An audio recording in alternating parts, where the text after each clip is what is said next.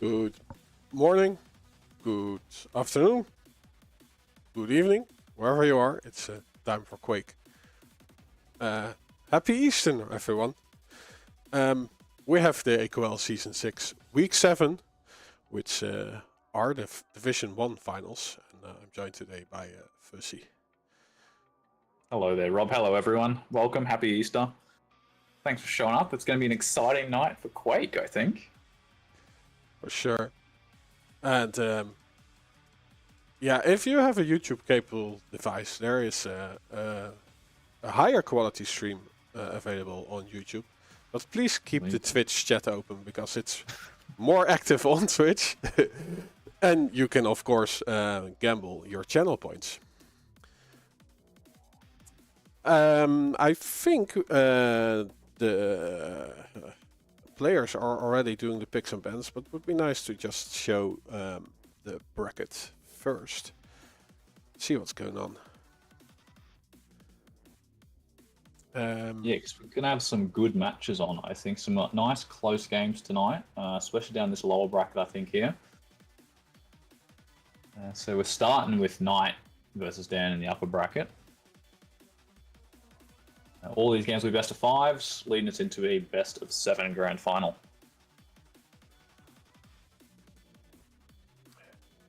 Yeah, so and RR Lucky versus Lure, has that already been played? Or is No, that... so we're doing that. That's tonight as well. Okay, look at that. Lure scraped through in his match. Stay versus Salty, a close best of 5. Winning 4 maps. So he's been playing well, but I'm keen to see what Lucky, the newcomer into Div 1 this season. So he's been grinding away. He's been putting in the hours, and I'm keen to see what he's got to offer for us. Yeah, me too. But of course, first the winner bracket final versus Knight and then the King. And you were saying they were already doing their picks and bans.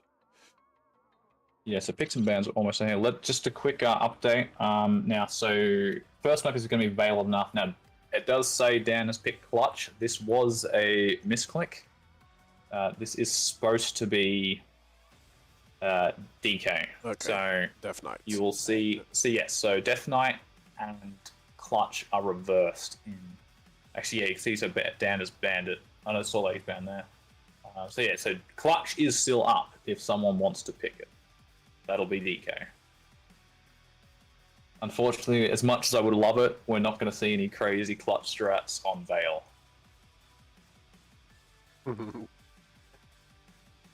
It is a champion that can work on Veil. But then the King is not really a Clutch player. No, I think he just likes to ban Clutch. Just get Clutch out of the way. Just ban it as like a throwaway pick and just like play the rest of the field. Knowing that most people probably won't pick it anyway. Because mind you, in these best of 5s, especially in the best of 7s and all that, by the time you get to the end, right, you can't necessarily just ban what you don't want your opponent to play, because then you get to the end and all you're left with is, like Clutch versus Keel or something like that.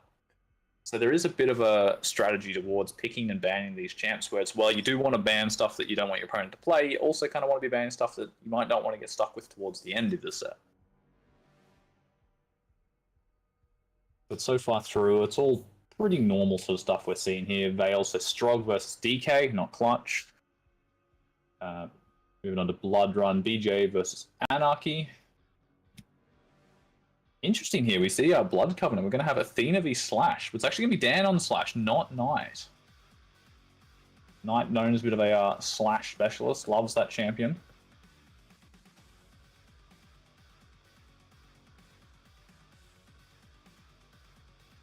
And then to round out our 2 maps, we're going to Awoken, Doomslayer versus Galena.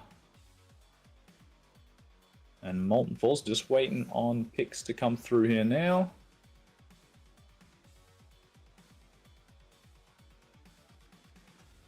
So what do we got? Well, this is the problem now. Yeah, you're starting to scrape the bottom of the barrel now. So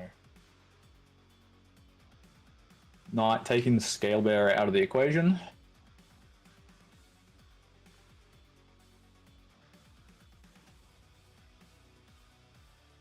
So probably, I'm assuming we'll see a Death Knight Sorry, oh, Knight might bring out clutch. I've seen Knight play clutch before, so potentially.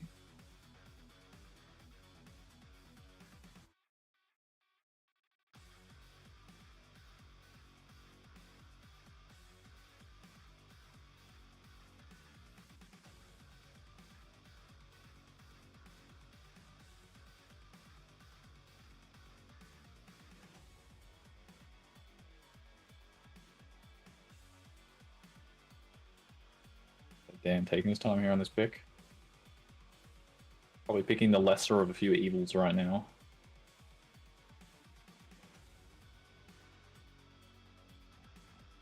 And Eisen coming out from Dan, which I believe, if I'm not mistaken, leaves just the heavies for Knight, which he does pick Keel.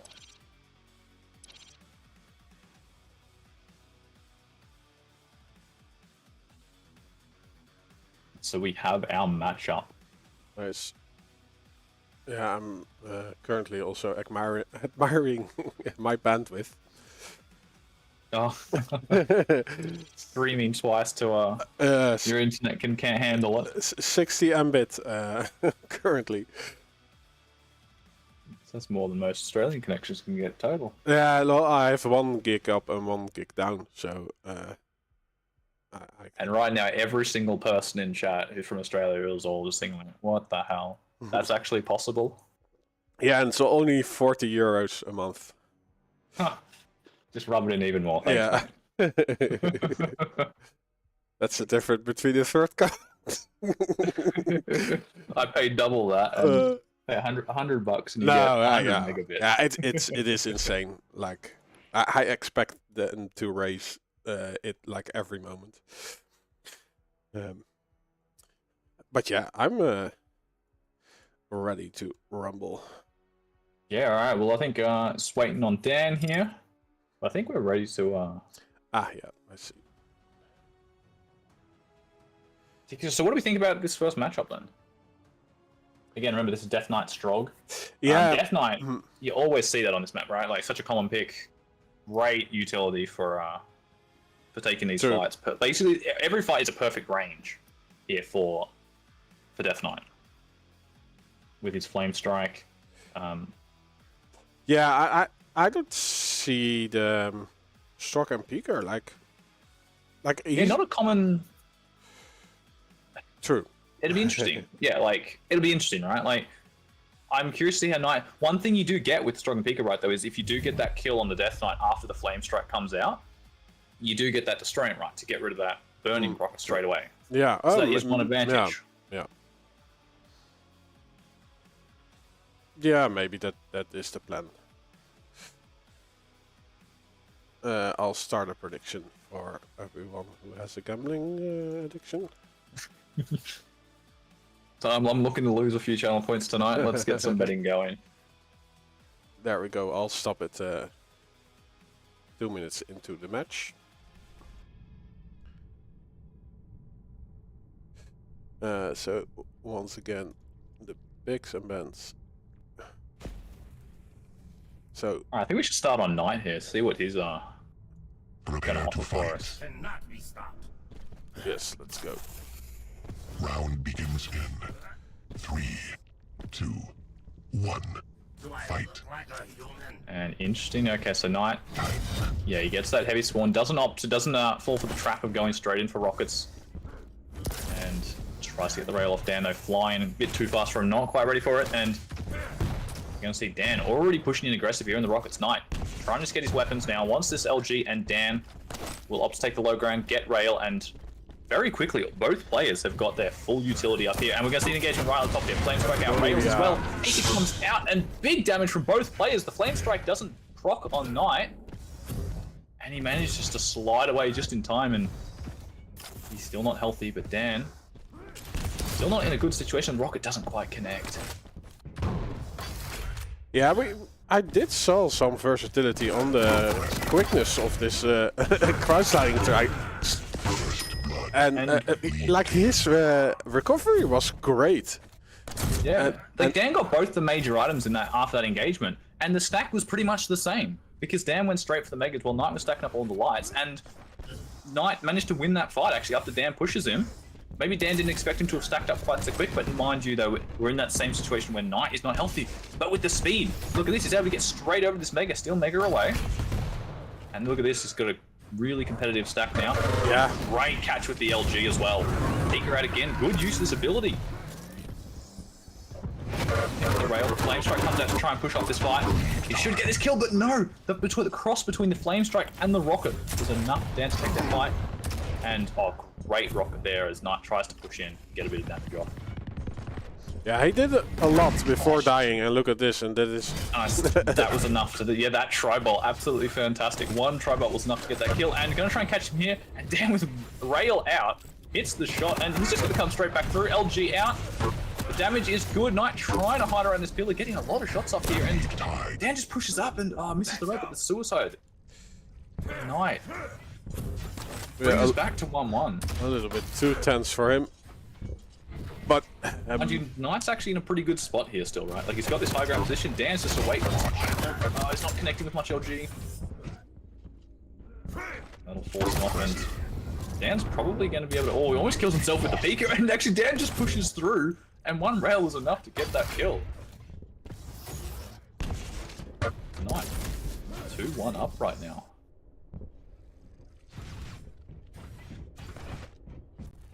I know a lot of times, especially, you know, you see Dan in games and you think, oh yeah, Dan's probably going to take this, but like, you know, players like Knight, he can really take it to Dan.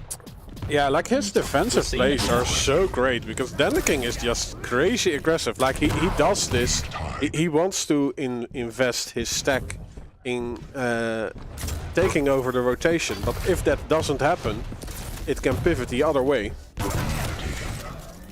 Oh, and unfortunate for Knight, drops down on Dan, leaving him on 17 HP. Well, Mega's there as well. And yeah, Knight is a very good defensive player. Tri-Bolt defensive again, beautiful damage. And Dan is in such a strict position. Oh, the cheeky Tri-Bolt from beneath, but the rocket jump up avoids most of the damage. And Dan now in a really good position on this high ground. Rail's not quite connecting Knight. So low here, he's got to get out. Dan, I think, suspects where he might be. And did he catch the edge of him? He will herd the Tri-Bolt now, though.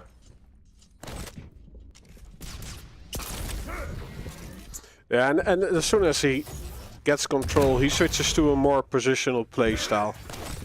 So it will be much more difficult for Knight to get into a fight without taking damage first. Yeah, and especially now that Dan's just gone through and denied those two armors, and he's now just camping at this last armor. He knows how low Knight is, and like this armor here is almost suicide to take. Knight's pretty much out of this now for the next like 30 seconds, right? Assuming he doesn't get found and take damage. He needs to now basically full, and yeah, Dan knows where he's going to be. Jumps straight down on him. One Flame Strike and a Rocket later, and that's the end of Knight. Knight will actually be able to steal this Mega Ray, which is really good for him. It's giving him a great entry back into this great rail too. He drives by. This speed of the stroke is working out really well for him actually. He's getting a lot of these angles which he might not have caught down on because Dan's movement is so good. He can get around the map so quick and almost catch him out a bit there. The Rocket was good. Peeker coming out. Rail though. Prevents any more damage. Only one bullet hits. Dan here, Railable, but still trying to take this fight. Question is Knight quick enough to punish on this heavy? No, he's not. So he opts to drop down to the lower path. And 5-minute warning. Dan just playing this really quiet now. Just wants to hear out where Knight is. Does not want to fall into trap. He's got his Flame Strike back as well now. Oh, he almost gets the angle off. I think he suspected that the whole time. I think he knew Knight was somewhere in that area. There's not really enough time here for Knight to get back to this item, and if they just keep cycling items like this, it's going to be really hard for Knight to get back into this game. Knight needs to make a play. He needs to make something happen. Yeah, but look at it, like King is just creating a choke point that he needs to go through, or his opponent needs to go through. And that's the Dan's so good at doing that. Yeah. Yeah, and getting damage off in those chokes, right? Like, look, that was a direct rocket. Nice rail there from Knight. That was Dan tries to push through. This might be Knight's chance. True. The control can be shifted around, but then the King still gets the heavy. And the Mega Alpha still... They both rocket jump up the direct from Dan. Both players hitting a lot of damage in that fight, and now both trying to stack back up. Knight dodging the rockets as he jumps into the room, and Pika comes out, trying to chase Dan backwards over the jump. And oh, Knight, what a play! He actually takes the peek into the TP exit. Dan, I think he was ready for it. Never seen that before. That was really smart from Knight. Nice. And oh, nice tri-bolt as well. Stopwatch. Knight still on stack. Oh, and that rocket jump from Dan just sneaking in past Knight. I don't know if he was expecting for it, and the LG is good. No more rockets, and doesn't need it. Oh, Dan's caught him off again here. This is starting to get really scary for Knight. He needs to make something happen. Dan's still not stacked, and there's not going to be a few items for a little while. Yeah, something to go now. it is one of the more difficult maps to play out of control. Like, because it has so much verticality. You really have to conquer every level. And then when you get players like hitting damage like that, like how do you fight back? Sometimes it feels just impossible. And like a rocket like that's immediately off spawn. There goes beautiful rail from Knight though, drive-by rail. Yeah, and the rail can open things up, but you really have to peek in a way that you don't get a rocket in your face. Exactly. So a lot of these rooms that you have to try and push in, they're all just like really tight corners and that, and just the defensive rockets have just been so good. And this is what we need though. Like, look at this now, Knight. Look at that stack. It's huge. Yeah, let's switch to him. Let's see if he can get some free damage, because that is what he needs. Especially now the Flame Strike is back. There we go. He's got the intel now. He knows where Dan is. Oh, the missed rail. That was crucial for him. And yeah, he's got to start pushing here. Still a little bit of time before this mega. Tri-bolt coming out. Great tri-bolt damage. Dan trying to contest this and does a huge amount of damage in that spot actually. And another rail as well. And look, this is what I was talking about. Dan just does so much damage in all these situations. And Knight, who was so stacked before, no longer looks at. And Dan's just going to charge down at him. The beautiful rockets from Knight, but not enough. Dan took mega. And what looked like such a great situation for Knight just went downhill so quickly.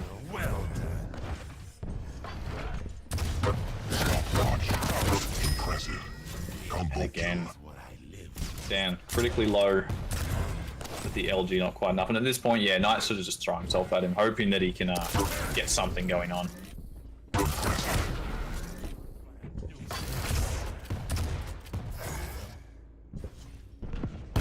But barring a miracle, Rob, I think this is it.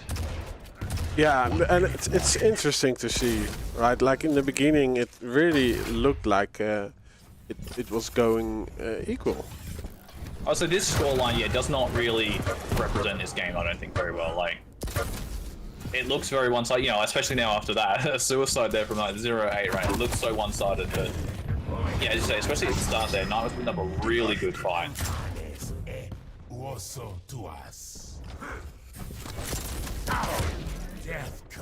rail. Can he get back on the scoreboard? Oh, the rocket launches him and no 3 HP. Dan survives. Look at that. He's still trying to go for the spawn now. Spawn damage there.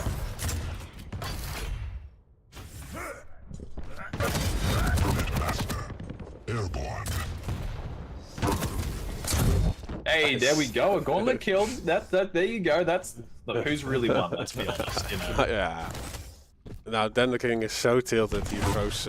yeah, exactly. He's stopped. He's quit, yeah. The comeback's happening, Rob. It's not over yet.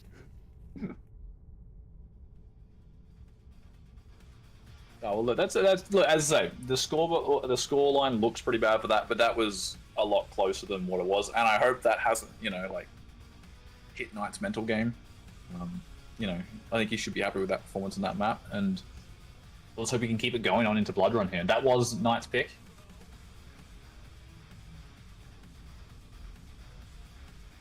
But hey, that's only one map in a best of 5. Yeah, so first player who gets 3 maps wins this series.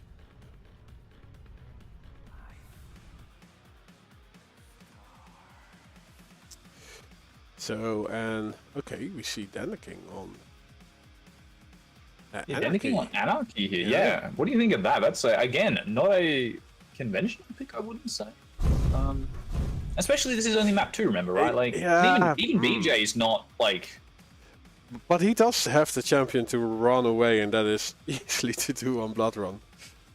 That is very true. That's very true. But like, you had something. You could have picked something like like a Doomslayer could have worked really well here as well.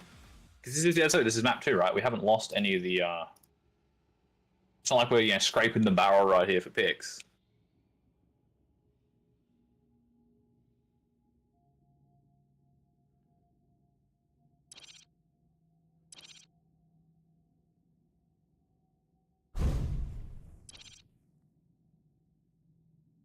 Yeah, and BJ Blazkowicz does have the damage output, but no special movement capabilities. It will be hard for Knight if he gets behind. Yeah. But by the way, it's also not over for him because this is still a upper bracket match. That's true. Yes, the loser of this will go down. They will be playing the winner of. And what do I say? It might also be that Unlucky. Dender King loses this one. Well, that's a good point. Yeah, we don't know. Like, it could be Dander King in the lower bracket. Knight could be the one moving up.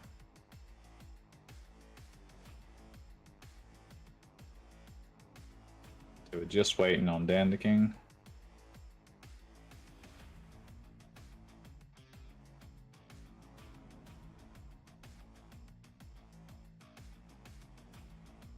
Yeah, so looking at all these maps, Rob, like, what do you think's like Knight's best chance here? Like, do you think because I think if he can get an advantage on this map, I think he's, especially with Jeweled, right? You can get a lot of damage out in really quickly, and if he can get control, I think he's going to favor him a bit here. Well, like, I know Dan's got the speed, and if Dan can run away with this, it's going to be impossible for Knight to catch up to him. That's Dan could get a frag and just run. Not his playstyle, he wouldn't do that. He's very aggressive. I think Blood Covenant is going to be interesting. Slash versus Athena. Like, Athena is so good on Blood Covenant. Slash also, but yeah, she has the horizontal speed. But Athena can just do so much trickery and get everywhere more easily. Slash has to go the long way around. Yeah, well, I think they're both really solid picks here, and so I think both of them would have been happy, honestly, with either of those two champions. Like I say, I thought I was expecting to probably see Knight on the Slash if Dandia didn't take it. And while Athena, she's got that vertical access, so I think we're going to see Dan with such good movement. He'll be able to get around the map quicker than maybe what Knight's going to be expecting. And while this Athena can hook really fast, Dan's going to be able to hold this upper ground, keep really good control of this rail, keep pressure on both items, and the time it's going to take to do it is not going to be very long. He can just shoot through these corridors really quick.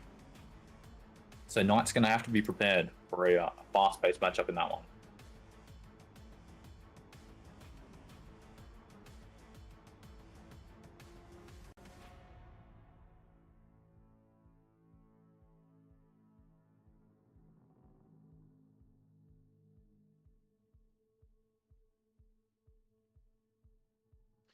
Yeah, we're still waiting on Dender King.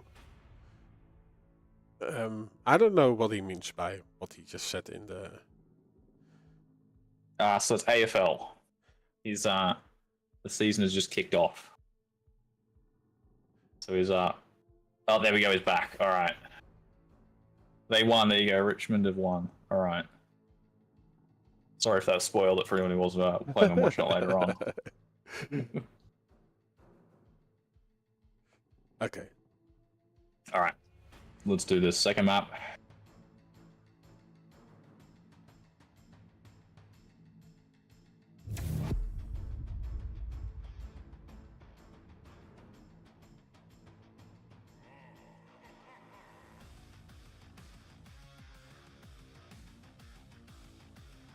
The next time you're out this way, Rob, we'll have to take you to a footy match, right?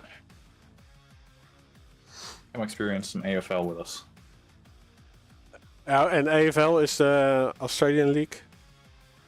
If you ever say football in Australia, that's what you're talking about. Oh, I should say probably more Victoria and New South Wales, really. But it is soccer, right? No, no. No? Okay. See, soccer is... See, if you say soccer here, that's the one where you kick it on the ground. AFL's one where you run around and kick it, and hold it and you bounce. Round B. Oh, it's more rugby then. 2. Kind of a little bit, but it's got to yeah. Well, closer to rugby, I'd say, than it would be soccer. Anyway, we've got a match to watch here. Immediate start. Dan get an immediate rail on Knight as he crosses over to pick up Mega, and Knight now holding up the position. Good spot to be, but he still doesn't have 2 of the crucial weapons he needs for this. I need to Google something, I think. Like... Stopwatch. It's gonna be a scary spot. If not, oh, I love this trap. He's waiting there with the jewel. Look how much damage he's hit. Wow. Knight. That was... At first, I was questioning this play. He's sort of just sitting there doing nothing, allowing Dan to take that item. But then the dual-wield LG comes out and hits so much damage. Oh, and he gets the rocket launcher at it. Like, it's almost like he knew the future. Like, what was going to happen. I would say he read that perfectly, and here he's actually managed to almost the timing there. He looks away just as Dan peeks out, and Dan just charges straight in, but Knight. And he can get the heavy. Swap over to rail. Where does Dan spawn? Oh, Dan gets the nail spawn. He tries to chase in, but the rockets, great defensive rockets, and interesting. Knight's actually caught him here underneath. He's going to try and rocket jump up. Dan, smart enough. He's not going to go through that corridor. It was an interesting play though, because Knight, like, he didn't really go hard for the heavy, and then the king was, I think, contemplating of going for the heavy right away, but then he was too late for to get to the super shotgun, so he was basically doomed. And Knight right now is just playing pretty much perfect, right? Like, he is hitting all this damage. Beautiful rail as well off spawn. He's just catching down off spawn, and that's the thing, right? This is what can happen, right? You get a light champion, and they're so easy to kill off spawn. He's been catching Dan going in for these fights just before the match. Beautiful tri-bolt, 90 damage, and Dan just hasn't had a chance to be on a high stack yet. The only time Dan has had a lot of stack is he got pinged in the wall with dual LG. And this could be a chance for Dan to get a kill here, and gone through the TP. Now this is going to be a scary spot for Knight. Here's the rocket jump. Dan finally secures that item, drops down, and not enough there. So Dan finally recovering something from a really strong and quick start from Knight. We're only 2 minutes into this, 2.5 minutes into this game. We've already seen 6 frags. Stopwatch. True. And then a king playing a diesel engine, like every time he uses his inject, he will get a little bit more health. 1 point to be exact. So it's really a little bit. But that does mean something in the long run. I've seen games won because of that inject. Oh, another trap set up, the dual shotties. Yeah. Also, he only gets that sort of first one, but there we go. The dual OG comes out, and again, he hits everything. Machine gun out, both players critically low. Any damage would really kill either player. The nail comes out. This is a good choice, actually. He can just spam damage in. Not able to hit anything down. Knight is in trouble. Pushes in, and oh, this is so unfortunate. And interesting play there. I kind of like how Knight sort of tried to jump across to the side there. Throwed the angle off a little bit, but Dan, he's just too quick, too good. He's not going to miss that sort of shot. Shotty comes out again. Not enough. Dan hitting all of the damage right now. Yeah, it's unfortunate that Knight couldn't take the portal exit, so he locked himself up while being low. I do think it was a great choice to take the fight. Only the last second he made a mistake by going right instead of left. Dan now on the hunt. He's heard him and pushes straight in. God, the shotgun initially though, huge damage, but 3 beautiful rockets from Dan, bouncing him around. Dual machine gun comes out, and so much damage is coming off from this as well. The inject force as well as picked up the heavy, and Knight has to get out of here now. I think he does also secure some items there. Stopwatch. Yeah, and the king is removing another light on the map. Oh, good rocket jump straight up at Knight, and that's the thing, right? Knight had rail out, thinking, not realizing the Dan, he was just ready for that, and then as soon as that rail went off, missed shot, and again, another denial here. Dan's heavy. He's starving out Knight on the resources. We're tied up again too, so it's 5 to 5.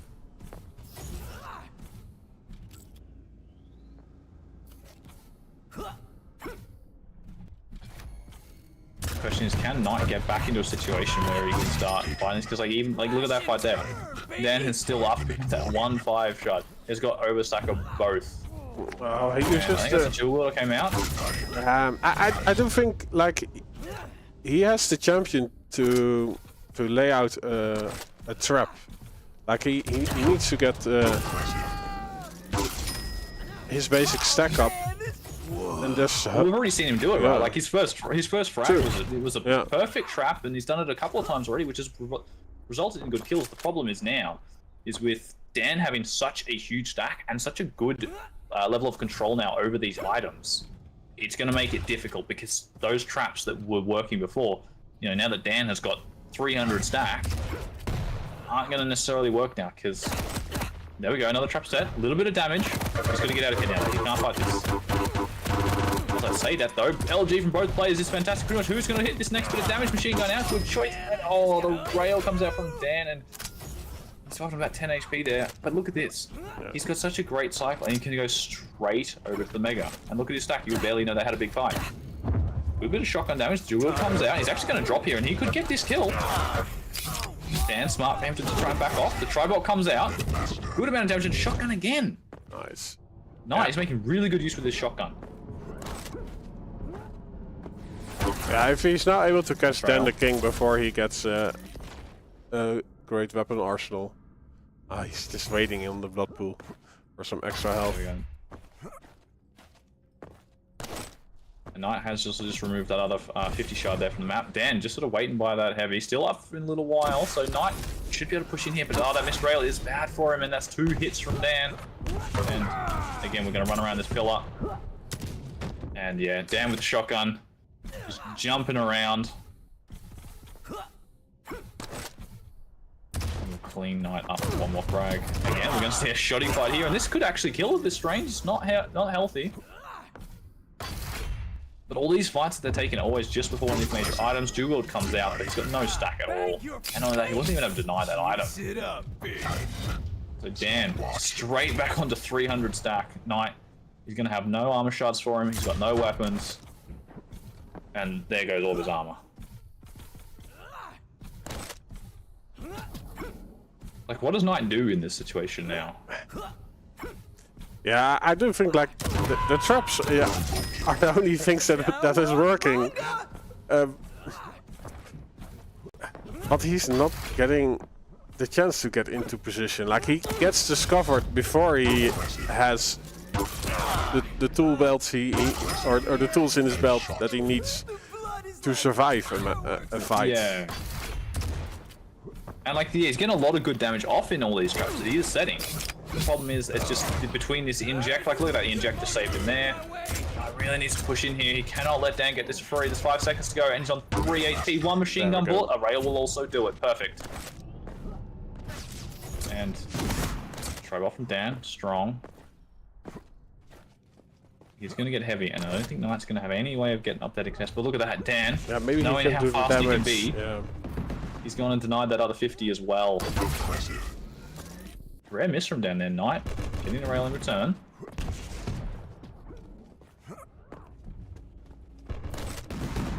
That's what Knight needs here. He needs a bit of unreturned damage. He's going to go wait over this item, but it's not going to be up for a little while still. Yeah, about 5 he seconds is split between a decision like, do I go aggressive? Or do I try to get unreturned damage? But right now he's actually too careful, like he's not getting anything. Yeah, so just allowing Dan to have sort of free reign of the map, and he's just like, look at Dan go. He's just flying around the map. And gonna see the engagement here. This is a good trap. The dual wield LG comes out, huge amount of damage. That rail would have done it too, and he's just survives on 1 HP. And again, that's the problem. But look at that. Dan immediately drops onto the Mega, and he's got a 50 shard as well. And he's just going to chase into this room here. Knight, if he doesn't hit a miracle rocket here, which he has done. Nice. 2 miracle rockets, double direct, that's what he needed. Oh, he needs to be careful to push you though, yeah. Still railable even after that heavy. Anyway, that's GG's. There's only 15 seconds on the clock. There's no way he can catch up. Oh, beautiful. Rail on the flying anarchy. But that was an exciting match to watch.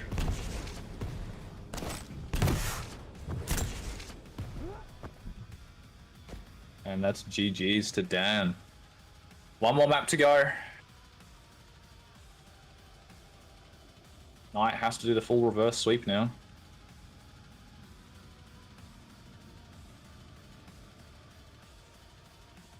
Question is, does he have it in him?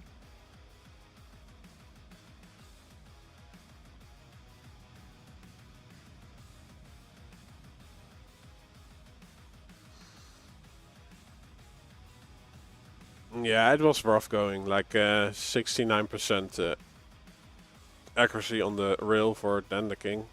Like that had to be the other way around. Like. And like what we saw at the start there, right? Like Knight was it like 5-0 up or something like that initially to begin with. Like Knight had a fantastic start. It was like 2 minutes where Knight was just in full control. He was just taking that map away. But once Dan got in control, got his weapons back up, it just, yeah, it became really hard for Knight, especially because the denial of armors made that so hard. Knight spent so much time just trying to get into these corners of the rooms where he can hide, build up that natural 100-100 stack, and Dan was ready for it. He was waiting for them. He knew exactly where he'd be, push straight in, and then he'd get the kill, even if it was a close fight. Then Dan would have those megas to fall straight back onto immediately. But anyway, it looks like both players are ready to kick us straight off into the next map. This is the decider for Knight. He needs this map if he wants to remain in the upper bracket. This isn't tournament life for him, but obviously you never want to be in that situation where you have to claw your way through the lower bracket to then get back to the grand. Yeah, and if he doesn't make it that far, then get back to the grand final and be a map down already. Yeah, I do think. Looking at the champions, that this is one that Knight could take. Yeah, I think there's, honestly, I think it's probably one of, if not, the strongest champion on board Covenant. This will probably end up coming down to, like, what we've seen is, like, rail control. How good are the rails going to be? We've seen how strong Dan's rail has been in this previous map. I hope for Knight's sake, he doesn't hit quite as many shots. Prepare to fight. But let's see what Knight can do. It's all on him right now. He needs a good start. One. And he needs to be able to maintain that, right? He's had 2 good starts, I'd say, now. Yeah, and I do think like he has a decent start. He can try to defend the railgun, because that was hurting him a lot the last map. This is a good start for him too, rails, and Dan's sort of just hanging about a bit. But unfortunately, because Knight is on this lower section of the map, Dan actually did drop, so still doesn't have rail yet.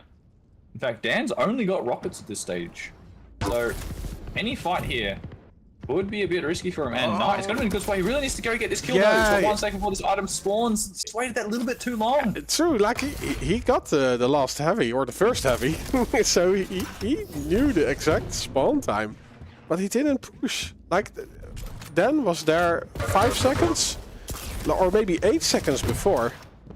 And on that, he'd already hit a rail on him, and he nothing in return. So he knew Dan couldn't be too stacked.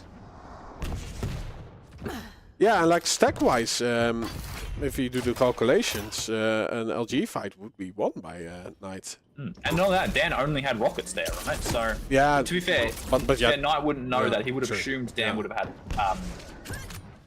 LG, but he didn't know. Oh, good use of the hook to get in there too quickly, and there we go. Nice play from Knight. Gets the opening frag again. He needs to be able to keep this going though. Oh, but he tries to drop down. Good use of the hook. Prevents him from being hovered, but the mutual frag there. The question is, they're both going to get over here, but no, Dan gets both of all the weapons. He gets the shotgun and the rocket, and that is pretty much a worst case scenario there for Knight.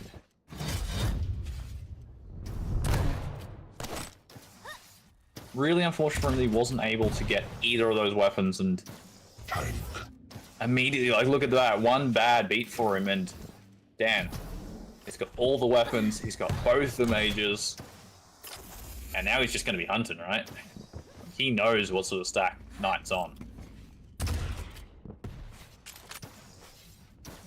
Yeah, great jump also. And he's fine with pushing Knight out of position to just keep the control. This will give Knight some time to collect the light, which he does. The problem is he has to be so careful, he can't hang around. Like, look at Dan's movement. It is absolutely perfect, right? He is getting around this map so quick. He can get from one side to the other in like a second or so. It takes him no time. Great rail from Knight. That's what he needs. One more of those. He's opting to try and fight here, and Dan trying to force him back.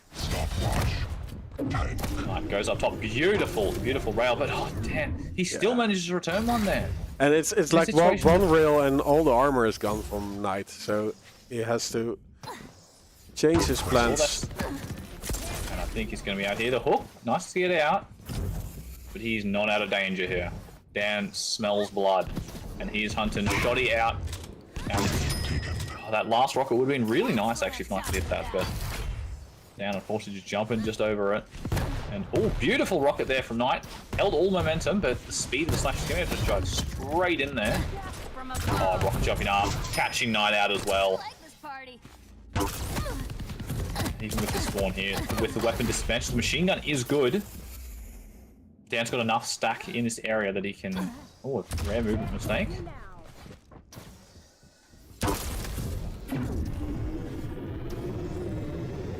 And look at this here, Dan's still just hunting. He wants these kills. He knows Knight's low and doesn't want to let him get away here. Rocket jump up. And that was actually a risky play there for him. He wasn't quite railable, but he was close up. The click of death, no rails, and wow, look how much machine gun damage Knight has done. Dan is actually hurting a lot here. Won't matter too much, he's got Mega there.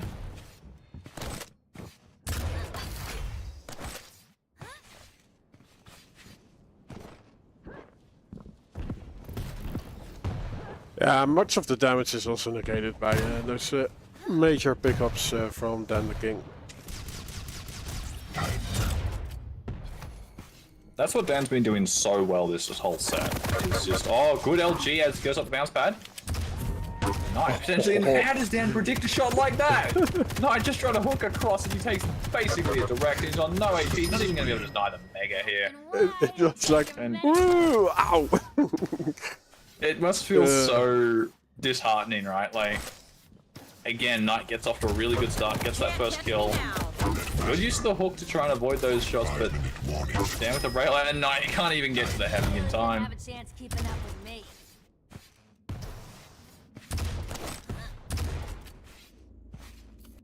Yeah, like it would be nice to see. Like it won't happen this set, but like maybe for next season at Night, just practice his aggressive plays. Because funny you say that, because every season so far of AQL, Knight has been, because we do our awards at the end of every season, where players vote for what, everything. We have one category which is most defensive player, and Knight has won that every single season now. Yeah. And he said he is working on trying to be more aggressive, which I've seen. He used to be a lot more defensive. He's getting better with it. But yeah, maybe he's leaving up a little bit too much. Oh, nice hook there actually, and great LG too. Yeah, but because the problem is that Dan the King is not allowing him to play his own game, so you have to switch it up. But that is, I think, right now out of the comfort zone for Knight. That's true, and that is also very difficult too when you've got to try and play. Yeah, as you say, playing something you're not used to, especially when Dan is just getting so much damage in on him. Like he can't even just safely cross them without fear of taking a rail. Like, and with the speed of Dan, he just pops up everywhere. Right? Like, and left on 1 HP here, and it actually suicides on Dan. And, at this point, yeah, what do you do?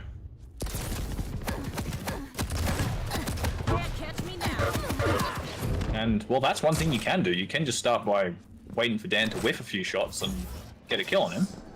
But, unfortunately, that's not something you can really rely on.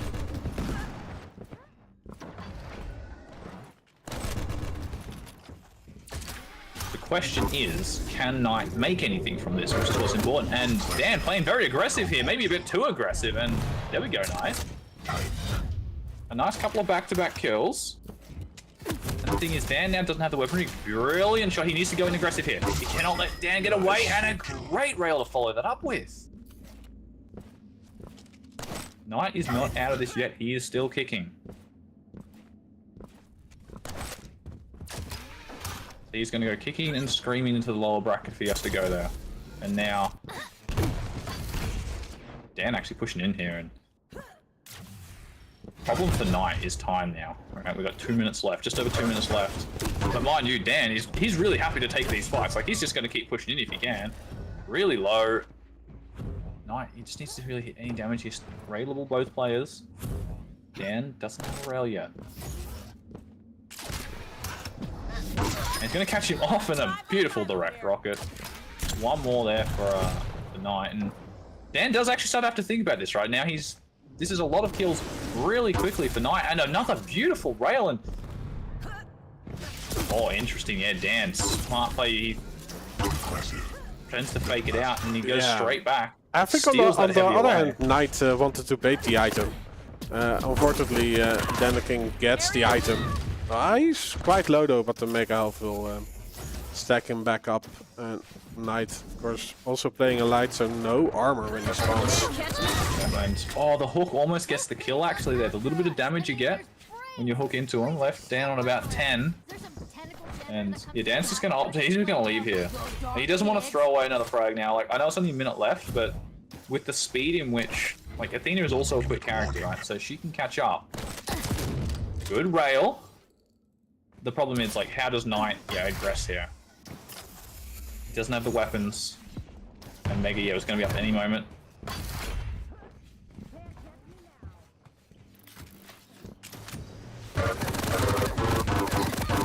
Ooh, great LG from Knight. Yeah, really strong from Knight there.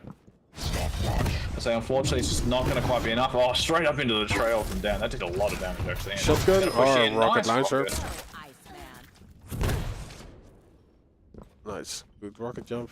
This game is, it's no time now, unfortunately, for him. But I think Knight overall should be, like, really happy with how he's played. Like, this set has been, again, like, I know that was the first map the scoreline looked. And Dan's just hides underneath him and you never know. Oh, there we go. Out with the starting machine gun too, just to, and he does get the final frag there, just to make it look that little closer. 7-9. Nice. And yes, that'll be Dan now moving on to the grand final. Knight getting knocked down to the lower bracket. He will be playing the winner of our next set, which is going to be Lucky versus Lua. That's a match, actually. Honestly, that's probably the one I'm like most interested to see, because I think these guys could be. I honestly I don't know who's going to win this. I really, really don't. No, that is also going to be an interesting one. Easier for Lua if he isn't lagging. Well, he was fine earlier on today. I'm just going to chuck Dan up there if he wants.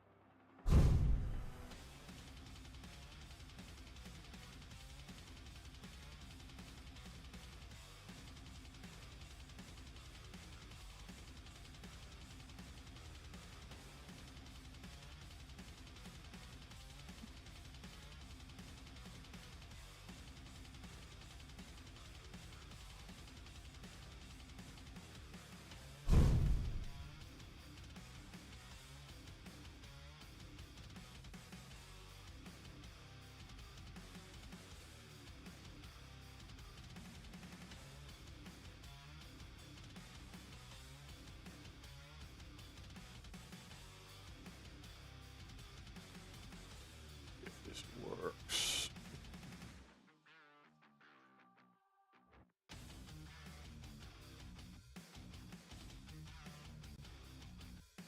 Alright, looks like these guys have just started their picks and bans. This is good.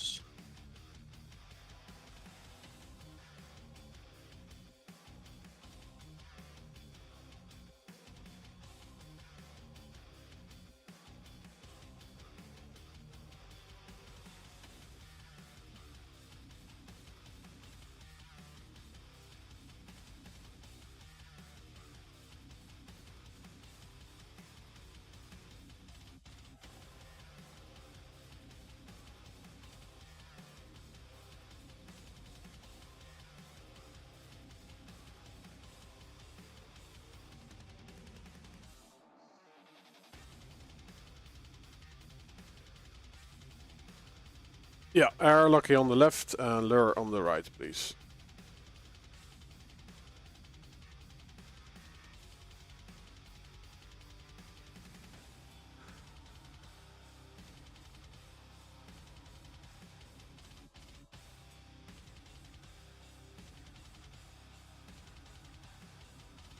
Alright, so let's have a look. What are they up to here? So, yeah, Lucky banning Veil, Lure banning Deep Embrace. That's a good ban from Lure there. I know Lucky absolutely loves that map. He has practiced a lot on it. I've played him on it before, and it was a rough experience. It was a rough experience indeed.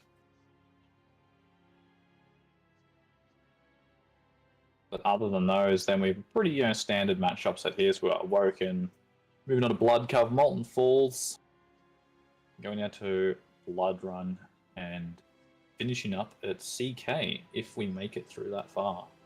Alright, Lucky banning out Anarchy. Does not want to have to deal with Lure's Anarchy, which, again, some that Lure is a bit of a specialty on, so I think it's a good ban from him. Ranger Strog, we see here on Awoken.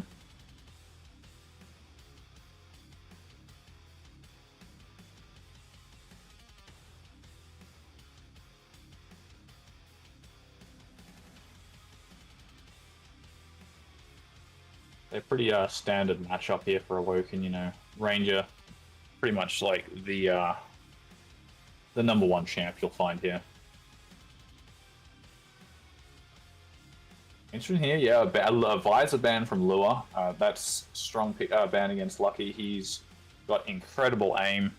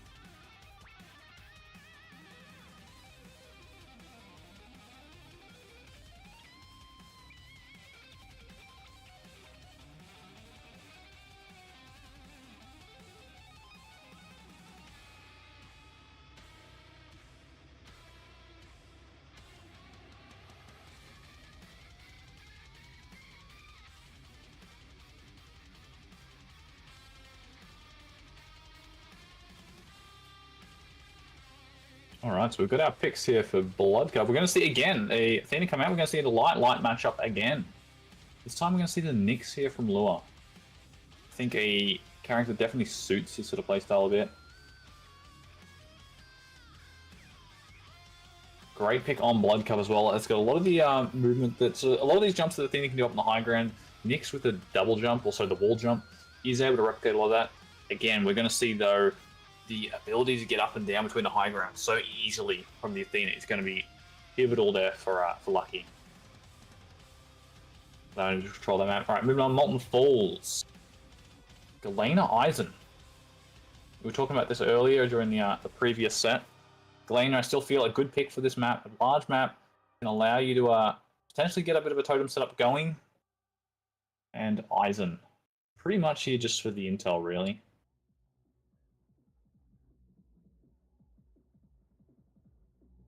We have been seeing a lot of these champ bans, however. We're going to see a bit of a dicey, I think, last couple of maps here because we've lost majority. We'll probably see a Blood Run, Doomslayer come out here on Blood Run, assuming Lure doesn't ban it, because that's one of our few major mediums we've still got left up.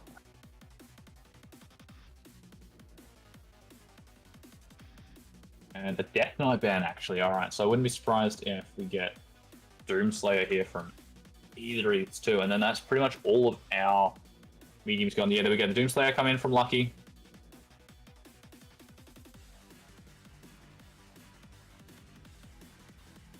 See what Lure bringing up BJ.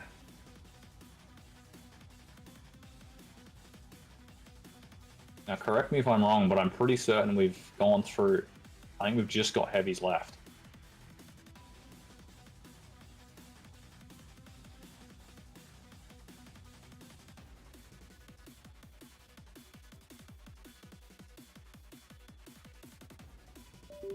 And clutch band from Lucky. So probably like a scale. I would be surprised if we see like a scale saw lag here. Keel, interesting. Okay. And then yeah, the saw lag from Lucky.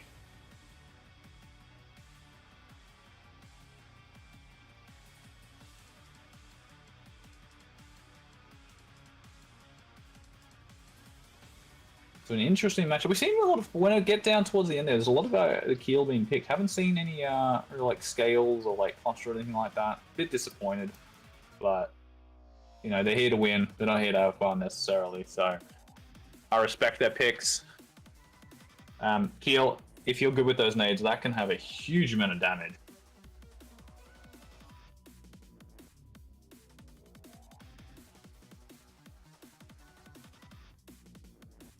Actually, that is true. Yeah, they did lower the UPS of scale down, didn't they? Yes, it was only a 450 rather than 500 now.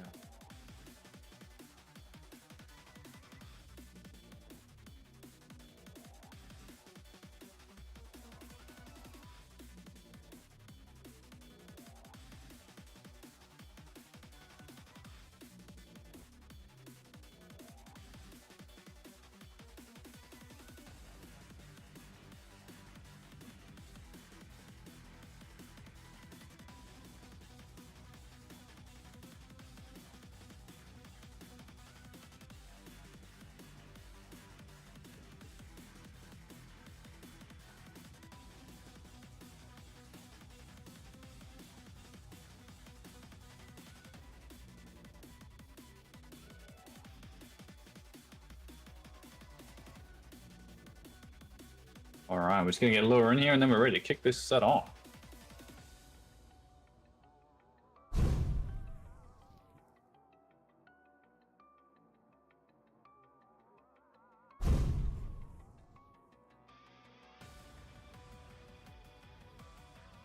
So what are we thinking? Who is going to take this set?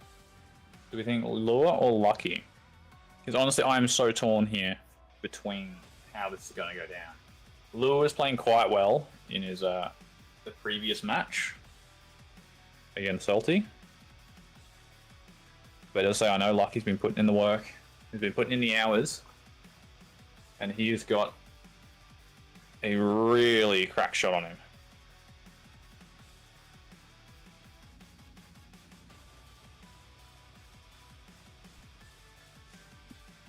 Yeah, both great picks. Stalk and Peeker for Lure. Lucky on Ranger.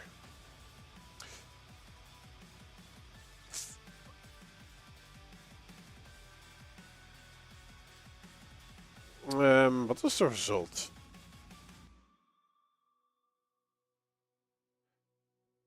what's the prediction thinking? Lure at 39, straight to 50-50 as I go to look.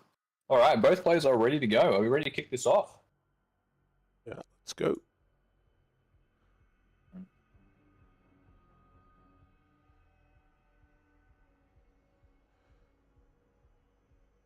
Let's see, they played in week 3.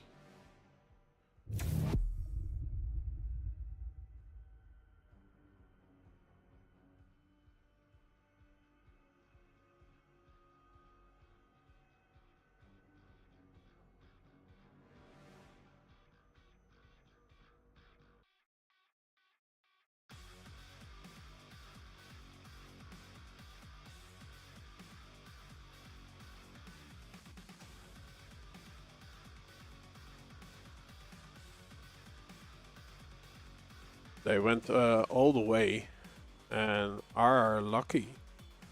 was lucky to get the last frag on Blood Run by the turret. So you always hate to see that like final kill through a turret. It's Prepare to fight. Well, it was a real close match between the two, so Begins this is going to be interesting. 3, I'll stop the predictions 2 minutes in. When you've been here this long, nothing and everything makes sense. Alright, and immediately, actually, we're seeing the Pika come out there from Lure, which is actually not a bad idea, because right, you've got no weaponry to fight it off with immediately when it spawn. So lucky. He does manage to not take too much damage from it. Just hiding here on this rocket, preventing Lure from pushing. You're going to opt to venture to the other side of the map, and doesn't want to get into a too scrappy fight too early on.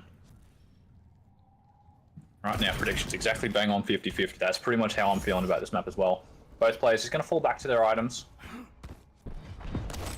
And Lucky's now heard that, right? So he's got full idea of when these items are going to be coming up. Can he do anything with it? There's not much of a split between the two items. And this quiet play up and center pulls the rail out. Potentially could give Lure a chance to get up in here. The rockets from Lure are strong. Forcing Lucky back, but both players about the same stack after that engagement. Bang on, and I think we're going to probably see... Oh, the beacon comes out. And lucky for Lure, actually. He was still visible during the shot, but wow, what a great rocket. As Lure drops down, sending one off, and it hits Lucky right in the face.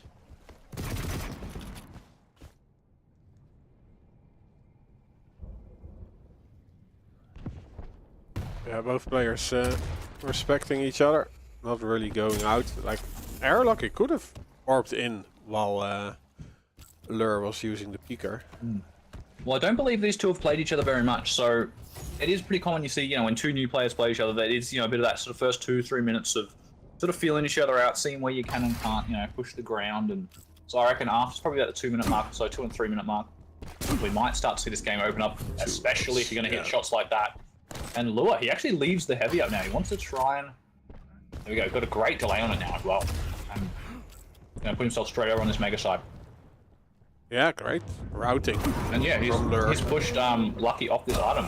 And another rail again. Lure just not missing his shots. This is what I was saying before. Like, Lure was looking strong and he's hitting so much damage in these fights. And that will give Lure the information where Lucky is. And yeah, Lure, if he knows the time it is, then you can't hang on. So the delay was actually the setup for this first track from Lure. Great play.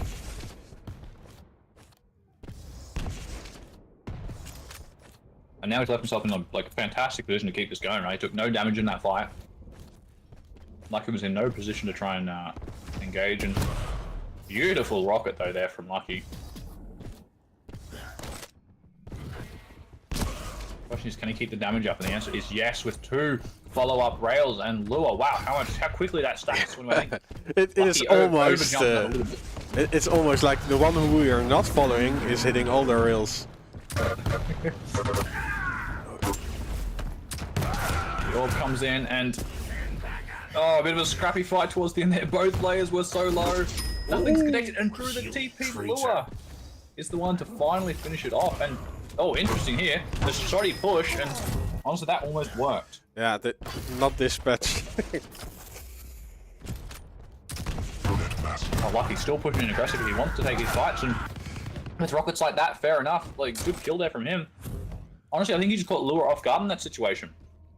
Lure was not prepared for him to just come barreling at him so quick. Question is, can he get into position on this item? He cannot. Lure. He's going to set up there. Still doesn't really have the weapons to fight this, though. He's got the LG, and unfortunately for Lucky, he sort of pushes right in on the weapon. And the Pika brushes against his head, but it doesn't actually explode. Yeah, Lucky not really prepared for that double back from Lure, but does get out pretty much unscathed. Our next fight will be for this heavy. Lure dropping down, eating 2 rails. Is there a third? Yes, there is. For a fight?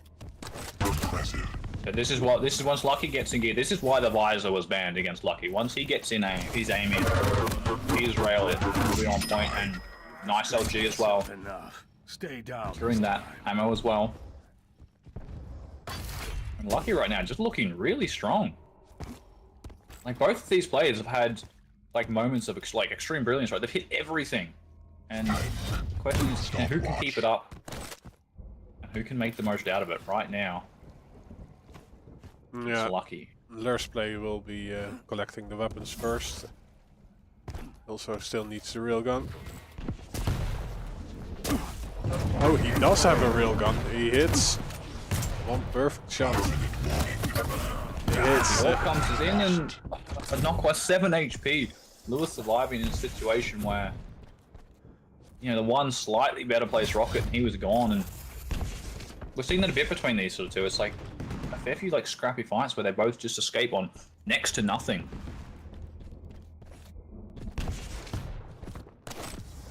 And Lewis doesn't want to make a mistake. He doesn't want to push out too far. One frag ahead now for him. We're halfway through this match. Beautiful rail from Lucky. Lure is in such a scary spot here. He really cannot afford to take another shot. And good job avoiding that there. Oh, Lucky's pushing in with the the damage, and almost goes off 16 HP. Yeah, he's not out of the danger zone yet. Oh, but Lure does not know that he is at the heavy. So this is a free pickup. So yeah, he has managed to push him back into that spot, so it will be, yeah, as you say, a free mega for him. So he doesn't come out empty-handed in that situation.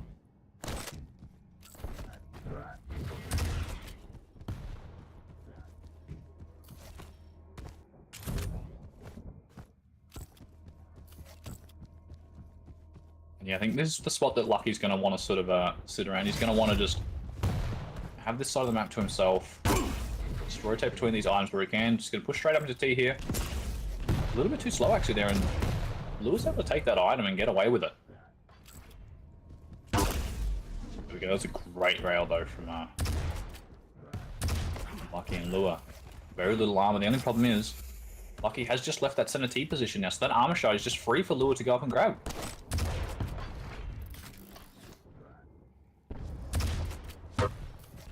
So Lucky's hitting the damage, but he's also giving Lure the opportunity to potentially get back into this. And like again here, it's just, you know, while he knew Lure was stuck on that side of the map, but didn't try and make any sort of aggressive play over there. Just opted to go back to his item instead of just wait there and then try and push in afterwards. But there's not enough split right now to do that. Rails exchange from both players, and again, we're going to see a situation both players on about 10, 20 HP.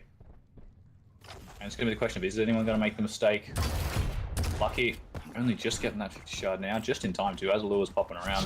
Watch. Neither player wants to take a rail right now. And that's nice. exactly why. The smell of Lead taken. Oh, but the spawn.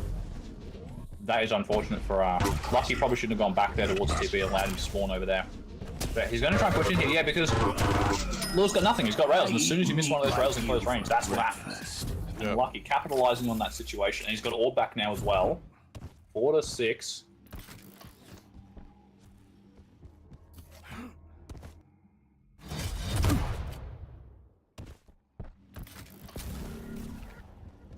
Yeah, so now let's see if Lure is able to open something up.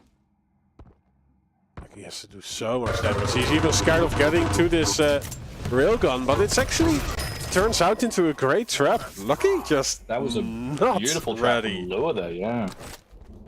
Great LG, hit pretty much everything. And I think by the time that Lucky realized what was happening to him, he was pretty much dead. And Lure set this up perfectly as well. So he's got timing between these two items. He saw him at the last second there, so he knows he's heading over towards rail. Can he catch him out anyway here? Gonna push through. Rocket's not connecting for either player. There we go. Lucky getting a bit of rocket damage to the LG coming out. Bad, but the rockets. Neither player getting a full hit. And again, both players are just gonna fall back when they're on sort of that. Just under that railable state, they're gonna fall off. Warning. Try and restack up. Lewis still does have to get 1 kill here. Remember that. He's 1 kill down. 6 to 5. Not overly healthy. We will have this mega.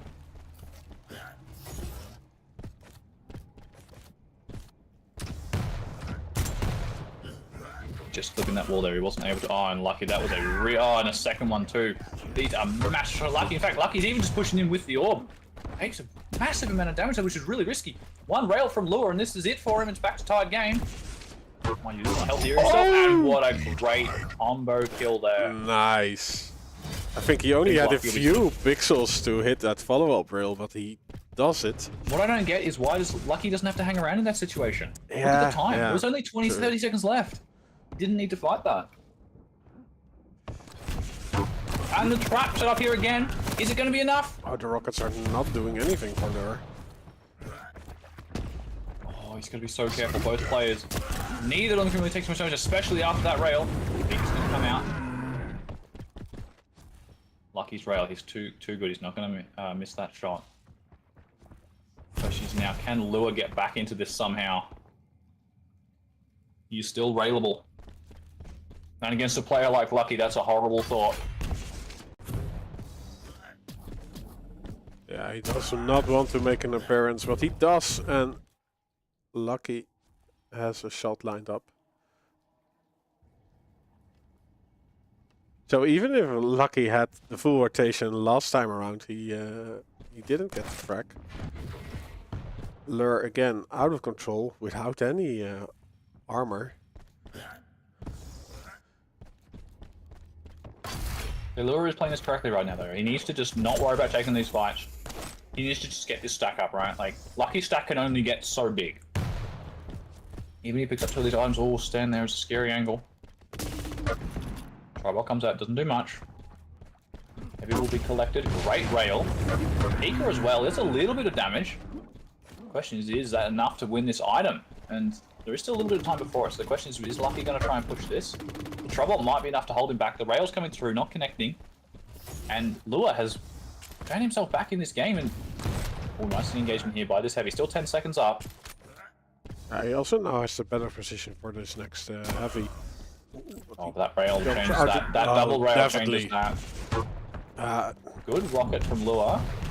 Oh, he pushes straight through the TP! And he almost hits himself too, pushes himself back. And again, we're going to see ourselves back in the exact same situation where Lure's just going to be sitting on these outside of the map. Lucky's going to take all these, and that might be a push after that. Yeah, now the orbs also up. Like, if now Lucky hits one rail, he just orbs in and seals the deal. There's the orb, and yeah, go. it doesn't connect too much, but yeah, Lure's under such a low stack, there's nothing you could do there.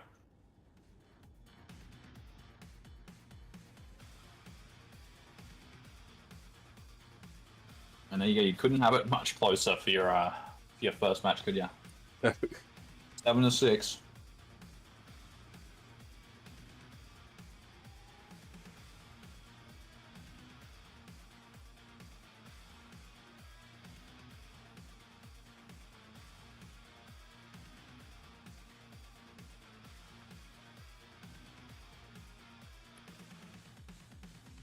Okay, and we go to Lot Covenant.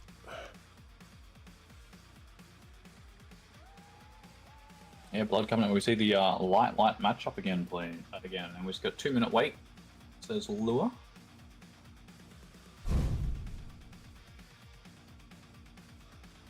So I saw we ended up with our predictions on our previous one here at 50-50 on the dot.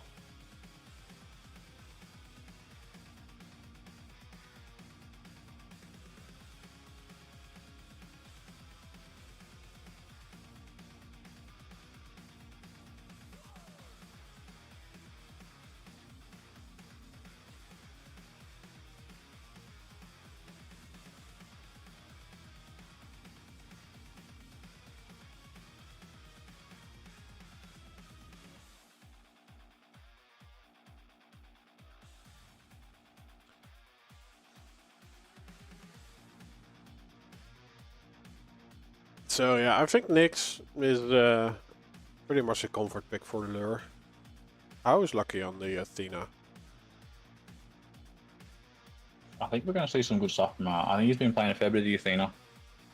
He knows how to handle the champion, he knows how to use the hooks to his advantage.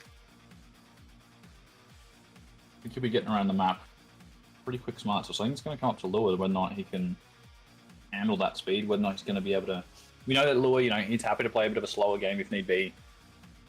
You know, we saw him at the end of that match there, like he almost got back, like from what looked like such a dire situation, down with no major items to his name. He was at 100 stack and that was it. And he managed to almost take it back and almost get that win. So you can definitely play the sort of game that, you know, Nyx like really does allow. And that's the great thing about Nyx as a character. You can, if you need to do that a little bit of aggression here and there, you go for an aggressive Ghost Walk in. But as what you'll see with most players, they'll keep it for that safety's sake.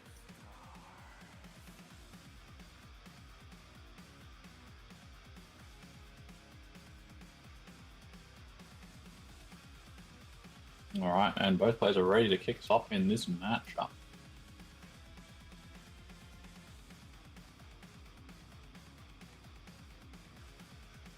The first map going Lucky's way.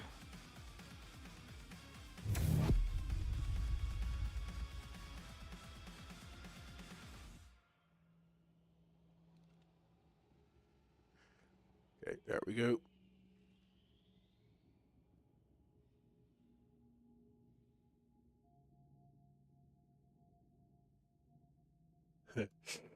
Yeah, so yeah, Blood Covenant can be pretty slow, but the map after Molten Falls can go in a similar fashion. Maybe even more than Blood Covenant. I think also with their champ picks on Molten Falls, it doesn't necessarily lend itself to a super fast, like high octane game. You know, Athena and Aizen and Galena. Not two champions you'd typically think of when you Prepare to fight. talk about speed. But Round gotta get there first. 3, 2, 1. See how much Lucky's been practicing with these hooks. And he gets the spawn that he's gonna want. He gets this rail side. Gets this heavy. He drops down here, gets this white first, and Lua's gonna go in for damage here.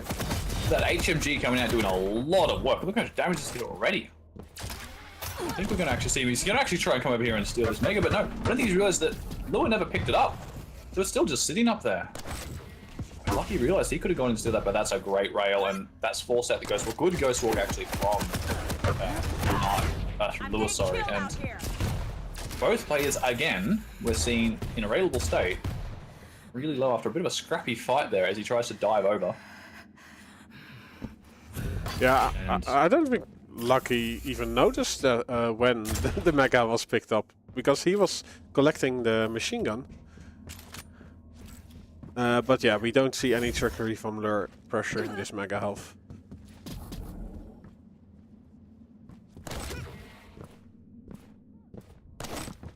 What we do have now, though, is due to that, quite a large split in these items.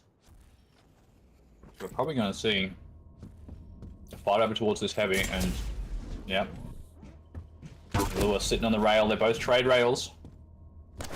Neither of them healthy here.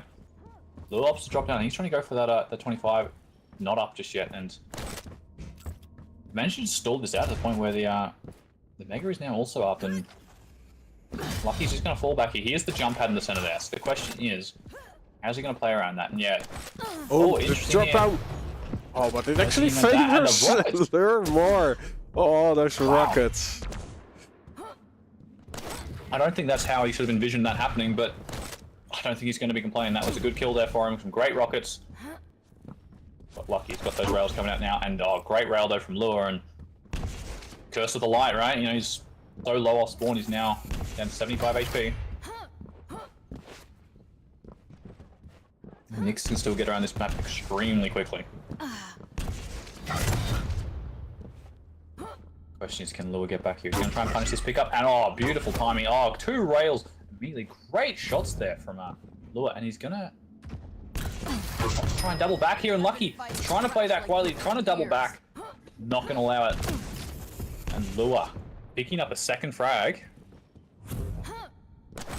And right now, Lucky looks like he's kind of struggling a little bit in this situation.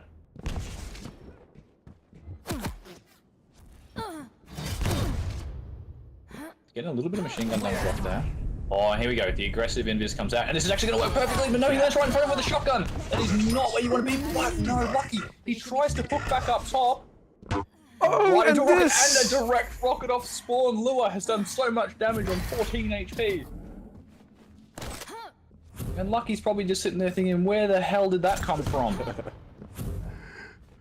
Rockets raining down from heaven, and that vertical rail was close.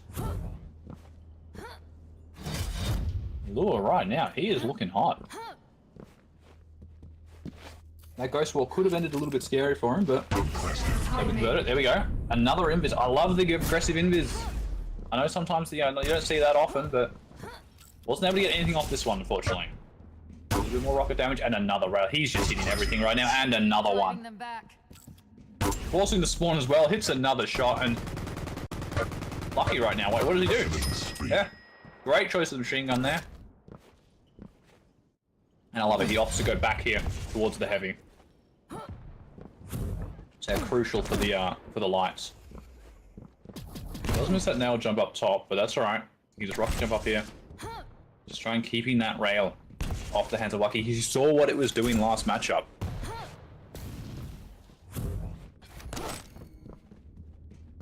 And all the time he can keep it off him is better. And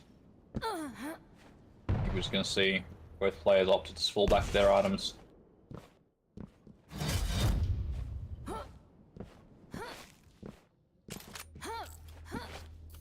So Lucky has got his railgun now.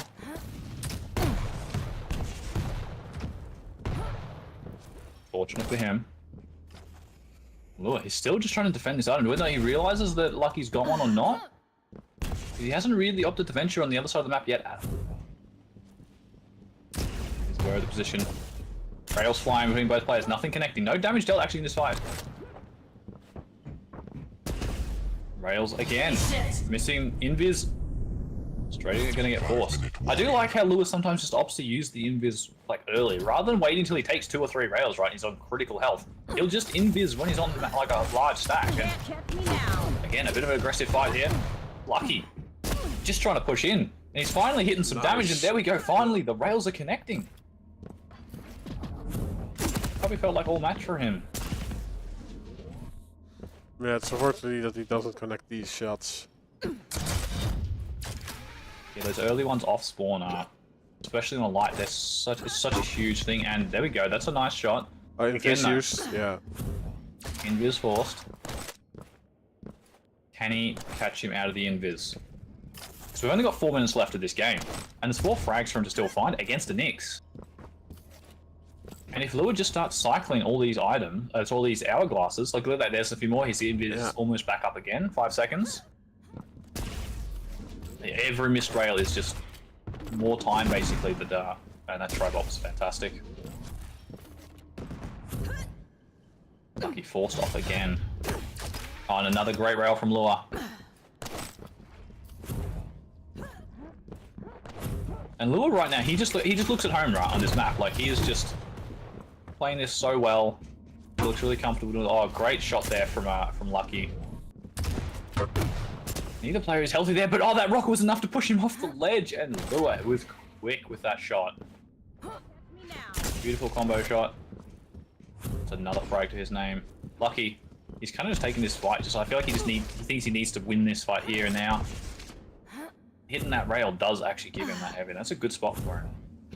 Question is he going to be quick enough here? Oh, that rail moments earlier, and yet I think Lua was just contemplating for a second. He just thought he needs to use it. You can go get some of these vials. Lucky right now. He's done a good job. He's taken pretty much all of them off the map. There's only one sitting there for Lua. Nice. And there we go. That's another kill. Good aggressive 4 push. kills, 3 minutes. He's not at the right item. But then again, yeah, Lure is, I think, content with the lead. Like, he's now only playing the player right now. He's only listening out. Well, that's pretty much what Lua was doing there. He just waited to hear what item Lucky was going for. And here we go, though. The speed of this hook doesn't actually get to rocket. And oh, the shotgun comes out from Lua. That was almost enough. Down to 16 HP. And while, yes, Lucky got that kill, he's really not... Like, if he takes a fight right now, look, yeah, he's got to play quiet because they've just picked up that armor down there. And machine gun, look at that. Doing so much damage. That was a great rail. Lucky needed to hit that. If he missed that, he was dead. Fortunately for him, he's able to fall back, pick up these items, get a little bit of stack back. Oh, entry choice, he just looks straight up, and we have a bit of a mid-air duel. Invis coming out, and oh, but the real cheeky devil sitting on that item. It's not even going to be up for a little while. And Lucky's running, and I think both players have kind of lost a little bit of an idea of when these megas are spawning. Yeah, Lucky items will are get this. pretty much synced up, so that does not. And that's working Lucky. really well for Lua. Yeah. Oh, but the trap! Catch each other out here, and wow, that's not a bad kill for him. There is still time. He's Gotta be careful. He's only got 100 health here. He does opt to hook through, but that was a big rocket actually there from Lua.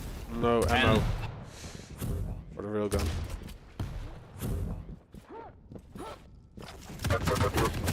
Good stop to the HMG, doing a lot of damage. 1 minute warning. Problem is now Lua's going to have his own railgun, and there we go. He does get good stack here, so he's in this position. I'd like to see him pick up those time shards because you've got 9 minutes to get 2 frags, and you've got a ghost walk in there as well. So you've pretty much got 9 minutes for 3 frags, and that's a great way for Lua to start this fight. There we go. A lot of defensive damage, and lucky still no rails. Oh, the wait from Lure, yeah. Yeah. Lua, such a patient player when he needs to be. That was a great shotgun there. And the GG's come out.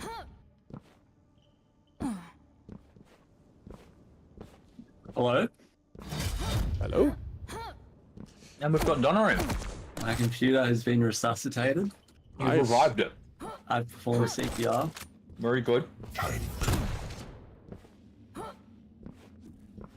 Wow, what a close game. Yeah, we've been having some great sets. Did you catch all the ones with Night Down? I saw a little bit of the games previous, but Yeah, we've been treated to some good matches of Quake tonight, and we're carrying on now with the third map in this set. I didn't watch 1-1. Lua vs Salty. Chuck me an invite. Lua vs Salty was a good series. Yeah, it was a close fought battle to get up to this position here, and then it's a long way from that part of the lower bracket. Like, Lua's now got to battle his way up.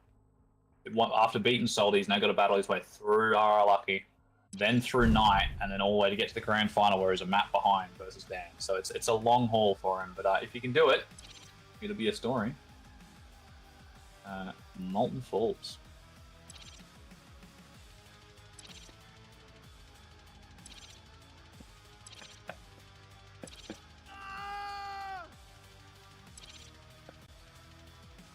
Alright, both players are ready to go. We're going to jump straight into this one.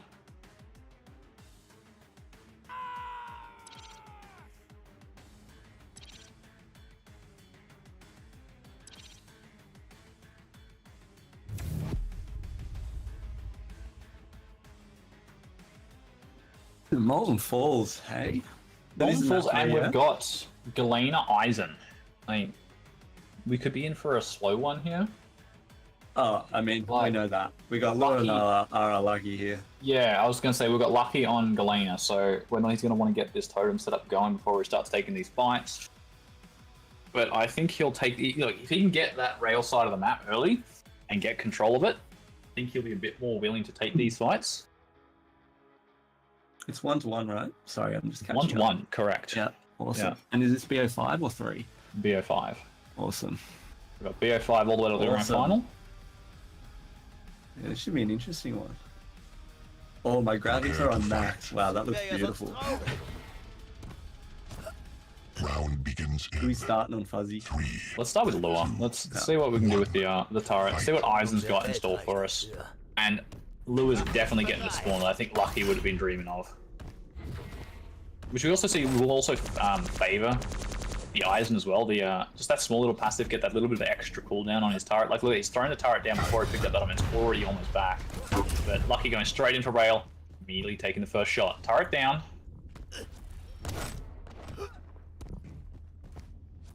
Yeah, good punish on the rail pickup there from Lua.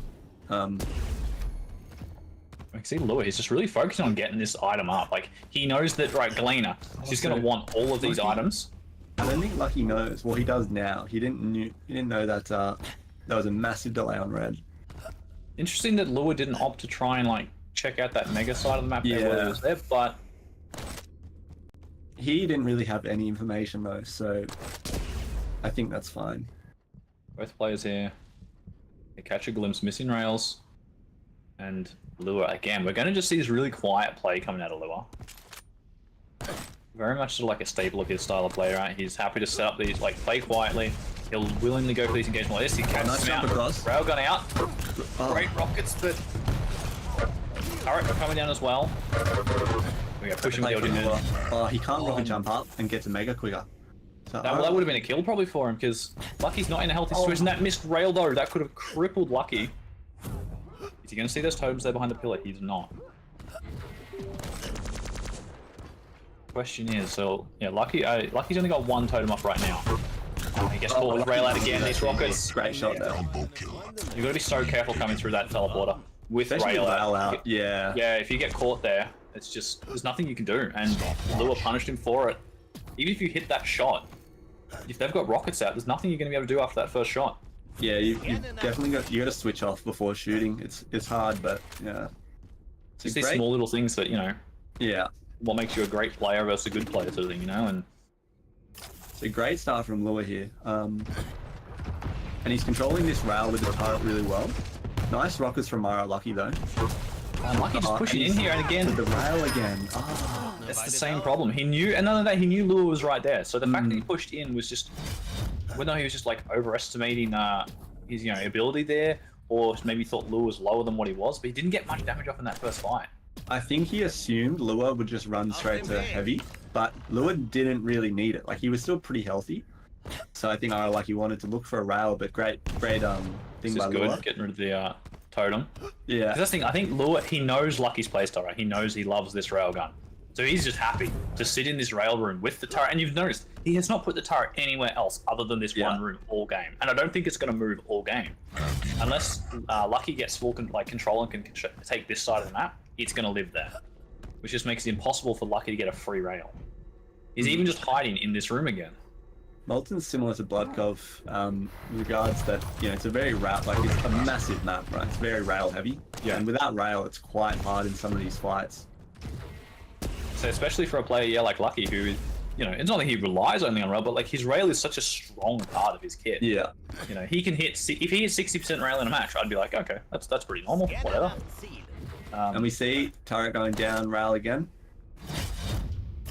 And Lua's just happy. Like, Lua has gone to the other side of the map once pretty much now. And that was just to destroy a totem. And he hasn't needed to go to the other side. He got his rocket launcher to begin with, and that was it. This is nice though. He's switching up where he's defending this room from. So he's not just sitting. Oh, he jumps in an LG fight. Wow, and He doesn't even get the armor. The ancients. that armor probably would have won him that fight there, I think. And because I like Lucky this was only rocket just jump. live and yeah, and he pushes him into the jump. Oh, The question is, can he get the damage though? rocket. 3 HP he does survive, and this is actually really big now for Lua because it means he can just set back up right in this room again. Look, there you go. It's just reset. Yeah. And we're back in this where we were square one. This must be really frustrating for Lucky. And he's going quiet again, and gonna catch Lucky out here. The rockets though from Lucky are really good, and yeah, Lua's got to run. I think Lua taking a rocket fight there when he's got a railgun advantage is a bit of a misplay because now our Lucky. Oh, great shot. Right after the arm pickup as well. He's going to get heavy, so this will be the first time pretty much we're going to see these items split between the players. And I Assuming that Ara Lucky's Lucky, I think Ara Lucky could have grabbed that red and potentially come over for the mega, because there was they weren't in sync. There was about 8 seconds between them, so potentially a little mistake there. But I think he's just so cautious of like how Lua's been playing this. He doesn't want to walk into these traps. Like Lua's just sitting behind a corner with a rocket out, and he'll do 100 damage immediately. He just doesn't want to get hit by that. And sometimes that can be, what can win you a match, right? Like just get into the mental game of it and make your opponent fear you.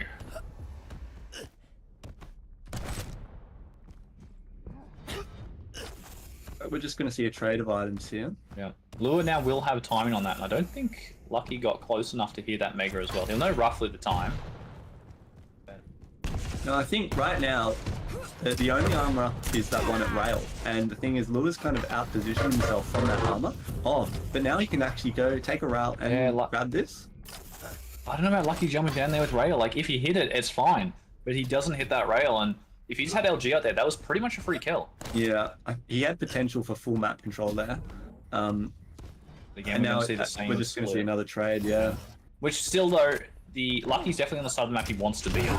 He's going to push straight in here again. The rockets, I don't even know where he came from. He just appeared out of nowhere. He just dropped from rockets there, I'm pretty sure. That was a great kill from him and a clean kill from him as well, which is what's really crucial. Yeah, because now he's got very good stack. The issue is it's going to be interesting to see how he plays the items. They're pretty much at the same time now, and on Molten, you know, you need at least 5 seconds, right, to get from Definitely, one item to the other. I think that's fine though. You know, 3.5 minutes left.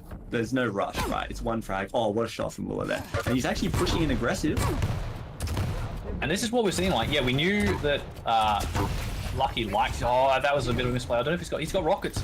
Lua probably should have peeked out there with the rockets, but he missed the round. He actually launched himself across because he knew that Lucky was distracted on the turret, and no one's technically.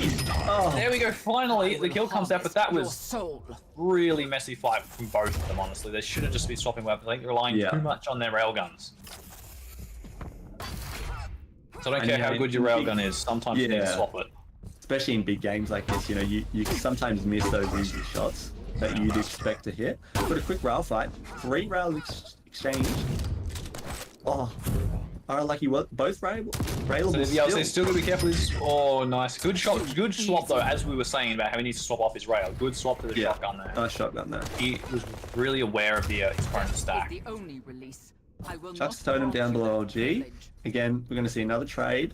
I think Lucky will be happy with that. He's got all weapons and he's got control of this rail room here. I think another thing to note is he's now in the lead too. So yes, especially on he's Molten no longer now. the one with the pressure on him. Yeah, we're getting. Oh, that's a crucial miss. Nice play from Lua here, and Great rocket from Lua, and doesn't connect an out of LG range. And really well played by Lua to backpedal there, because he knew he was sort of at max range for LG anyway. So if he just takes a couple of steps back, Lua, oh, but there we go, that rail. And Lua doesn't even stop to get the armor. He's just legging it. He doesn't want to be anywhere near that. I think this is where a bit of aggression from Lucky will be good. You know, he's got a pretty significant stack advantage right now. Be so careful of this room here, and that's the other 50 shard now. Lua, and items are perfectly split, so I wouldn't be surprised if we see a slow one here, but no, as I say that, Lua, he's just not Lua, sorry. Lucky's just pushing straight in, but how does Lucky win that? I think Lua missed a crucial midi there. Wasn't really a midi, just, you know, a... So, yeah, he bounced him around and I think he went a little bit further maybe than he expected and just didn't get that follow-up shot. This is good pressure from Lua, though, actually, sitting up top there. Because now he will be able to grab rail. Even stacks again. Well, Lucky pulling out the rail last second. Oh, great rails from Lua, yeah. And Lucky, he's just got to leg it here. He's got no totems up. Oh, that's risky. Yeah. And, wow. Lua just not missing any of those crucial shots. He had to hit them all, and he did. 50 seconds to go. We're back tied up once again. I think the weapon selection here, as you said, is kind of punishing them both, really. Like, we could see a bit more LG here and just sort of punish the use of rail from both players. Yeah. But again, you know, 5-5, 30 seconds left, pretty much even stacks here. Lucky does have control of the top map. However, he's got no rail, and Lua is, as we said in the start, he's just sitting in that rail room with turret up. Interesting, they're actually sitting there with rocket out rather than having his rail prepared. Potentially missed a shot there, but didn't cost him much. Interesting, he's actually putting the turret in the room room with the time shards before rail, which again, as we were saying, like just mixing things up again. Yeah. Because Lucky's not going to suspect this. Whether or not it gets any damage or not is a question, but yeah, there, look, he comes in, it doesn't do any, well, 1 tick of damage, so it's effectively nothing. But look how much like time that stalled off. Yeah, it's given like, Lua the position now. Yeah. Look where he's set up. I think he's outside the room, just waiting. And just trying to scare him off. And now I think we're going to have a bit of a loss. I don't think we're going to see Lucky charge in, because Lucky's a few times now, he's just sort of like just charged straight into these rooms without really clearing them. And that's what's got Lua a lot of free damage. Lucky there, because Lua pushed in, Lucky actually could have taken top control of the map there, rather than just coming back to Mega. But Lua's actually put a massive delay on red, and Lucky hits a great rocket. Lua's got to be really careful here, actually. On this low ground, he's taking a lot of damage, and Lucky, he can't just push in through this doorway, though. He does, and oh my god, fortunately for him, he hits that huge rocket to begin with, and Mega is up, though. Lua's got to fall back, and this is the thing, right? That delay that we've talked about, that's now going to give Lua time. He's going to get this 50 shot, he's going to get the Mega, and he's going to have time to get back to the heavy. But no, he's actually going to sit there and hold up. He's not actually going to go, even after he's finally put the delay on it. Yeah, and now Lucky is just going to get, and you know, again, reset. Except this time, Lucky's got all weapons. Is that weird? Is it just nerves now from like Lua? Like, because he had the perfect play set up in that situation, and then he sort of just allowed Lucky to get back into this, or I think it's just a play style thing, right? We can, both these players are quite defensive. Maybe they don't want to take risks. And again, it is overtime, right? So yeah, there's you always can't really blame them. there's always pressure in overtime. You don't want to be the one to make that mistake. And it's like that's why the game was lost, because I did this one thing and Great drop down from Ara Lucky there. yeah, not ready for that whatsoever. And going on top of the turret, doing a little bit of distraction work there for Lua.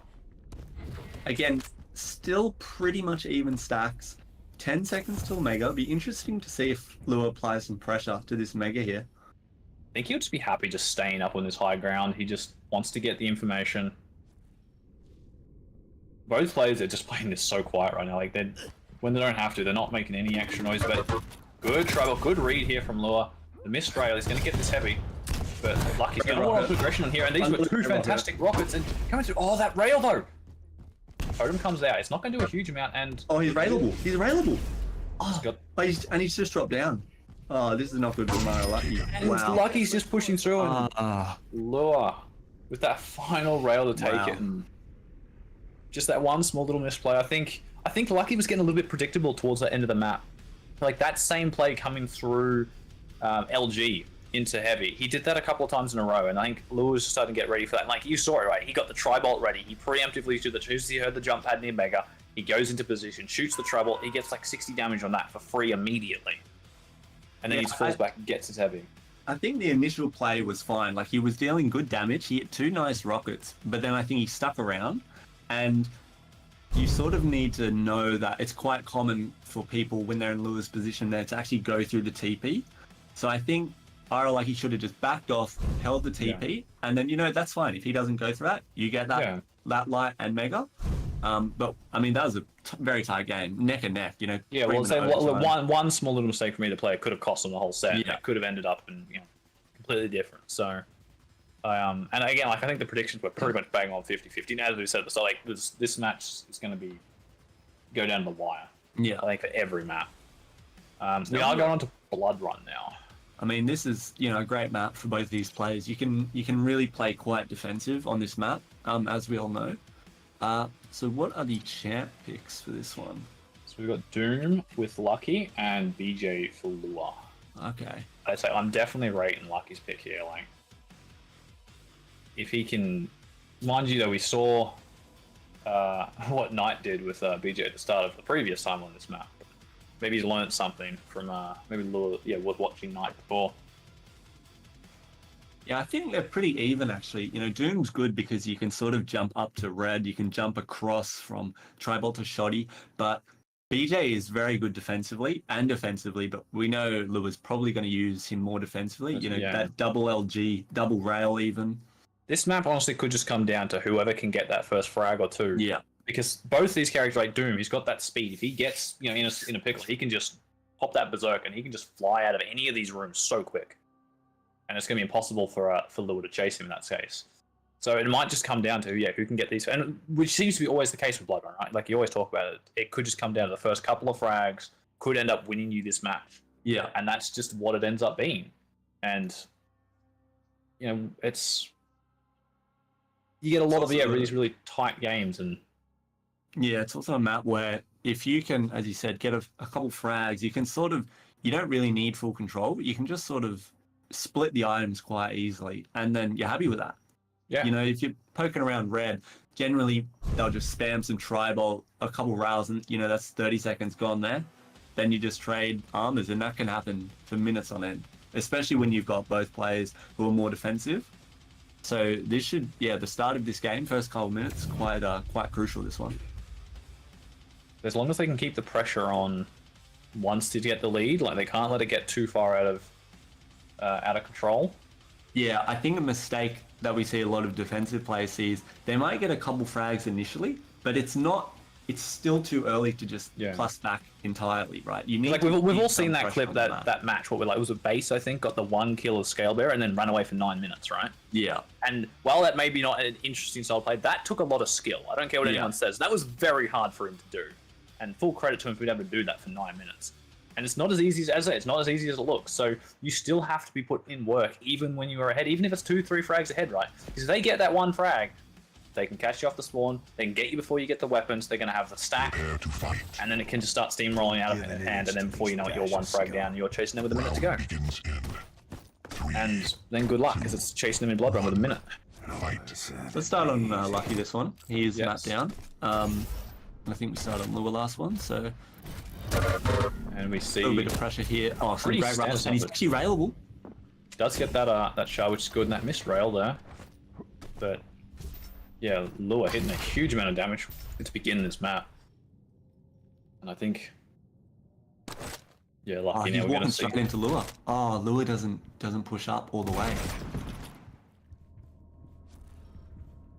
So he's giving up this high ground position though, and Lua, he might, if he doesn't know there and he goes to the TP, Lua might be waiting for him. Oh, but look at that, Sure. Lua just sneaking through, rail out, and Not Lua's he got doing now? potential for full control. It doesn't even matter about frag here. yeah. And on that, lucky now, Berserk popped. He's got to just get out of here now. This I is heard great dual from wheel Lua. too, This and is Lua should great. just be pushing, Just dropping left. machine gun. Oh, he Doesn't know he gets the shot. Does get the shot. Does take a lot of damage though into this. It's good amount that Lucky's managed to, like, look at the stacks. They're pretty much even right now. So if he can contest one of these items, that was Tri-bolt. a fantastic tri-bolt though, and that's pretty much ruined everything I just said. However, Lua's not careful. Yeah, Lua. He might slight actually- overextension there, I think. Another great rail. He does give up though the Mega. I think honestly, if he played his cards right, he probably could have, whether or not he got both items or just like keep some bit more control or get a bit of damage off both would have been nice. But Lucky just camping in this top spot. He's crouching in the corner. And yeah, the tri-bolt's not going to hit you in that angle. You kind of have to go a bit wider around if you want that to hit there. So Lua does now have a position on him though. He would have heard that. He would know that Lucky. I don't think Lucky has got rail yet. I know he does. And we just see a trade of items. Lua not even peeking. So essentially even stacks. Both lights are up. Yeah, and this is Lua's playstyle, right? Like he doesn't Yeah. want. He's not necessarily going to take a fight that he doesn't need to, unless he thinks he's going to like win it or have a good advantage. He's not even going to bother about peeking it. Where a lot of players would just pop out for a rail and just hope for the best. And oh, that was a bit of a blunder there. Almost taking a rail for free. So as I said, this is the exact situation I was talking about, except where both players are just sort of playing around the items. You know, it's split. Oh, nice angle from Lua there. Yeah. And now, see, he knows that that bottom armor is not up. So now Lucky's actually going to get this top armor. He's gonna might be able to catch him out here. Oh, great rail from Lucky, and Great yeah, shot. that's Lua's got to run now, and But Still 5 seconds Lucky off is very low. But yeah, he's still railable. neither player here really wants to engage in this stand. He's gonna drop down, and Oh, a great rocket, and he's gonna keep pushing this. So now think Lua- Lucky is set up on the next light. Oh, he might catch him off here though. Just no, he does not. And Lucky cannot hang around for this. He tries to get the rail off. He's on 50 HP. Really risky play. Fortunately for him, he does survive, and he's going to be ready for this. He does see the Shot jump, from and Lua. 10 HP now. What's he going to do? That armor's just gone as well, and he jumps across, great and shot. Lua's not going to miss that easy shot. Next. Beautiful rocket jump up, take this high ground position, and heavy as well. Now this is where I'd like to see Lua apply some pressure. That bottom armor is up. That top armor is still not up. Yeah, Great this job is they're great. denying it, and yeah, now Now there's the only only one more armor armor up on is the that map. top one. He's a bit early to this though. Oh, yeah, this because is he the dangerous actually one, but- grabbed the mega before red. He must have forgotten. That's right. He does. Fortunately for him, Lucky doesn't have either tri-bolt or rocket, so he can't really punish that situation unless he tries to just jump out in the open, which he didn't. So I think Lua at this point, he was going to respect Lucky's aim enough not to do something as silly as that, and going to go back here, restack. Still Lucky. He's only just got that 150 shot. It's taken this long for him to get any armor. Now Lua's got this 50 shot behind him as well. Question is, what items are you going to be able to play for? Are you going to be able to get this great rail as he trumps Another over? great shot from Rail. 60% Rail from Lua so far. Yeah, and Lucky didn't even want to be there. He's just sort of run out. some Wow, great there's two rounds. shots. He's actually pushing this, so that's really dangerous. 'Cause Lucky can't push this because the top armor is the only one. Oh, I think. See, again, another missed opportunity there for Lua to take like full control of this map. does prepare the angle, but he's just a little bit too slow. Lucky's already gone by the time he can hold that angle, and he misses that rail, and he's now railable. And I think, yeah, Lucky, he just wants to push this. He's rocketed himself, railable again. Fortunately, now he gets that 25, he is above, but another one, and Lucky is just not missing these rails. 5-minute warning. Lure right now is so low. Both items up, and great play from Ara Lucky to actually not go for the red and go straight for the mega there. This is beautiful play from Ara Lucky. Shoddy comes out. Good bit of damage, but excellent push. Perfect from Lucky though, yeah. Exactly. He's just nice now spam to stop pushing. Oh, but as he peeks away. So Lucky's aim is starting to pick up, I think, now when he's hitting these shots. This is when you want to be a bit scared, but it's good. He doesn't go too far. He doesn't fully commit to that because he will have lost Mega otherwise, and he still needs to stay close. There's not a huge split between these two items. Oh, he's missed. Lua's just missed the rockets. Not that it matters too much. Oh, a little whiff there of the double jump, but that's okay. He's actually just intentionally putting on a longer delay. That's the only reason. Now, Lucky does only have one rocket here, so Lua has just missed walking up the jump pad there. Some great defensive rockets. Even denying that that shard there. This is really good from Lucky. He might not be able to make it to Oh, Lua, that was Lua's mega there. Yeah. I don't think he hurt him. But Lucky, he's just now let him have a freeze back. So it's they're both just kind of let the opponent have the item for nothing. Now Lua's pushing red. Sorry, he's not up. Wow, look at the LG. Yeah, that was just phenomenal. So that's why you cannot sit on that item when it's not up. No matter how much stack you have, especially against a dual wielding BJ, it is going to end so poorly for you like that. And Lua taking the lead again, and now he's one frag up. We've got 3 minutes to go. He's also going to get this mega here. Great rail from Lucky, but Lua is going to fall straight onto that mega afterwards, so it doesn't do a huge amount. And now he's sitting on red again. Way too early. 4 seconds. Great rocket. Oh, just doesn't actually hit much damage in this end. Beautiful angle there from Lua, but yeah, great angle. He's got to be careful. I think Lua sometimes maybe should just have these these longer angles. Just be ready because he knows Lucky's going to peek right with a rail out because that's just how he's going to play it. How he plays. But he's just sometimes had rocket and beautiful little peek catches Lucky with the tri-bolt out, 4-2, and another fantastic shot. Lucky just jumping. Honestly, if Lucky didn't jump there, it probably wouldn't have been fine. He would have been fine. It's just sort of top of his head. And now it's time is really a factor for this match, and just these rails here. Ara Lucky is just so good at hitting those shots, but the problem is every time he goes for one, and he's just trying to push in here, the wrong weapon out. Honestly, he probably could have gone in for a punch there. He was down to 50 HP, which would have killed. But I think at this stage, this might be getting close to GG, unless Lucky can get something going here. I don't think Lua's going to make, great weapon choice too. I love that that armor. I'm okay. Can't even rocket jump up to that. No, the prediction through the TP and we Lucky see the calls GGs. GGs. Wow. What a fantastic shot there from the beautiful prediction shot. Takes that frag and just some really small mistakes from both players. And I think Ara Lucky just not capitalizing on a few small moments really cost him there. Yeah, and Lua just doing enough work defensively, getting enough damage off. Like while Lucky was hitting all these fantastic rails as Lucky would peek out on these really tight angles, hit this shot, but Lua was getting enough of them in return to keep Ara Lucky at bay, right? He wasn't hitting enough damage on, because especially when Lua was having control of these major items, these couple of rails that he was getting wasn't really enough to combat those major items. So it was really just almost to the point where like a stalemate, right? So, and if Lua's just going to keep cycling the items, then he's just going to sit in the position he was. And when he was 2 frags up, he has to, Lucky has to sort of change something around in order to get back into it. But tight games all around, though. Yeah, really, coming up really close matches.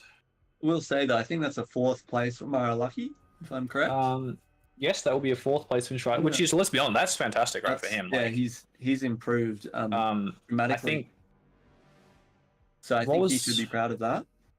Yeah, 100%. Like I remember playing him at in Div 2 finals at LAN, right? And like I've played him again since then, and my God, he's so much better than since then. He's improved so much. So yeah, and you have to remember where he came from. Last season, yes, he was the winner of Div 2, but it just shows how close Div 1 and Div 2 are in the AQL. That, like, the winner of Div 2 last season finished 4th in Div 1 this season. That's an amazing result. Yeah, because normally that's the thing, right? In the Aussie scene, especially, you have that sort of bit of a.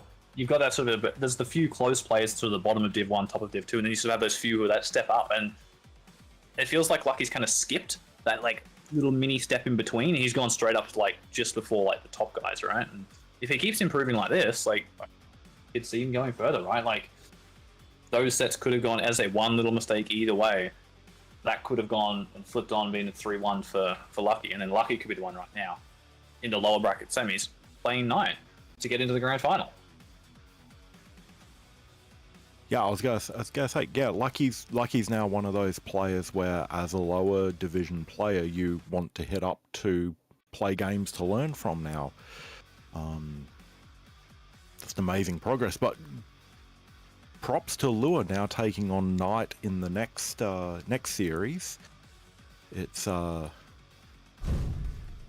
be a tough Lua one. has Lua's got a long run ahead of him. He's already played one match. Well, this is his second match now he's played today. He played Salty earlier on today, which, again, 4 maps, all close games. Again here, 4 maps, all close games. And now he's got to go straight into the next map.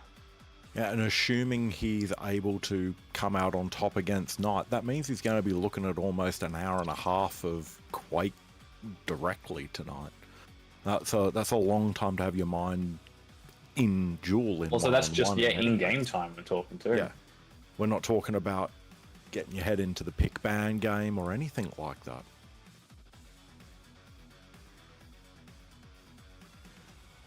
Gonna say, have they players even started the pick bans yet?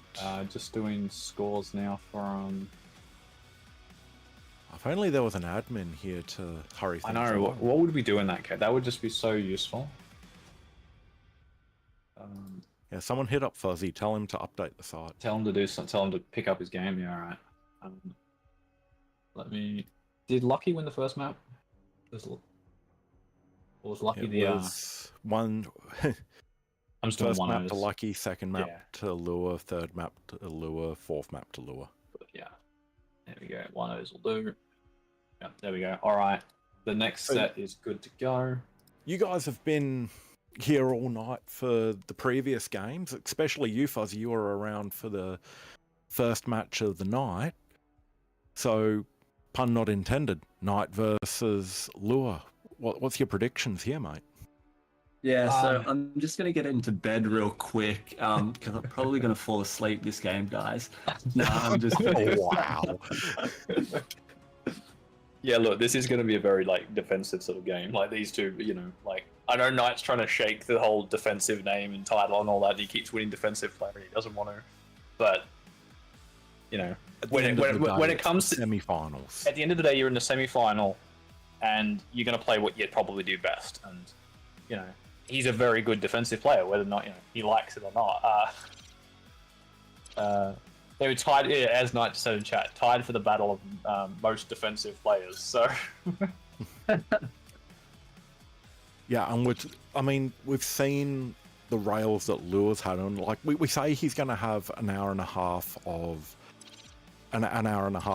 games tonight. But having said that, he also did another half hour of games earlier this afternoon against Salty as well. So yeah, there'll be almost 2 hours of duel that he's been playing today. So you can even not just duel, it's like high level intensive duel. High level intensive duel, yeah. Competition duel, not just fun duel. Like tournament duel, you can sit there and play just Quake for 3 hours straight and it's all good. But when you're really focusing your mind onto it and you're putting your heart and soul into it and you want to win, you want to get advanced, it takes a lot out of you. Having said that, just looking at prior performance, my feelings are kind of going towards Lure for this one. Yeah? for this set. I think it's going to be close. I think we're going to see all 5 maps happen, which is going to absolutely wreck whoever wins this going into face Dander King. But I think it's going to be tight. We're not going to know the winner until the last 2 to 3 minutes of each map. Look, if we get the Lewis same just night, got that little bit more. yeah, I think if we get the same night that we saw play Dan, I think Knight should take this, maybe like 3-1. I definitely think Lua has it in him to take at least a map off of him, but like there was a lot of promising signs from Knight earlier on, like on Blood Run, like he was like, you know, like 5-0 up against Dan to begin with. Just some really good plays, really smart plays, and then, you know, unfortunately Dan did Dan things and just sort of, you know, and just was able to get that next step up, right, and sort of take over and get into the map again. But no, like not talking bad of Lua here, but like, you know, the Dan is like the caliber above, right, from this set of games. Yeah. So Not only is he a bit of a caliber above, but when we're talking about the grand final here, he's going to be coming into this fresh, relaxed. yeah, Had a night of watching everyone else play, not having the stress, you know. Pretty chill night, all things considered. Whereas we're going to have someone who's going to come in from what I'm predicting is going to be an intense 5 maps, or someone who's coming in on almost 2 hours worth of Quake. yeah. Mind you, some players like the momentum, right? Like if you can win, if you feel really confident after winning that, you know, like 3-2 map, and then you go into your finals, like, you know, you get a bit of hype going. Yeah, so that works for some players. Having said that, you can love your job all you want, but everyone still needs a lunch break. That's true. That's true. So we're gonna Awoken's see. going to be the first map with Knight Yeah. taking Strog and Lure on Ranger. No surprises there, to be So perfectly we'll honest. skip over that. That's pretty much what you'd expect. Yep. With the map bans, both players loving their rails. No surprise that Corrupted Keep's been banned. Deep Embrace, no surprise with that being banned. Anarchy and Slash seem like pretty smart bans though as well. That means we get the Athena coming out from Knight, which again we've seen it on Blood Cove so far. Donna's having a good chuckle to himself back there. You on TikTok, mate, are you? No, I'm just talking and playing Lua. I'm gonna sub him. Just you know, get some action going. Is that how we get the plus forward happening? Well, because I don't know how to play anymore, it's the only option I've got. However, it does make for an excellent viewing experience. Blood Cov with the Nyx and Athena combo coming out again. Yep. Seeing that classic matchup there as well. I mean, we just saw that happen as well with Lucky on the did. Athena, though, and it didn't quite work out for him, so... And we'll probably see the Getting Death Knight interesting to here from, I'd say, Knight. Death Knight Eisen is pretty common pickup. We've got the Keel ban coming out from Knight, so I'm guessing that's why Lua probably decided to pick the Eisen. Keel, great count. Keel, the one time, yeah, Death Knight. Keel sort of on Veil against an Eisen, pretty much the one time it's probably your favoured choice. God, I gotta log back into everything. This is so annoying. We're going over to Molten. Ban of the Clutch. You hate to see it, but Took you quicker to do a reinstall than Muffin, though, Donna. Oh, don't worry. I've been fixing my thing for about 3 days now, so it was far from quick. Start watching. Hey, mate, you shared your screen for me when I was in Sydney. I would have been happy to share the screen for you tonight. I forgot that was an option, honestly. But we're here now, so Yeah, now. so we And Knight. we're seeing a Visor versus something on Molten. Visor So, will work well let's have a for look at both these picks. We got styles. Ranger, Yeah. Strog, and Awoken.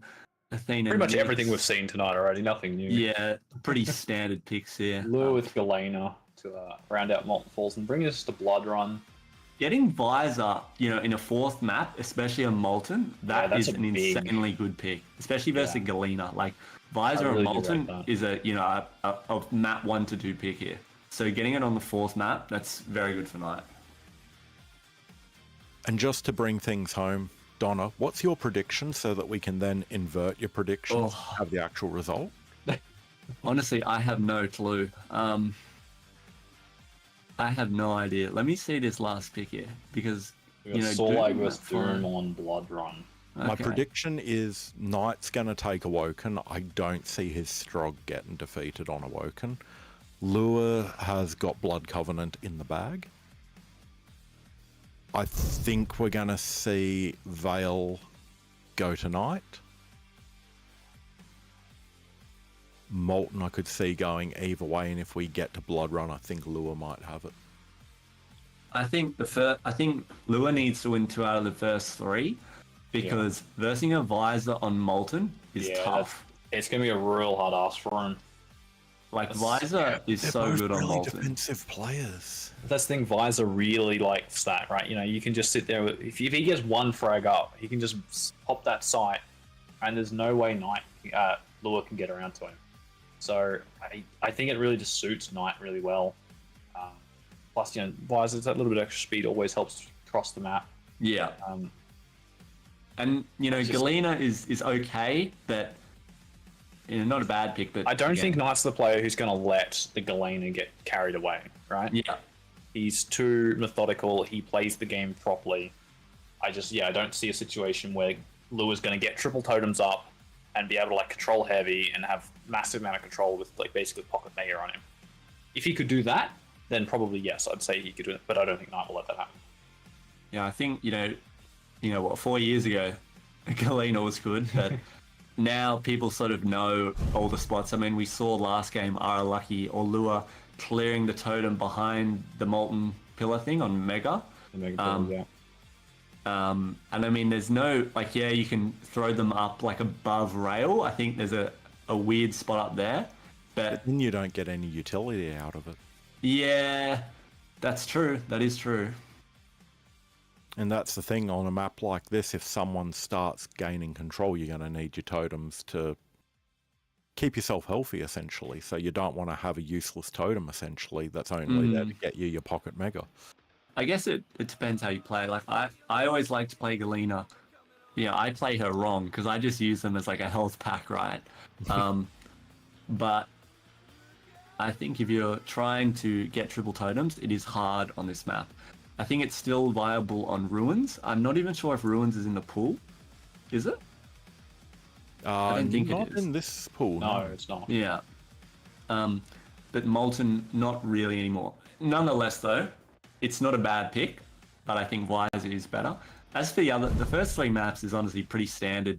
You know, both champions are good. You know, Ranger versus Strog. Ranger is just Ranger, and then Strog you have insane speed, and the ability is very good on Awoken. Nyx versus Athena on Bloodkov. I mean, both great picks. I honestly don't prefer either one. I think both are great. So it sort of comes down to just matchup. Who's better on the individual champ? Vale, DK versus Eisen. I mean, it's just, you know, expected, right? You have the turret, but then you've also got the fireball. Both are great at defending the top TP. And then finally on Blood Run, finishing it off, Doom versus Sorlag. I mean, for a 5th map, that is pretty good picks. Sorlag, you can move around quite quick. Doom's good for the little jump things that we said before, so this should be a great series. It's going to come down to who's switched on and who can stay switched on for the full run of maps tonight, I think. Yeah. Especially in a sort of, because these games will be slower, right? When you play slower, it can kind of, it's a bit harder to stay switched on. You need to focus when you're sort of, I guess, you know, sitting around corners and whatnot. Yeah. So I think you're right. That'll be the thing. But who do we want to start on this one? So I'll let you guys take this one away. Cool. You need to get yourself a honey tea to rest those vocal cords. I do, yes. Who are we starting on, Daspot? Oh, mate, you pick. Prepare to fight. Let's start on Knight. He's got the Strog. Knight has got quite good Strog movement 2. and slash movement, so let's see what he can do with it. Arguably, probably the favourite coming in from the Twitch audience as well. Also, just to mention, if you want to watch this in high quality, please go follow Shaftastic on YouTube, where even the 1080p is amazing quality compared to Twitch. Anyway, Rails coming out at the start, and Knight's in all sorts of trouble to begin with. Oh my gosh, I alt tabbed for 5 seconds and we've got a frag. Okay, who is playing for Lua here, guys? Who is playing for Maddie? That is not Maddie. That was aggressive, that was unexpected, that was not at all what I was predicting. And Just so we say that though, what a great peeker and a great jump. Oh, that was beautiful. Wrong weapon choice from Lua there to shoot the peeker with rockets. He should have just used Rail there. But Both great players- refrag from Knight. both players making us all look like we don't know what we're talking about with aggressive plays from both of them. Lovely LG right there. And Knight's come out of that looking quite healthy. Brilliant rail. Pixel perfect. Oh, I think Knight letting up on that mega there. Oh, but Lua's charging with the rockets. Oh, another great rocket. Shotgun doesn't do the damage you want when you need it, as per usual. Great rail from Knight there. And Lua's still railable. He knows he's there. Nice little plasma You push. don't want to be in. But I think it was just delaying the inevitable. The inevitable there. We're not even 2 minutes in and 4 frags have already happened. This is defensive Quake for you guys.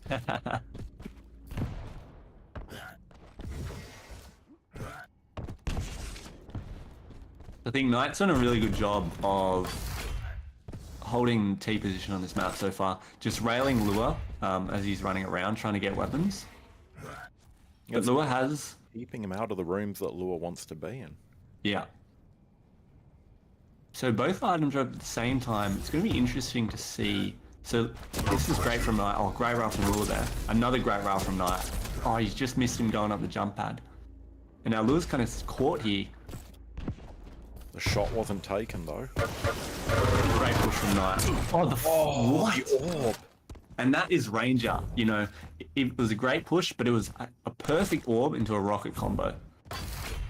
You can't miss your LG if you're sharpening them from the inside. That's a great rail from Knight though, because now he's gonna get this red for free, and I like this. He's applying more pressure. He doesn't need this red straight away. Now there's a good 9-second delay on the items. Lua's done well to grab T, but he's only got LG. He will grab rockets. Now I think Knight. Oh no, he does hear him. He knows he's there. Yeah, the Strog sounds are just really, The really fake loud. rocket jump is beautiful, but Lua actually is slow walking up, so he will grab T position. Oh, excellent shot from Knight there. Good flick. Another great rail. See, Lua cannot be really peeking those angles like that, especially when he's got to hit that rail. He did. great rail. He just had no armor to back off to. He just could not take a rail there. Not to mention the 2 missed rails just left things wide open for Knight, who landed 2-3 back to back brilliantly. Yeah, it's not. It's more about not being able to take one rather than whether you can hit a rail, because Knight's just going to back off onto Mega there, or Red in this case. And we see Lua pushing, but the Pika comes out. Yeah, great Pika. See, this is why I was saying Pika is so good on this map, because you can sort of drop down, you're completely safe, and you put a lot of pressure on your opponent. Ah, Knight whiffs that rail. Lua will grab Mega here. Will grab rail. Now Knight's got one shot here in his railgun.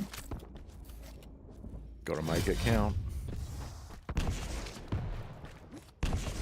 He knows Lua's watching that angle, so he's playing this cautiously. There's 10 seconds till Mega. The rocket announces his presence, but Great movement from Lua's Knight. Wow. not there. He's getting into these rooms so quickly that if Lua was there, it'd be hard to stop him. This is great play from Knight. Great catch with the rocket. Oh, Miss no the way. shotguns. Oh, that's a crucial miss. Be a dream.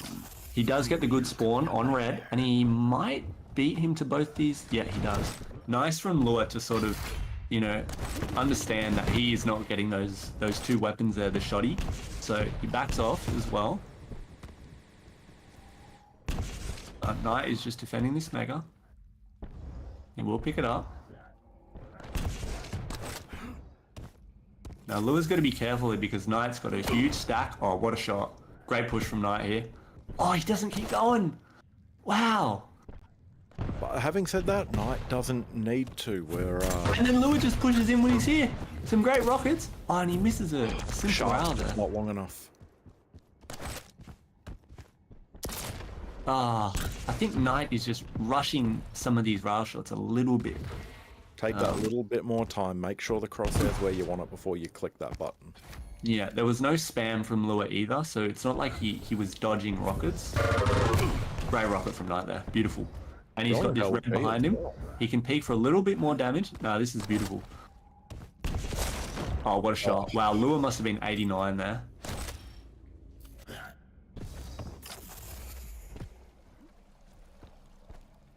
So I think Knight's definitely had the upper hand on map control. The only frags Lua's had after the initial was sort of these big orb kills when Knight was pushing.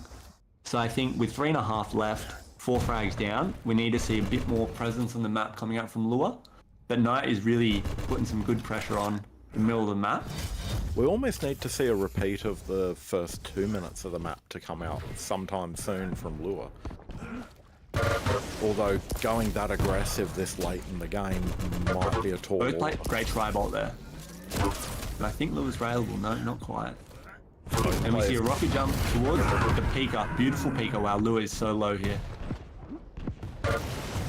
And Knight accidentally goes to the TP there. Lua's railable. Great shot. This battle will be ours. And he's got red to fall back on. See these rails, even though Lua is hitting some nice ones, Knight is hitting the ones that count, and he's got armor to fall back to. It's beautiful.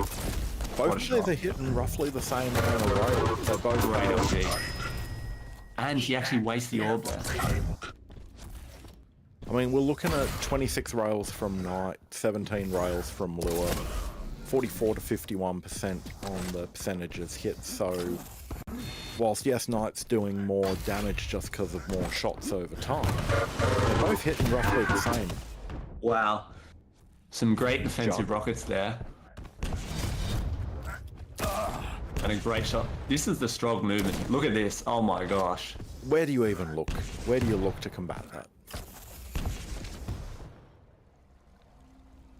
Lua manages to get himself a frag, thinks he's getting back in the game, and then you just have Strog pulling some Boogie Nights shit around you.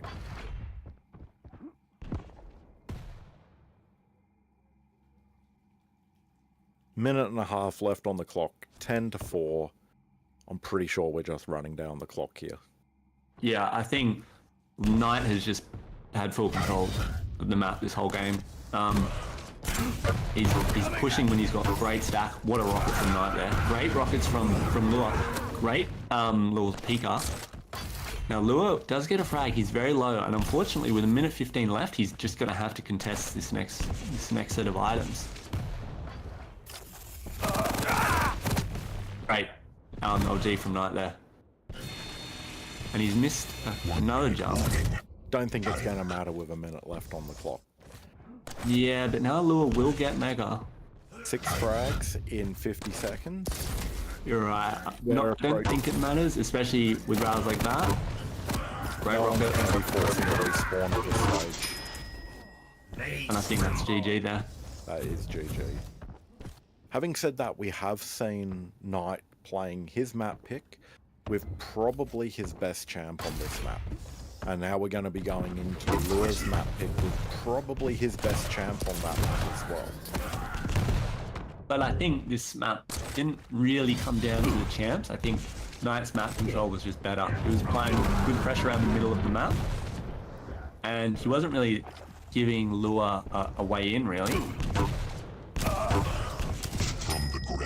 Great rockets from Lua, but that's GG. 13 to 7. Pretty decisive victory there from Knight. I think the scoreline is not realistic of the game. But well played tonight. That was very well played. And now we're going on to Blood Covenant with a Lure on Nyx versus Knight on Athena. So similar fight to what we saw previously with Lure versus RR Lucky, with the same champ picks actually, and map in the same position as well. And we saw Lure was able to be incredibly comfortable with that. So it'll be interesting to see how things go this time around. Yeah. I think, again, pretty even champ matchup. Nyx versus Athena. So I think it's just going to come down to who can play the map better, really, and who can use their champion's abilities and skill set better. There's no real distinct advantage. Just like Awoken. Hating to beat on the meme drum here, but it's going to be interesting to see how Athena gets used in a defensive playstyle. Yeah. Athena, you can definitely obviously run with the hooks. Oh yeah. Not sure. Obviously, Nyx is simple, right? You just use your invis. But I think I always see Athena more as an aggressive champion, so it's going to be interesting to see how Knight uses her.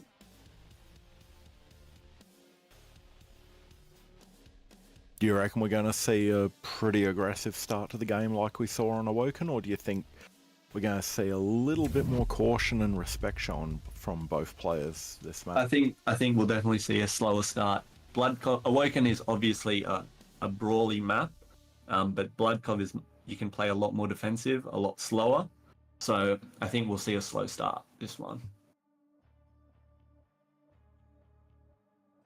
I think we're going to have to start with Lure on this map as well. Yeah. I'm going to put some money out here, I think. Where are we?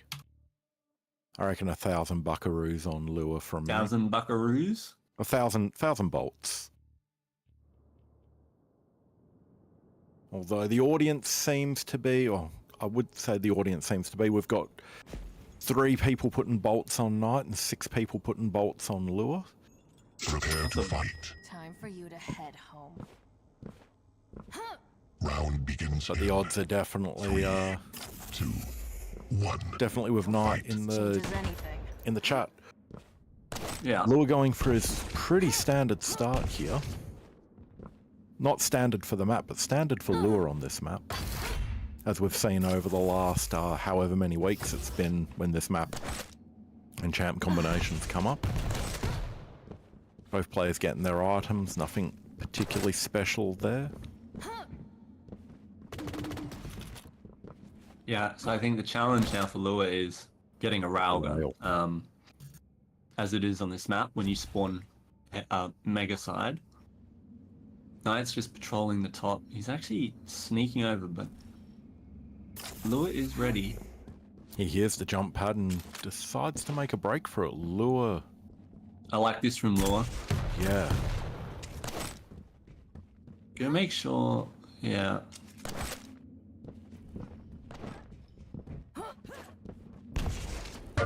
So now, he's actually in a position to go grab this rail. But jumping across the Mega, and the invis comes out. He will use it to grab the rail. But now, Knight's going to have a timer on that Mega. rocket. Lovely rocket, yeah. So now this is where I'd like to see some aggressive play come out from Lure. Apply some big pressure, get some exit damage here. And he's actually not looking to his left. Oh, he misses a rail. Nice, it's a great rail. Great shot from Lure there, though. Yeah, I was going to say Knight's trapped in a hole, though. Gets himself out of it nice and easily. The thing is, I think Lure really pushed too far there. He had Mega up, and I think he didn't know when Red was exactly. Lovely comes out. hooking from Knight. Yeah, great push. And Knight's getting map control by the looks of it. He got the last Mega.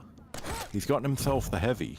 And he's in position for this next Mega, and Lure doesn't have any of the mages to work with right now. Great rail from Knight. Yep. Lure does have an armor to pick up, but now he's still quite low, 120 HP. And he's just managing to keep lure away from the tools he needs. Not able to capitalize on it yet, but time will come for that, I'm sure. Another Lovely grab roll. right from Knight, and Lua is not able to return one. He will make it out. Oh, what a shot! Just I say that. Now this is where Knight is going to want to hunt.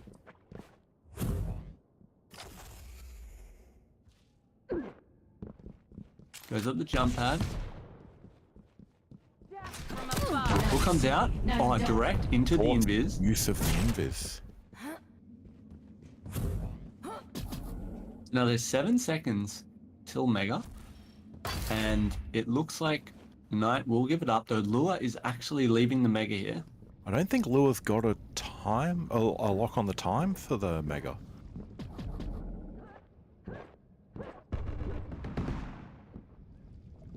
This is a really, really tough position to be in for Maddie.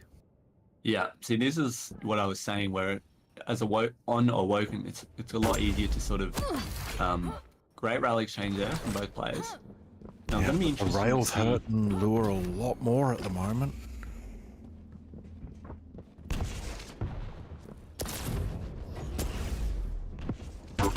Great rail from Lua there. Knight's just sitting What are up we going top. to see happen here?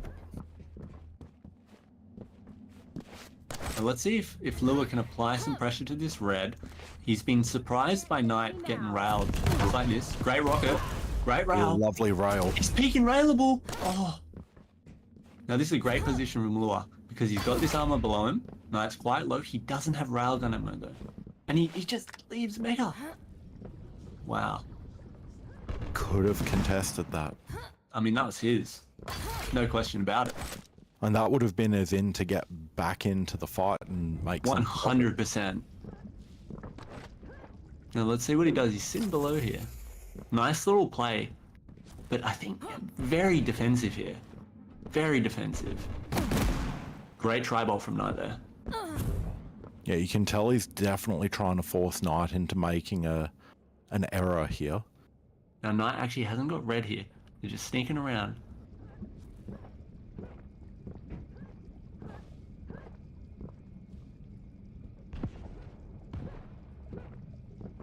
Almost don't want to talk in case they hear.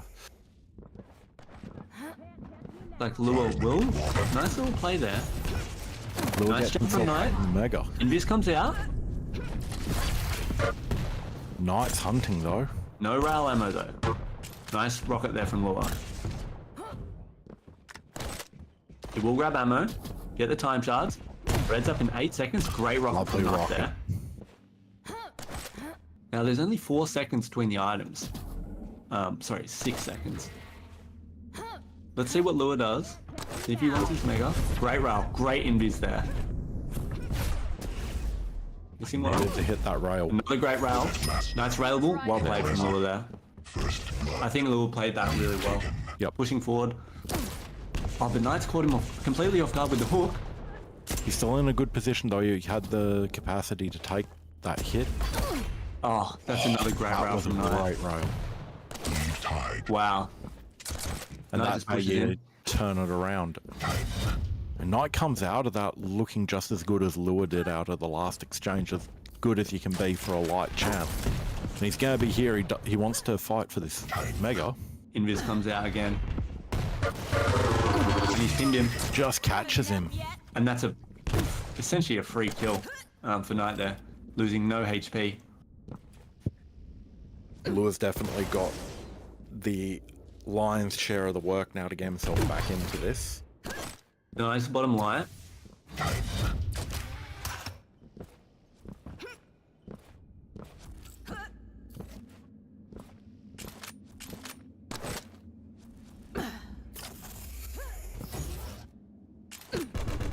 You know, when people say Quake is like chess with guns, they're not wrong.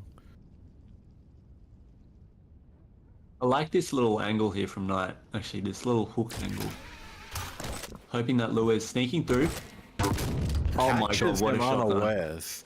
I can't believe he doesn't just keep charging him there, honestly. That was a free kill. And now, actually, missing that red could potentially cost him. Luckily, he's Athena. Oh, that's a crucial miss. That was a guaranteed frag if He's he hit pushed that. Lure out of the room. Now, Lure will get rail here, but he is still railable. He's 50 HP. And Knight is hunting. There's 10 seconds till red, so he's got plenty of time to explore the map.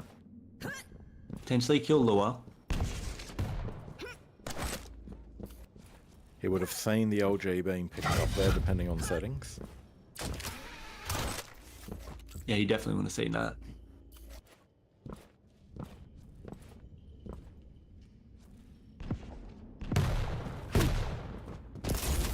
Great rocket from Lure, but it's actually just... Oh, another rail. Ghost Walk comes out. Another great rail setup from for Lure. Lure there, yeah. And another great rail. Wow. Swung straight into that one, he did. And he ties it up. Red is up. There's 10 seconds till Mega. Lure in a fantastic position to work with it here. Yeah, this is where Lure wants to grab full control of the map. It looks like he won't be able to. Good position from Knight there.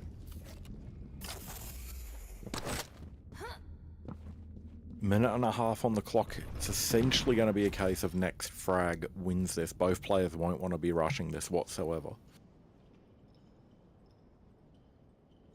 Now Lure's quite exposed here. And Knight is actually waiting. Oh my god, fuck What off. a rail. That was a headshot, wasn't it? I don't even know. I couldn't see Lure. Knight, I'll be honest. Pixel of Knight's hat. 1 minute warning. Now, you know what I wouldn't mind? An aggressive Ghost Walk. You know, it goes against their play styles, but something... This is nice from Lure, but I think Knight sees him first. I'm not sure. Great It's an shot. AQL semi-final. That's not going to happen. Stopwatch.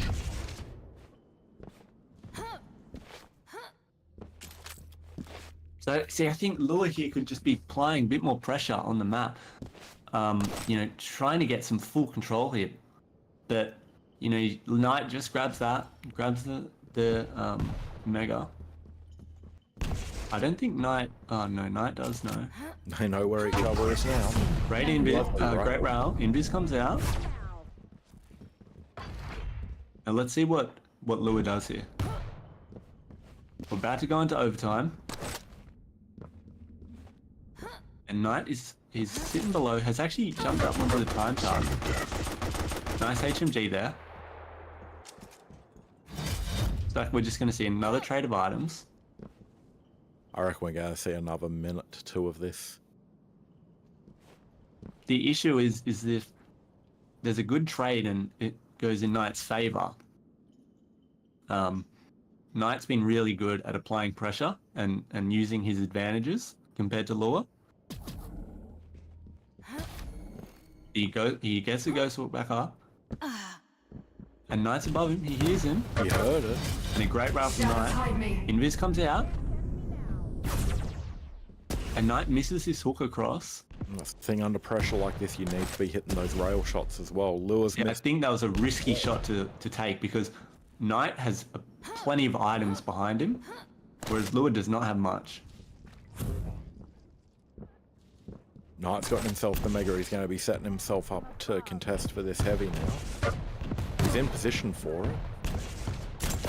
Moving on. What a shot. That is lag if I've ever seen it. But Knight just leaves him. But he doesn't even go for the red. Oh my gosh, what is going What on? is happening here? Has Lure realized? No. That was a tough one for both players. Again, the items going all tonight. The items tell a huge story here. Just like Awoken, Knight having the better map control, but being Blood Cog, Lure definitely has more room to play his defensive style. I think a couple mistakes at the end cost him, really. I mean, having said that, Knight had all of the items, but he wasn't able to use that advantage for quite a lot of the map. But I think Knight was attempting to. I think Lure's quite good at plus backing and not revealing himself. I was going to say, it was for a lot of the map, it wasn't really plus back or plus forward. It was just don't touch the input. Yeah, I think there was just as effective. there were a couple opportunities for both players to apply more pressure on the map, potentially grab full control, but I think both players didn't really take it. Yep. So we're going into Vale here. We got Death Knight versus Eisen. I mean, after the last two maps, and considering Blood Cove was Lure's pick, the quick money's got to be on Knight for this next map, taking it 3-0. But Lure's got to be coming into this knowing that he can't afford another loss. Yeah. Tobias is going to be a really integral part of this. Positioning of it and use of the turret is going to be key for him securing a victory on this one. It's not just going to be all damage output, it's going to be the angles of himself and Tobias. Yeah, definitely. But all Knight has to do is get in close, hit F, and use the shotgun. Salty and Bandit are calling for a reverse sweep to happen.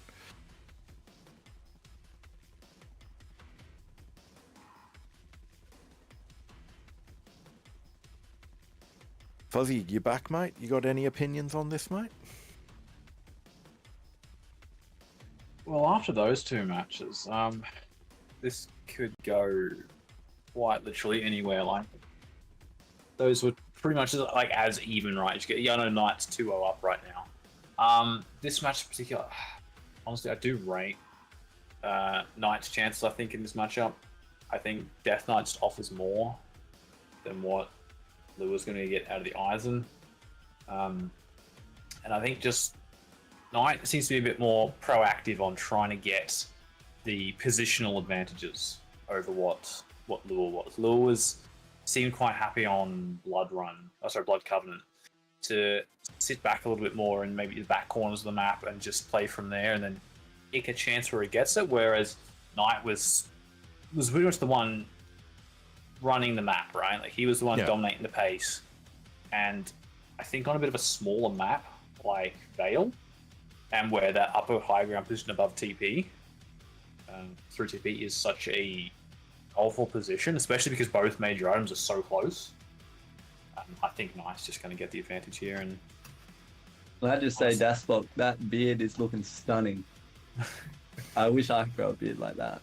Fucking hell. I know, I'm getting a bit... Just don't shave, that's all you have to do. I've tried that before. It doesn't work for me either. That doesn't work, yeah. You've just got to push through the ugly phase. So mine sits at homeless phase for quite a long time and just doesn't go any further than that. But I think Knight takes this 3-0. I think... What we're saying, really Knight's going to blood. be the first of the two to grow a beard, or...? Yes. Okay. Alright, I think they're both ready to go. So I'll let you guys finish this map off. I think we'll have to see maybe,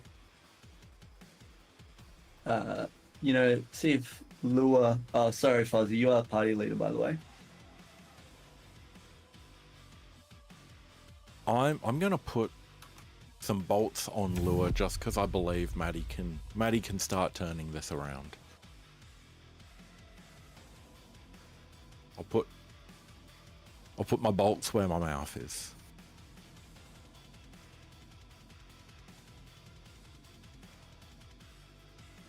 Yeah. I'm Having not said sure. that, I reckon, Maddie Lure's the one with the most to lose here. I reckon he's the one we need to start off on. I reckon Yeah, definitely. the man that we need to keep focused on. Yeah, it'd be interesting to see if he changes up his play style. Prepare to fight. Well, Vale's not really a map that favours that defensive play style. Round begins again. So both players are going to have to at least appear to be more aggressive. You can't really run away as effective here. The angles just don't work for that. But you can hold corners quite well, and you can sit up top. So I guess it's a different kind of defense. Knight pushing in. A great push from Lure here. Does get round from Knight. Just fighting over this light. Lure just getting in there. Flame Strike is lovely. Nice push from Knight there, and that's a free kill. He didn't come out of that looking all that healthy though, although the rail is absolutely brilliant onto Lure's feet there. And just like that, full control already. Stopwatch. But this is the That's trouble what for happens Lure on here. rail. What can he do?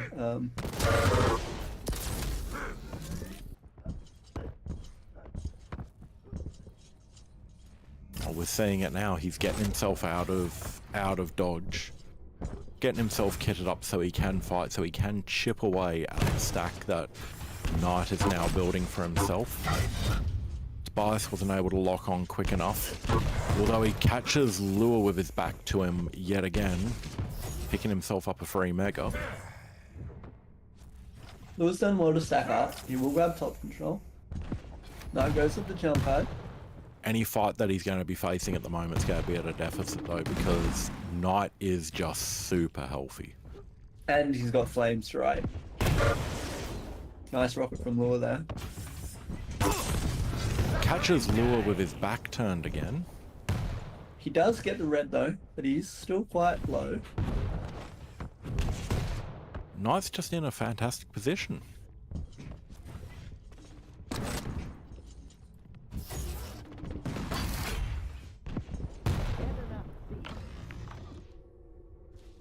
Although we are seeing both players revert to being fairly cautious here.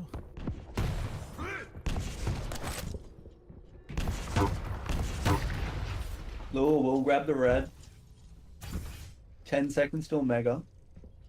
Pretty sure that's Lure's item now, and we're not going to see him off of that for at least another couple of cycles.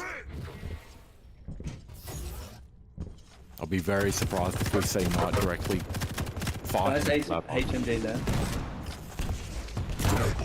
Pushing in. Great rocket. Lure's very low here. 100 HP.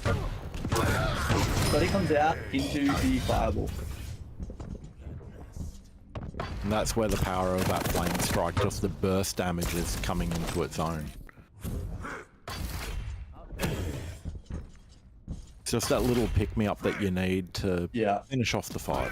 Like a rocket fire strike rocket combo is deadly on Vale. I mean, it's why you see the kill counter work so well on this map. Lure jumping in. And both players are one shot. And Lure will grab the kill, but he's very low, 16 HP, 100 armor. Now, 15 seconds till Mega, so he's got time to potentially stack up. But I think even stacked up, he was too low after that last fight, so he's going to have to give this one up. That's the thing on Vale, getting away cleanly after a scrappy fight like that is nigh on impossible. Yeah. And all we're going to be seeing is scrappy fights. The flame strike is just going to cut him off from his item. No, I don't think Knight actually has rail here, so we could have seen a bit more pressure from Lure there, using his weapon advantage, but decides to back off. See if he can try and defend this Mega, though there's 8 seconds for it. Knight will use this time to go grab Mega, not Mega, Rail. Yeah, you can't grab Mega whilst you're waiting for Mega, mate. Yeah.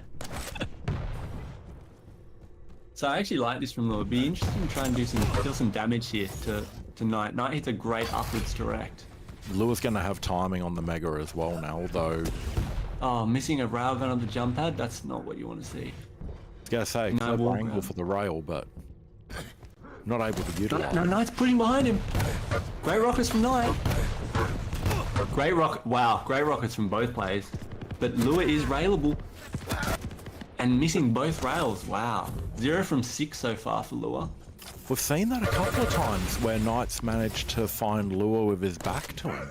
Yeah. And I mean, that extra, quarter of a second that it takes to turn around is proving to be a huge part of this match. Great rockets from Knight. Lure will go through. The thing is, though, Mega's not up for 10 seconds. Knight can just push in here freely, and Lure will just leave. I mean, Knight doesn't even have to push the fights anymore. Like, Lua has to come to him now. Great route from Knight. Fast-paced map that we're seeing a relatively slow game on, but like Lua needs to get himself back into this game. Being 2 down with 4.5 minutes left on the clock. Both players missing their rockets. Both Nice players throw missed from their Lua. rails. Except for that last one. But see, Knight is positioned here beautifully for Mega, this light, and keeps the high ground. Flamethrower comes out, I think a bit of a whiff there from Knight. He doesn't seem too happy. Yeah, take it, that wall. Great rail though, from Knight. And another great rail. Wow. That was just a flick and a hit. Alert master. 2 of the 3 bolts connected.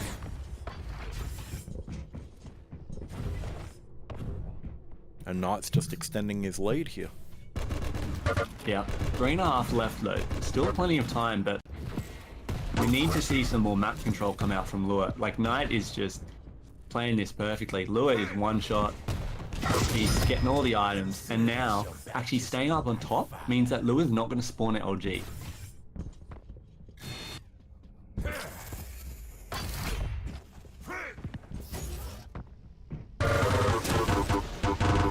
Lua's being caught out on the rockets. Great shotgun switch. And the new consistent shotgun is just doing all sorts of wonderful things for Knight.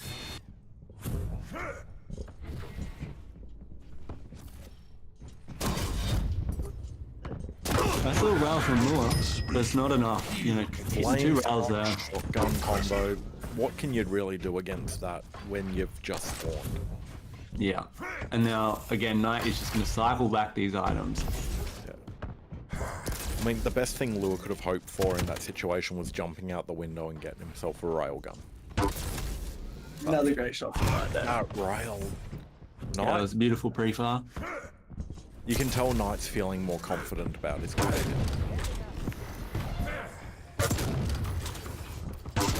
Great push here. For the red.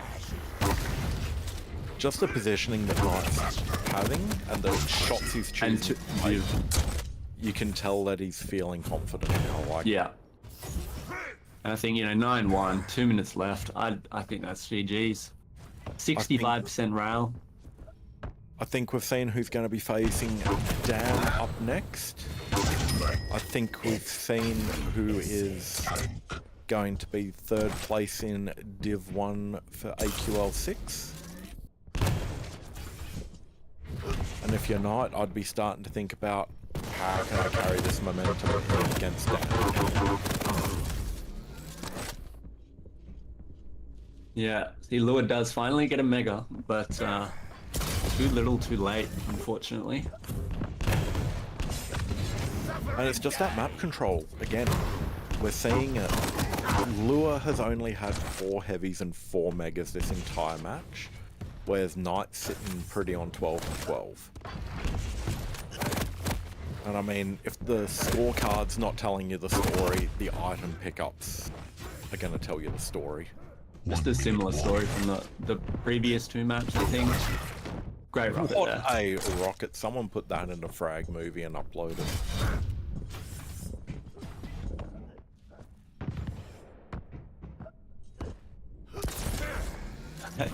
It wasn't that good, that spot. It was a spam rocket at the TV. Yeah, but it's a fadeaway. It looks nice. Yeah, I guess. Put it in slow-mo, put some lens flare on it and some epic music and it's gonna look amazing. Yeah, and I mean, you know, this is pretty dominant performance. Yeah. Highlight the scorecard. Oh, congratulations, Knight, on moving up to the next round. Bad luck to Lua for not being able to get into the grand final, but congratulations on the 3rd place. 3rd place is nothing to turn your nose up at, especially first competition back in Australia in a while.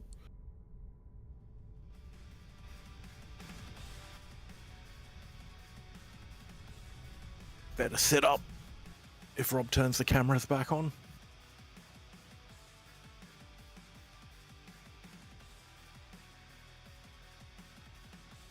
Jakens, I love that comment. Dan's going to roll off the couch and get the mop out. That's what we're going to be seeing next as Rob flashes my eyes with the Shaftastic logo.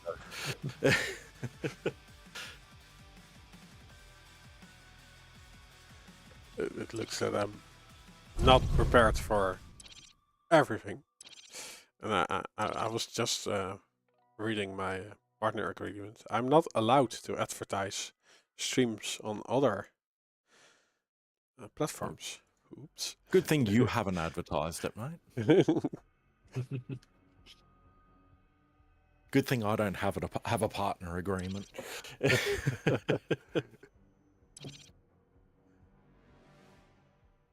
But yeah, now we're going to be seeing Knight versus Dan. Fuzzy, Donna, you guys were here for the semi-final matchup between these two earlier, where it was, where are we? I've got to zoom in on these scores here. Dan won in 2 of the maps quite convincingly, and one of them looked pretty close. What do you think we're going to see going into this? Those maps were closer than what they looked. The scoreline showed. There was a few frags. Like I think the first map was like 1-9 or something like that in the scoreline, or something along those lines. But that was actually it was only an hour ago. You should know this. That was oh, I'm sorry, I don't remember the scores of every match. My bad. I'll step up my game for next season. But no, there's like that map was a lot closer to what scoreline had showed. The end of it was a bit of a blowout. Oh yeah, 2-10. There you go. Rob's got me. Yeah, no, that was a lot closer than what the scoreline for that map actually sort of showed. The end of it sort of got blown out a little bit. Overall, look, yeah, Dan's just such a strong competitor. It's hard to bet against him, but like Knight's shown, he's shown in the past that he can beat Dan before. He's done it before, and I think, look, if Knight brings his A game, this is not going to be just a one-sided, set and done series. But it's also, I think, important to know that we're not talking about group stages Hamo's brought up, where Knight did beat Dan during the season. And it's not a semi-final. This is the grand final. This is to be crowned for until the next season of AQL as, to excuse my French, to be the best fucking Quake player in Australia. You're not allowed to swear, mate. I will not excuse your French. That's what's happening here, though. So we've seen in the past, Dan has the history of not crumbling under the pressure. So whilst Knight, for me, whilst Knight has shown fantastic resilience and being able to fight back during the AQL, even with a win against Dan in the group stages, I personally think Dan might have it within 3 to 4 maps here tonight, boys. While I'm not saying you're going to be wrong, I do think Dan will probably take this in maybe 4, because it's best of 7 now. Sorry, 4, yeah. But come on, pick up your game. How do you not? 4 to 5, 4 to 5. Sorry. I thought we were doing, Look, no, but all I I'm think saying is there's a reason that I'm the main caster and I'm paid the big bucks, all right? That's all I'm saying. I think with I think Dan will take this in straight sets here. But I think one thing that he's actually kind of going for Knight in a situation like this, right, is like, let's be honest, there's not too much pressure on him, right? Like, I think it's, we're not going into this expecting this to be, going all the way to the end, like perfect 1-for-1. Like, as we've said before, like Dan, he's that caliber above, and like while Knight is getting better and better, it seems like every season, maybe he's not quite there yet, and so I don't think there's the pressure on him, right? Where he's not expected to win, right? He's not the favorite for the setup. Yeah. So I think because of that, honestly, Knight that might be how Knight comes to, because he's won against Dan before, right? During the seasons, he's won before. He's taken the map off him here and there. And whether that's something that, goes to his advantage, where he can just play his own game, do what he wants, no stress. And, look, he's already got second place finish, right? So that's already a major accomplishment. So It's an amazing accomplishment. well, we First have got map some, coming up looks like it's going to be Deep Embrace with So that's the free win for Dan because he's a map in hand. So our actual first map will be Awoken. okay. We go Awoken through to CK, Molten Falls, Blood Run, Veil, and if we get all the way to the end, Blood Covenant to finish us off. I am really excited because we're going to have a clutch pick from Knight. This is fantastic. On map 1, nonetheless. Like, I've never tried to hide it before. A bit of a fan. I'm going to put channel points on Knight now, purely just for the clutch pick. We've got Awoken Strog v Clutch. Clutch actually being a good pick on this map. Like, all the jokes aside. I don't think anyone jokes about Clutch anymore. I think it's That's true. quite an event when someone's confident enough to bust out a Clutch, especially in a final.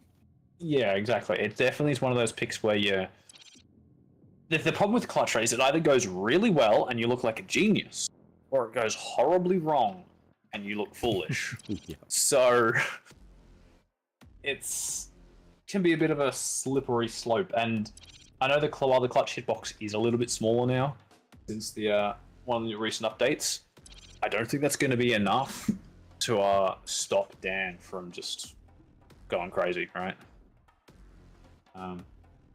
We have got due to the best of 7 format, we do get some interesting picks. If we do get down to the final map, we're going to go Blood Covenant, Scalebearer versus Keel. Probably not what you'd expect on Blood Covenant. That is a bottom of the barrel scrape, it is. Purely because of that, I really want to see it, because that would just be such a bizarre matchup for that map. Like, they are literally the last champions you would probably pick for that map ever. So, but other than that, like, the maps we're likely to see. So yeah, so Awoken for first map, Strog vs Clutch, CK, Knight playing BJ, and Dan on Death Knight. Molten Falls is our third map. Visor for Dan, that's a really big pick. That's such a comfy pick for him.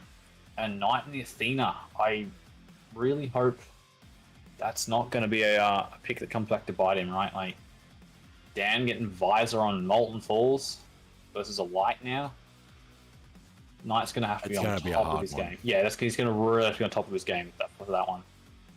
Blood Run, we've got Knight on Nyx, competing against Dan's Doom, and then Veil, Knight on Eisen, Dan with Galena. And then the Blood Cove, if we do get there, which will be a shit show.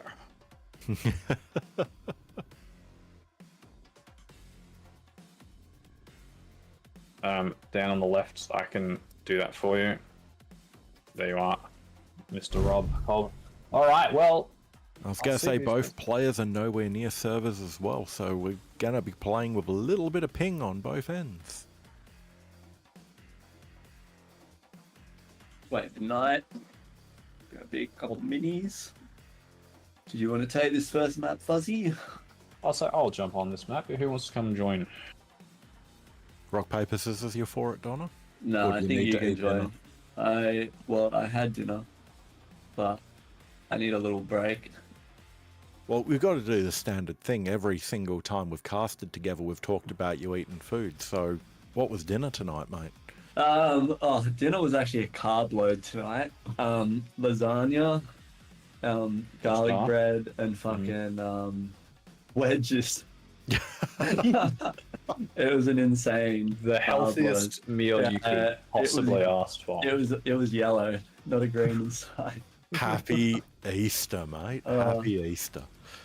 Yeah, I hadn't had fucking lasagna in ages. It was nice though.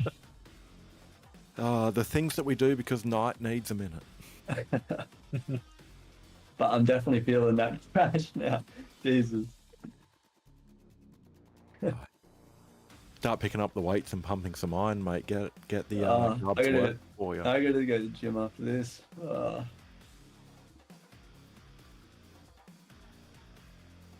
Okay, so you've put some money on the clutch, have you there, Fuzzy?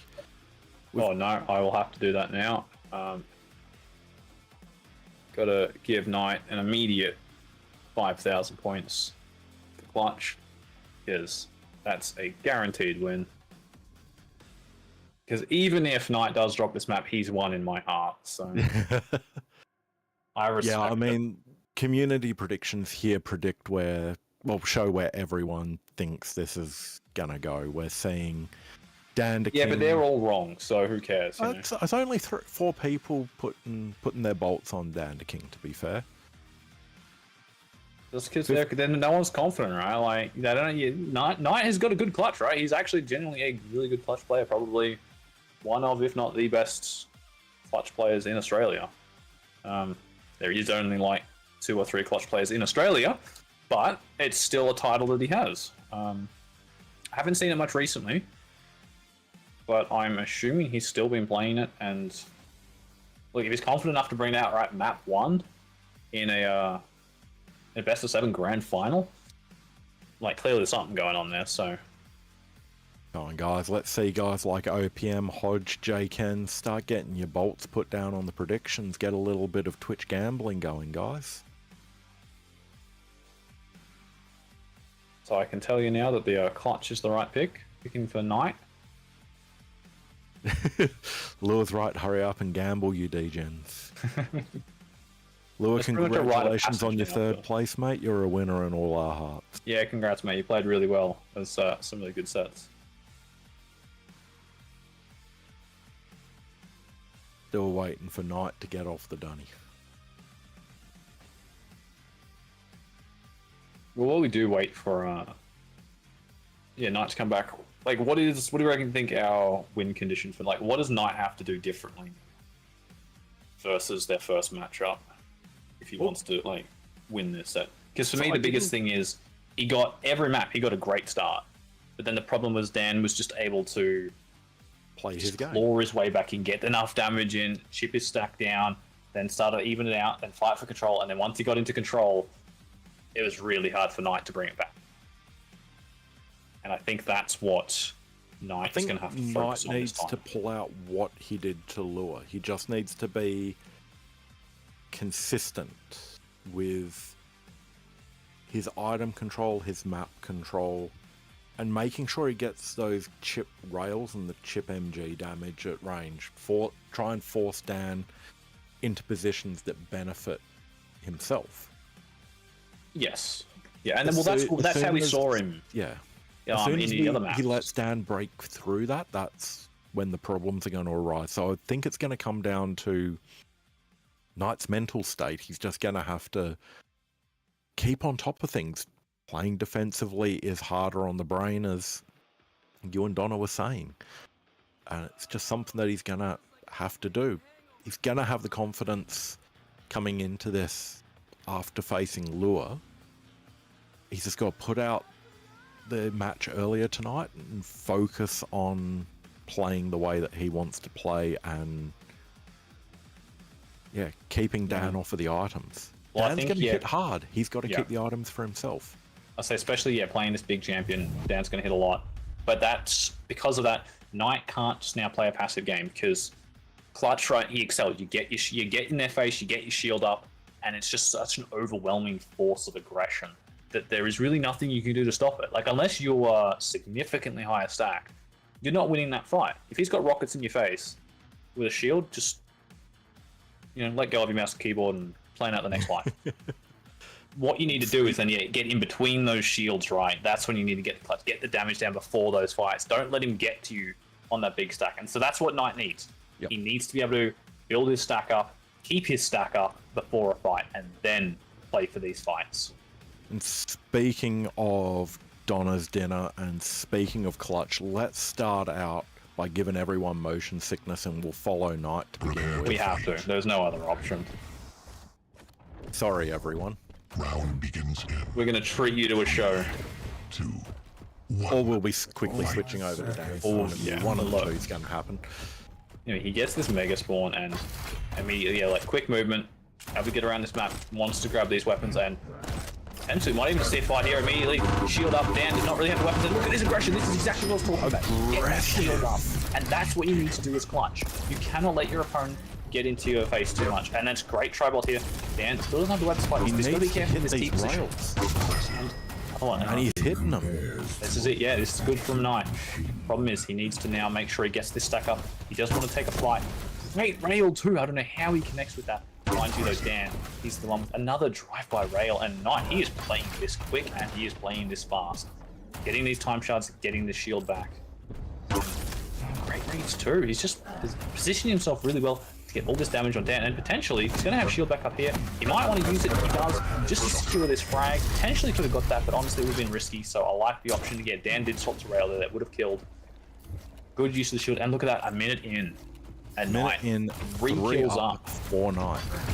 But we saw the brilliance coming out from him before. He needs to keep this pressure on. The problem is, this is what we've seen, right, so far every time from Knight in the previous setup. Great play from Knight. He goes up the jump pad using the clutch movement. He's able to get up on the high ground and back to team, catching Dan off spawn as well. The double rail gets another kill, and he's got plenty of time to get back over here to this mega. Dan will show up here with a rail. Takes the first hit. Beacon comes out. Honestly, shield probably should come out now. It does.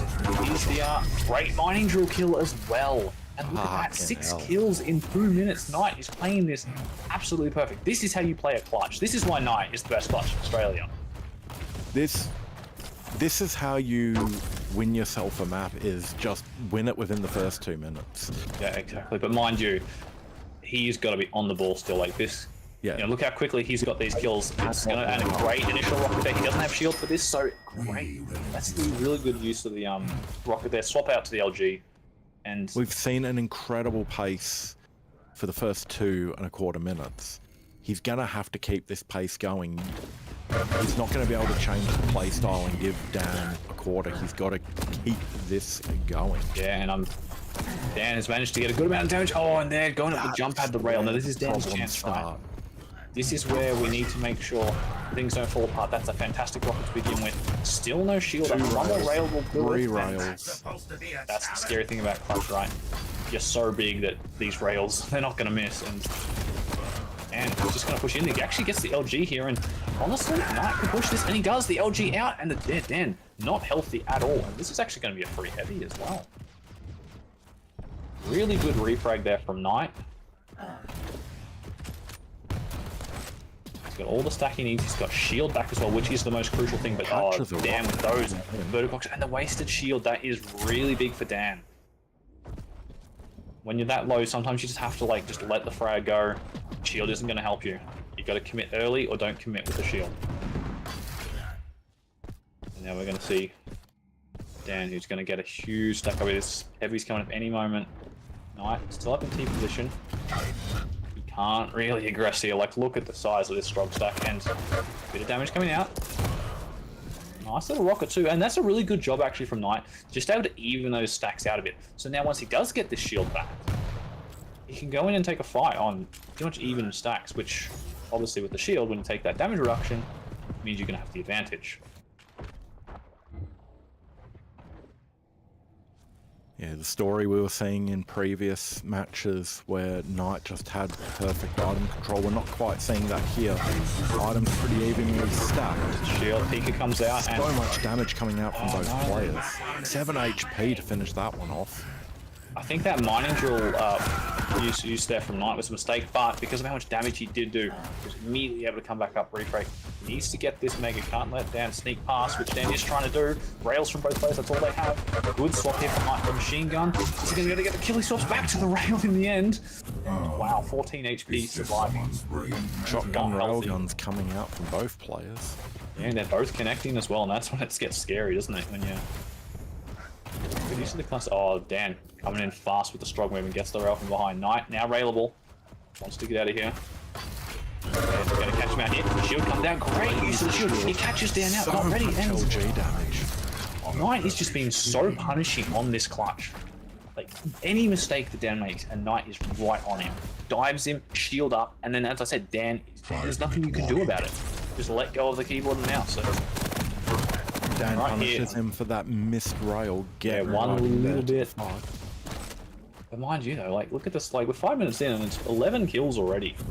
But no, here's not quite the score right now. And Dan might catch him out and get the kill here. Oh, great vertical rail there from Dan. He's not actually just going to try and come in and just steal this. Oh, he actually does steal it. Shield comes out. Rocket launch gun. This could actually somehow be converted. Great rocket too. And now Dan. Oh, he is low. Rail's missing. This is not normal to see from Dan, especially against a target such as Most this. players with rails missing. It's not just on one side. Although rail connects there, it's what needed. Both players connecting with their rails. That's got to be careful. He was available for the moment. Still doesn't have shield either. You never want to take a fight with Clutch when you don't have the shield. He needs to get out of here now. Rail barely missing him. Dan And almost another- catches him with his pants down. Manages to get out of there with that clutch movement. Honestly, I think Knight is getting a bit lucky here with some of these shots. Like some of these rails probably could have been connecting. I noticed also the predictions have gone up to 50-50 and That was a 180 flick if I've seen that. shield comes out again. And yeah, Knight, he sort of just has to pull back here. Didn't really get too much from it. Does get one nice rail. Missing that second one and Dan just dropping down. As soon as that missed rail came in, It was easy all LG Dan. kill. Dan just said, "Thank you for the kill. I'll take one, please, sir." And look at that, just the amount you can bully on Clutch, right? Like Dan just said, nope, I don't want anything to do with this, and just turns around and leaves. Mind you, those two rails from makes it hard tonight, and missed shot, and he just survives getting out there. Mega's not for quite a long time though, so this is now where it gets difficult tonight. Both Great players rail kill from it Dan, without one of the and great for BPL. another Lovely second. rails. Yeah, it's a lot of damage coming out from both players, but the problem right here is, oh, this could be a kill in there for Knight. The LG comes out, and it is, and Dan didn't pick up Mega. Yeah, having said that, Knights hasn't come out of the fight looking too rosy. He's basically at a light player stack at the moment. Yeah, and that certainly With is that a... huge hitbox that's going to be working against him. We will get that bonus rocket launcher, however, sitting over there, but that's nice for him. But at this point, right, he can start playing the clock. Like, there's only 2.5 minutes to go, and he's 6 frags in the lead. Like, that's a lot now, and great rail. That's it, no, beautiful rail, he could shield this. Perfect shield. Maybe a little bit slow on pushing in there with the LG. He can still take one more. But he waited for the shield, and actually, Dan, he misses it. Knight pushing in, the movement too quick. And unbelievable, great direct as That's well. what we were And talking Knight, about. and then What? That's Knight what we is were just talking about the on previous point. game. Just Yeah. taking your time with the rail shots and making them connect when they count. And immediately taking the words out of my mouth when he just does some amazing flick shots. And Honestly, Dan's going to have to step on the gas here if he wants to close the gap with 2 minutes Yeah. remaining on the clock. This is a closable gap. I mean, Knight put this deficit in place within the first 2 minutes, so anything Knight can do, Dan can probably do just as good. The one problem you do have, Fine, though, okay. playing the medium against the heavy here is that every time Knight respawns, he's got a huge stack. And especially now after getting that kill, I think this might be it. I think Knight, Knight's be taking it. definitely slowing things down here. he can, because he's also still got the shield as well, right? He even pops the shield boosting edge, he just wants to end this game right. He steals the Mega. There's no way he drops this frag. I maybe shouldn't have spoke quite too soon. Caster's curse, Alright. mate. Caster's curse. That's right, he's got... Alright, well look, it was a mutual, so it wasn't a complete drop frag, so it's fine. Nah, minute left on the clock. 8 frags in it. This is a Knight's map through and through. Well Yeah. played. The clutch play has just been absolutely phenomenal. I don't think anyone expected it, and as I say, like this is just the masterclass of Clutch. If you ever want to learn it, just watch Knight play it. And just that'll be another Either video watch shoot. Knight or pick up Unreal Tournament and play those for a little bit. And another direct, followed by the rail, and It's just Knight is just styling right now. wrapping things up. Put 20 on the board, so See, this is the other thing too, right? He just came out of that previous map, and he's like, is this just his confidence, right, from this previous map? He just came in from a nice win, a pretty comfortable win there, you know, in that final map against Lure, and you know now he's 20-9 against Dan in the first map of the grand finals. This does only tie us back up effectively to 1-1, right? Because Dan did have that map in advance, so we are pretty much starting now a best of 5 from scratch. So You know, but I mean, hey, you've having got to said start that, somewhere, don't you? This is a phenomenal start Oh for yeah. Knight. And like, look at Talk that, about a class 57%. masterclass. Oh, yeah, exactly. He played that pretty much to perfection. It was a combination of movement, map control, aim. All three elements were there. And to Chucking all a those people who sprinkling put of positioning. predictions onto the clutch after I said so, you're welcome. I'll take my like 10% fee because that was a 50-50 in the prediction there by then, 40,000 on each. And yeah, what a strong start. Can Knight keep it up though? That's the important thing here for him, right? He needs to keep this momentum going. He needs to keep the ball rolling. He needs to keep the pressure on, right? Corrupted Keep, BJ versus DK. And he has got a good champion, right, to keep this pressure going. Because BJ is one of those champions, especially on CK, who you can put pressure on. You get the LG, you get the dual wield going, and it just does so much damage. But having said that, the Death Knight, get him in a doorway, hit F, say goodbye to a bunch of your hit points. Knight has to be very careful of his timing to use this ability. Dan's going to probably try to, counter it with the Flame Strike, or try and just get away from it in general, right? You hear that dual wield sound, it's a siren that just pops in your head, and you're like, I don't want to mess with that.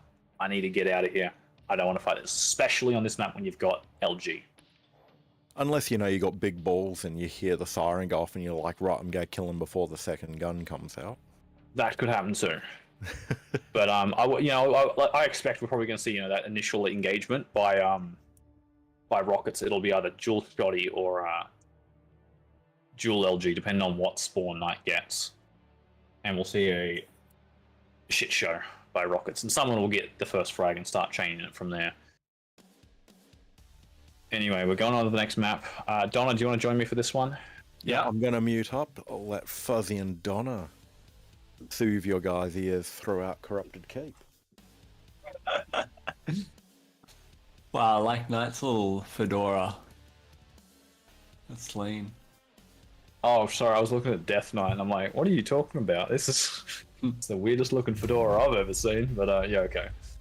I actually think Knight's definitely got the better champion. So this is exactly what he wants to keep momentum going into map 2. Yeah, and as I was saying, I think BJ is a really good choice for that, because you can get that clean duel, and you've seen how good Knight's aim has been tonight, and if he can keep the ball rolling with this, I think this is like the perfect start. If he takes this map, this is like a really, really good start for him.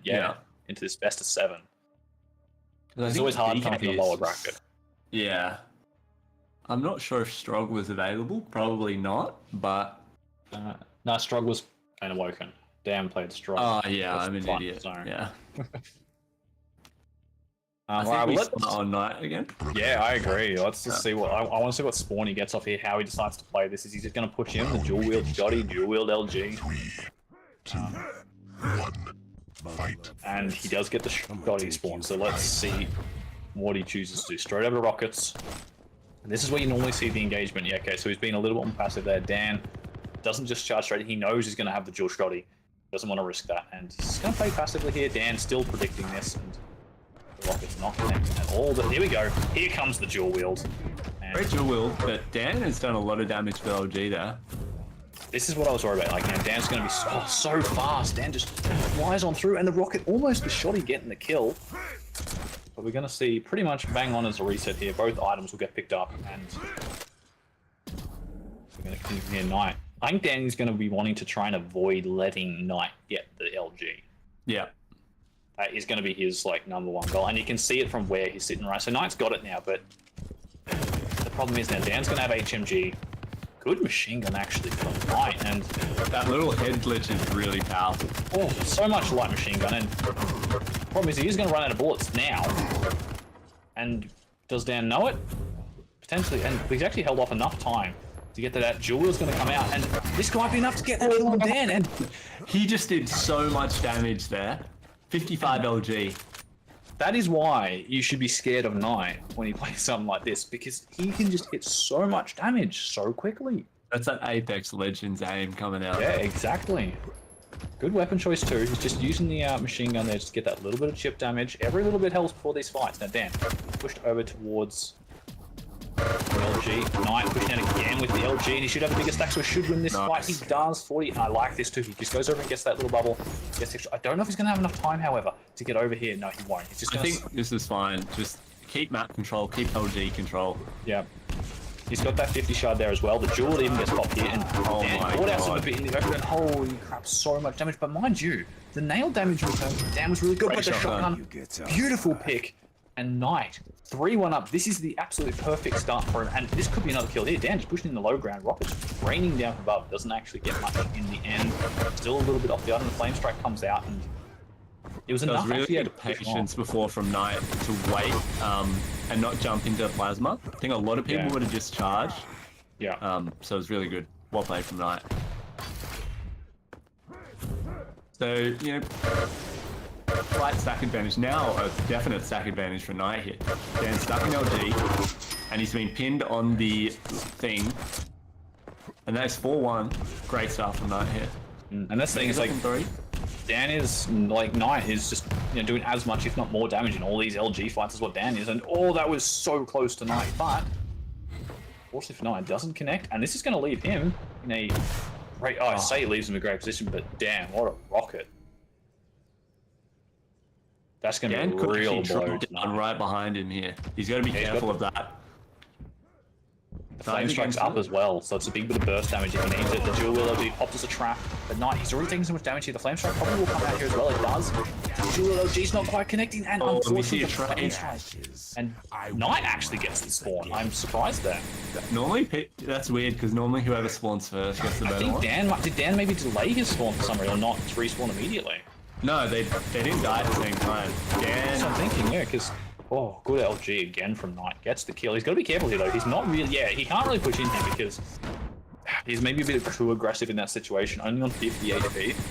Yeah, especially after taking that first burst of plasma, you know, accept that, you know, you're not getting in. But a very easy refrag. He's got Mega and he's got a light. He could potentially look for a fight. Dan's waiting for shot. Yeah, good from Knight not to push in. But now he's... Pushing the fire, and Dan's just coming in behind him. The dual wheel, though, is still up, and he's actually going to just start the fire. No, he won't. Why? Oh, risky to peek out there. He does get one nail, but if he's quick here, he's going to be able to catch Dan with little to no stack. And yeah, he is. He's going to get a free, easy kill here with the machine gun. Machine gun it, please. I'm begging you, don't let him get the Mega. He got the Mega. He immediately takes the whole Mega off. Oh, Knight. That was a bit scary, but well done. Gets the kill. Unfortunately, he's going to miss out on heavy here. But honestly, not too big of a deal for him. He's still in a great spot. Dan's just pushing him. But now he just wants to, he's got the weapon, so he just wants to try and live. It's beautiful. Massive damage to Dan here. He's got the HMG, and Dan doesn't. Yeah, beautiful. And it was perfect play by him, too, to backpedal onto those 225 bubbles. Yeah. That allowed him to win that fight. And Dan's just going to try and push in. He will get the item. And honestly, I think Knight, I think he's just trying to commit Fireball. to this fight. I would have liked, honestly, to see Knight just, like, rather than giving up at the end there, he could have potentially got a chance to get the damage in. And, oh, if he pushed with Shotty, he probably gets that, but he will actually still steal the Mega.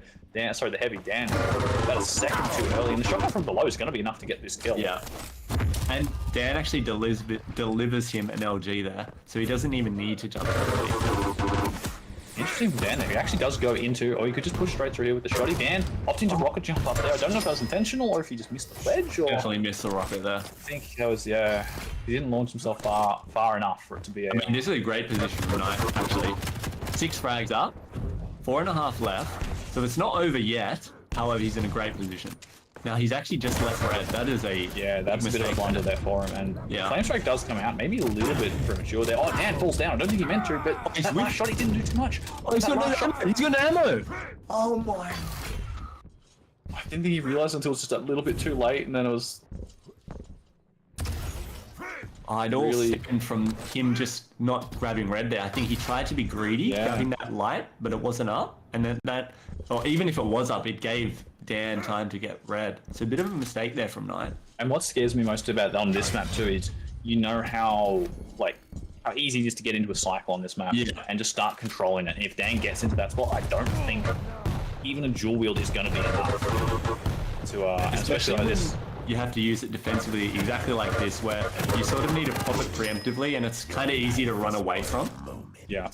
And he got, what, like 50 damage maybe off all of those rockets, and then end up swapping to LG in the end, and by then it was already out, and Dan won it. Interesting little push here with the super shotty. Does get a huge amount of damage up, and he might actually win it, but no, Dan was quicker. There was actually quite an interesting play there from Knight. He definitely had a chance of winning that. Preemptively, but you know, when you're jumping down to the stairs there, you always get pinned. It's not a great position. And now it was a 6-frag lead. Now it's a 2-frag lead. He's going to be caught up. The jump pad Knight. Oh, they trade. Another great little trap from Knight there. But he does get the heavy frags. Yeah. He's going to get this spawn, he's going to get the heavy. He won't really have the weapons to fight, that is the only thing for him. So you've got to be careful, because Dan now does spawn on that side of the map, which does give you rockets and LG, and yeah, Dan's already trying to push in. He's still just trying to push. Shoddy out, and the dual shoddy. Big damage there. He's be careful though. So expecting a refrag here from Dan. Nice MG switch there.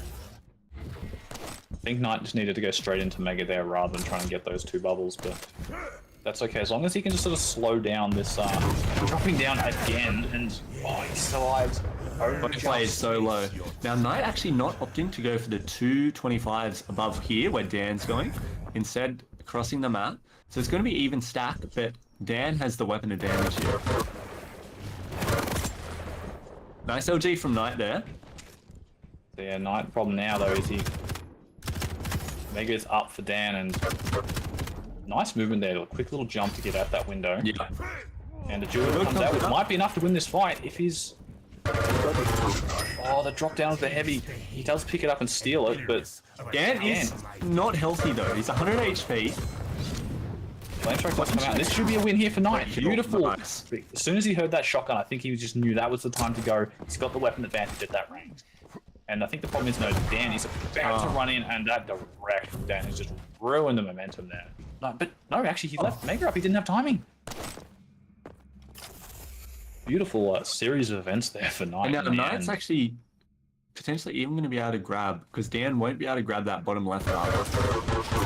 Dan pushing from Knight. Oh, great rocket. Just be careful he doesn't get hit by one of these rockets though. And the shotgun was enough to clean up. And is that enough? That's 3 frags with a minute to go. He has to be careful about the refrag here though. He doesn't have the stack to fight this. Wow, that tri-bolt was good. Does he just run now? I think he does. See, the issue is now there's nothing up on the map. Well, Mega's still up, and the question is he going to be able to get away from Dan? Great rocket. Good bit of damage here, and the shot is whiffed from both players. Now, if he gets the right spawn here, he'll get this Mega and he'll see it. He'll get LG as well. This is going to be huge right now, because if Dan tries to push in, he should be able to get this kill. Yeah, nowhere near enough stack for Dan to take that fight. And knowing that, he's going to get the refrag off the spawn. Even if he see it doesn't matter, because he's going to be so low post. That's it, and that should win the game for him. 20 seconds to go, and Knight taking map 2 in a really strong... This is the sort of Knight we want to see, right? This is, you know, no backpedaling here. He is just putting fucking aggression in, and he's showing that he can do it.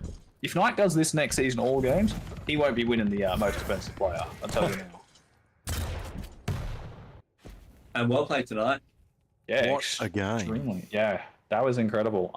That's what Knight needed to do, right? He had to keep the aggression on. It was working really well in the first map, and I know when you're playing a clutch and you've got the shield up, you kind of feel invincible, but it's good that you could keep the similar kind of momentum while playing the BJ. Yeah, exactly. And we saw, you know, we spoke about the dual wield being essentially key, and we saw that first frag, or I think the second frag, where he pretty much pinned Dan and killed him before he would get to red. That was a crucial frag. Yeah. Yeah, pretty much turned things straight onto him. Dan was able to make a great comeback mid-game there, make things a lot more tighter, but Knight was just on point more that map.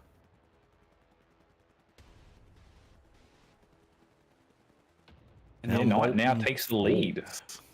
True, like I thought, yeah, the Knight's now 2-1 up in this series, so... Going on to Molten. This is the one that was scared us though, right? Like... Yeah, but I think... No. Oh, I thought it was Visor versus Slash. Dan's win. No, it's Visor the Athena, which is what I'm worried about here now. Yeah. I Athena is still good, but not as good as Slash, for example, and Visor is very good on this map. So you want the full speed, but unfortunately, yeah. Actually, I was Knight who actually banned Slash on this map. Interesting, so he didn't want Dan to get it. I think Very interesting. Yeah, that's a bit interesting because I think he could have potentially been, you know, if he picks Visor, I get Slash because Knight's got a very good Slash. But maybe he wasn't confident playing Visor. If Well, that's Dan the problem, yeah. took If Dan gets slashed, then what does it do to counter it? Yeah. So it's But Athena is still good, nonetheless, right? Athena Yeah. is very good on this map. But Dan's Visor is probably his best champ in the game. So let's see if he can keep this momentum rolling. yeah. But if there is a champ to keep momentum rolling, it is Athena. Probably, yeah, like that's the champ you can get around the map quick, right? You can get in close, so you know, and especially too, Athena is fantastic at taking away these time shards, right? That's something Visor wants all the time. He can just spam out that site 24/7, and if he's having to wait 50 seconds to use it every time, that is a huge advantage that you're Yeah. going to have. That's a great point, actually. Very easy to deny time shards. So yeah, we might not be seeing as much sight as what you normally would in the matchup. So Having we said that site players is already? going to open up so many angles for Dan to take. And it's possibly going to allow him to catch out just the pure speed that Knight will get with Athena. anyway, I'll let you guys take this one away. My. Knight needs to take a sip of more of that honey tea, I think, Donna.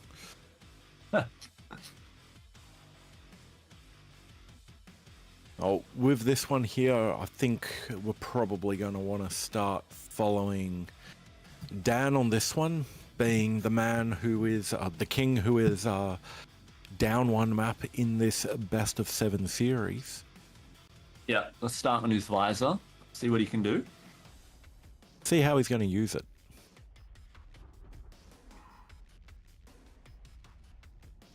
Think we need to put a little bit of points where my mouth is. Prepare to fight. Round begins in 3, 2, 1. Okay, so it'll be interesting to see what spawns they get. So Dan's going to have the Mega Health spawn.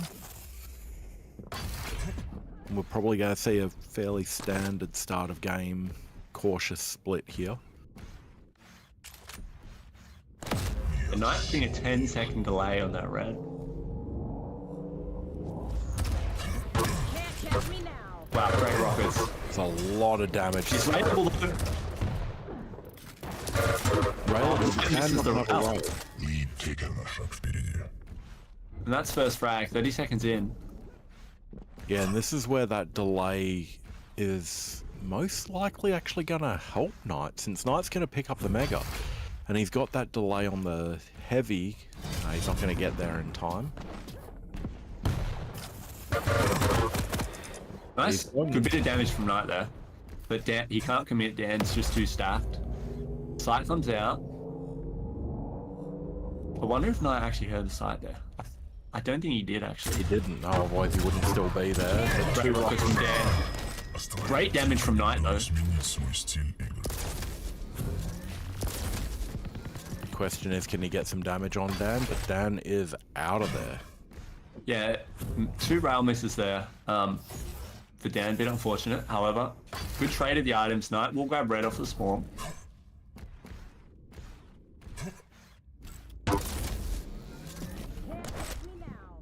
Impressive.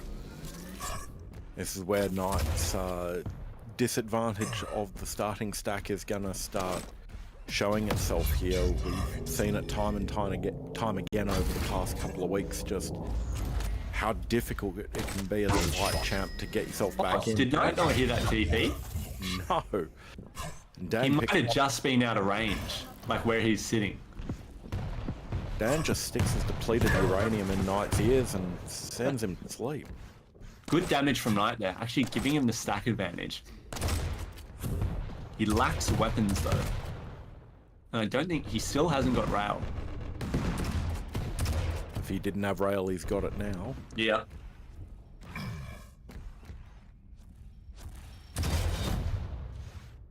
Looking at the stack, Dan definitely wanting to keep the armor away from Knight, knowing it's going to be the bigger.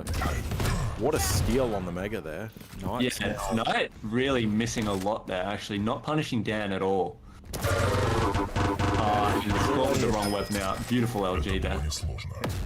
Dan with plenty of damage and with map domination now. He's got hold on both spawn times for the weapons, controlling the items. He's essentially got Knight where he wants him right now. Nice play from Knight. Oh, unfortunately, Dan is not going for that Mega. He knows Knight is still there. Great rail. See, oh, great. Another rail from Knight, but it actually doesn't matter too much. Yeah, because Knight's railable, Dan's not. And Dan's going to be picking up all of this armor and health over here. Knight's got nothing. Wow. I think Knight really misread the situation there. Trying to take advantage of the fact that Dan was going for that light, but he was way too late. Yeah, sometimes as a speed-based champ, you just don't have the speed to do the play you want still. And Dan's had an absolutely phenomenal start to this map here. 5-0 up at the 4-minute mark on Molten, which is going to be a difficult map for any player to break this kind of hold on. Yeah. Especially versus Visor. Visor's just really good on this map. Yeah. And Dan's got a lockdown on the items now. The items both are Dan's. There's no question about this. Dan can hunt for these kills and damage when he wants. As long as Oh, miss rails there. Good dodging from Knight though. Great rail from Dan. Now it's going to be race to this light. And I think Dan wins it. Yeah. wins it by a mile. This is beautiful from Dan. Just denying him from this red. Yeah, he did get the red. Yeah, he must have. Great round. And then makes out like a bandit. What a row.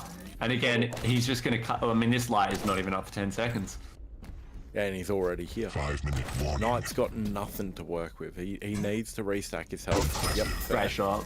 Wipe yourself off. But the armor This is just leaving nothing there for him. the downside of Athena, right? Stop watch. Or any light for that matter. You're just so low off the spawn.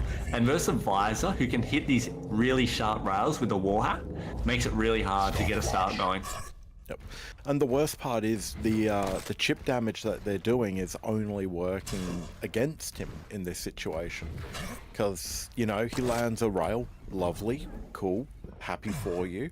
But now Dan's going to pick up that small armor that you needed to stay competitive. Stopwatch. Yeah. And this cycle of the time shards as well, you know, just taking, 15 seconds off here, 15 seconds off there. It makes him have wall hack up a lot. And as Fuzzy talked about earlier, Knight hasn't really had the position, the map control to deny these shards. And how can you have the position when Dan can see you through the wall and line up the perfect shot? This is good from Dan here, just playing really forward. I think Knight definitely heard that Visor, or maybe he didn't. There's one rail, two rails. See you next week. And he's got the spawn LG here, he's going to catch him again. Yeah, that's a tough spawn there. I mean, it denies Dan the heavy, but Dan's just going to jump through, grab himself this light. Now Knight does get Mega here, and takes no damage. Yeah. Could this be the start of a cycle break we're seeing? 4 minutes, 15 seconds left on the clock. He's gonna have to start turning the match around soon if he wants to get back into it. Dan Right from Dan. dropped the heavy. Knight has just messed his movement up there. The thing is though, now Dan's just going to grab Mega and he'll have the stack advantage. Even if Knight hits that rail, he's just got this light stack back up on. Nice rail from Knight there again. That was very aggressive play. Oh my god, the nails. And Knight's railable. He's not railable anymore. Grabs the health bubble. Oh, great rocket from Dan there. Available if you're flying through the air like that.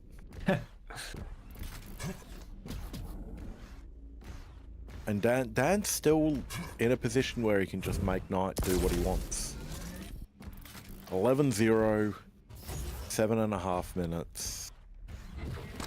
This is Yeah, this is over. From very dominant showing from Dan. I'm not about to say it's over because it's the grand finals. Anything could happen. I'm saying it's over. Fair enough. Great Rockets. He knocked him on the jump pad. Oh, nice round from Knight there. Just looking at the stats, it comes back to what we were talking about in the Knight versus Lure matches. Just the item control has been such a major part of this, especially with Knight playing a light character. Dan having 10 heavies and 12 megas to Knight's 5 and 3 respectively.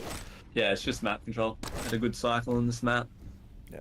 Didn't let Knight in. There to mean that you don't die as quickly so you can take that extra rail. They're not winning you the fights. And as a light champ, you need those items to win you the fights. Nice aggression from Knight. You will pick up a frag. Unfortunately, too little, too late. And then Dan will just spawn on the Mega. I mean, getting these frags, it's good going into the next map that we're going to see as their confidence builders. If it was to come out of this map 12-0 or whatever the final score is going to be, 0, that's, regardless of what your previous performance been like, that can be demoralizing. Coming out of this with a couple of kills, they've gotten relatively clean. I say as Dan just drive-bys with the Yeah, Knight was just too low.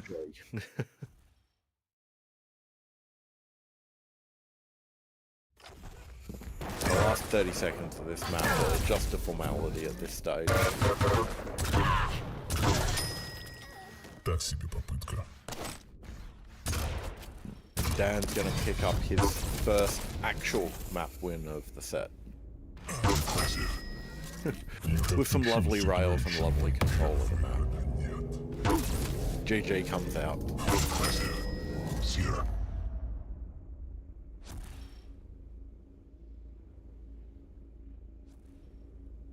Yeah, dominant performance there from Dan.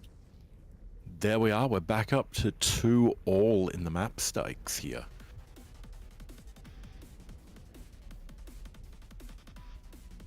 That was- felt like a completely different Dan. Like, Very it was much so. relentless. Do you think he leant back a little bit further in his chair than he has He must been? have. He must have. Yep. His... Maybe he's taking it personally about those first two maps or something like that, but he... Like, look, we were a bit worried about, you know, like, that matchup anyway. I think it The was domination of definitely- the item control, though, that's...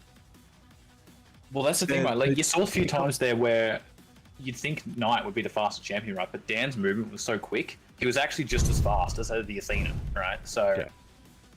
the one major advantage, I think, major advantage here that the Athena had almost didn't really have any effect because Dan was just as quick. And it meant that he was beating Knight to a bunch of these items or getting there just at the same time and they're having a duel, and then he would just have the way bigger stack. Because, yeah, as you said, the item domination is the only way to say it in that map for Dan. I think that's a concern that we get, like, the medium to light champ. What's the word I'm looking for here, guys? Just the dynamic between the two is something that we're going to have to worry about going into Blood Run. A map that both players are strong on. I'd argue Dan's maybe a bit stronger on it, and I'd argue we know Nick's on Blood Run. You know, it's the Kawachi Cups meme, especially with Kawachi, of taking Nick's on Blood Run and getting one kill and running, and it's so strong. But it's still a light champ against a medium champ, and Dan's on the medium champ, and he can just lock you out of what you need to be successful on the map. Yeah, exactly. And this is a map where you can get locked out just like you can on Molten Falls, and I will admit I'm worried for Knight going into Blood Run. Yeah, look, it's having the light champion again. It's, you know, this is definitely, I think, a better matchup, specifically for the map as well, than it was before on Molten Falls. But hey, you know, who knows? Knight, I think Nyx plays really well to the to Knight playstyle. So, and this map can, yeah, it can be really defensive. So, Yeah. I think Knight does have a good chance here. But you know, it's Dan. We've seen him play. Like, we've already seen these two play on this map earlier on, and like once Dan got going, he got going. Yeah. And Doom is a champ that you can get going with. Yeah, he's got the speed as well to catch up to the Nyx. He's got the speed, he's got the starting HP. He doesn't have to worry about being at too much of a disadvantage if he gets fragged compared to an Yeah. I think one hard thing too is even like mentally here for Knight, right? So he's just come off a major beating, and then not only that, he's lost one map, but they're still 2-all. Right? It's still, they're playing from even ground again, even after Knight hard fought through those first 2 maps to get the wins. Yeah. He's still made no progress effectively. It's still just now, it's effectively playing a best of 3 now. So who's doing the talkie for Blood Run is the real question. I think we're up, are we, Dazbok? Okay, we can be Yeah, I up. can sit this one out. And I think, you know, I think we're going to have to see what Knight does. Yeah, I agree. Because Knight had a very strong beginning on this map in their previous matchup earlier on today. And we're going to probably see the exact same start here. I like to see the double jump this time over the Mega. Dan always likes to try and get that rail as on the Mega pickup. And here, Knight, good play here. He tries to trap Dan out, get a little bit of damage off. No one likes to be tickled in the ear with a shaft. Oh, exactly right. But now, a little bit of a dance there, and they finally find each other, but as soon as they get eyes on each other, they decide to little leg it. Nice And push shooting right the off. rocket off a bit early. And Dan using the Coming double jump in. trying to get great correct. But mind you, Dan just pushing in that, oh, Knight doesn't pop the invis, and the punch comes through, and we get an opening kill with the Berserk. Do you think that was a panic forget to hit the invis, or Honestly, I think he just expected Dan to be dead. Honestly, like, he hit such good LG. Dan with a great read of to where Knight was Yeah. going to go? Played perfectly. Now he gets to turn 2. He's got to be careful if he takes a rail here. He's in a scary spot, and he's actually, oh my god. Doesn't matter if he's going to take rails or not Yes. if you're hitting all of your rails. That's a good point. And honestly, I think what we've seen now is just Dan has just like woken up properly after these first 2 matches, and like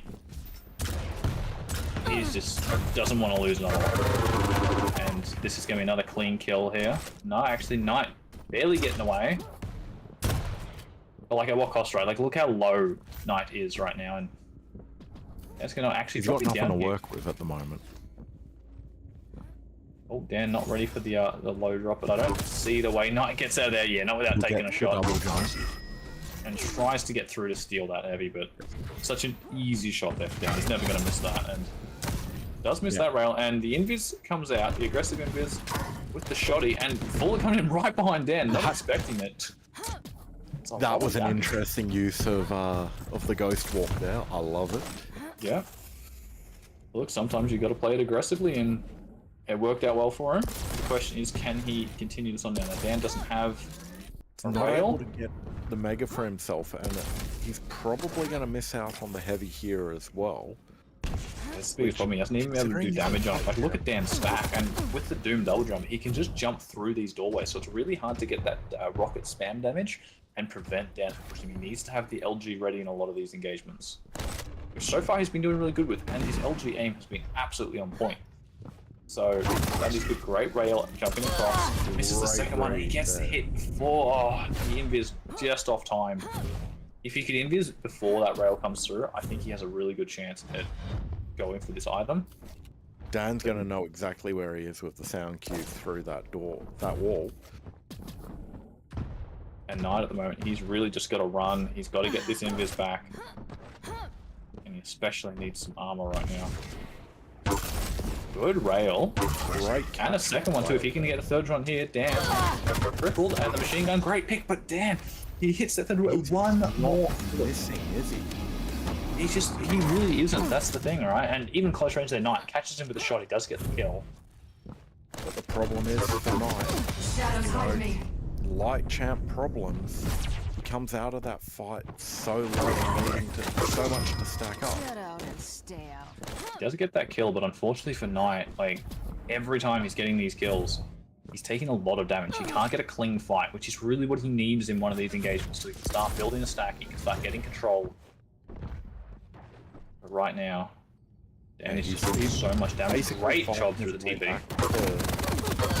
Zero wall, but Dan's just not missing his shots right.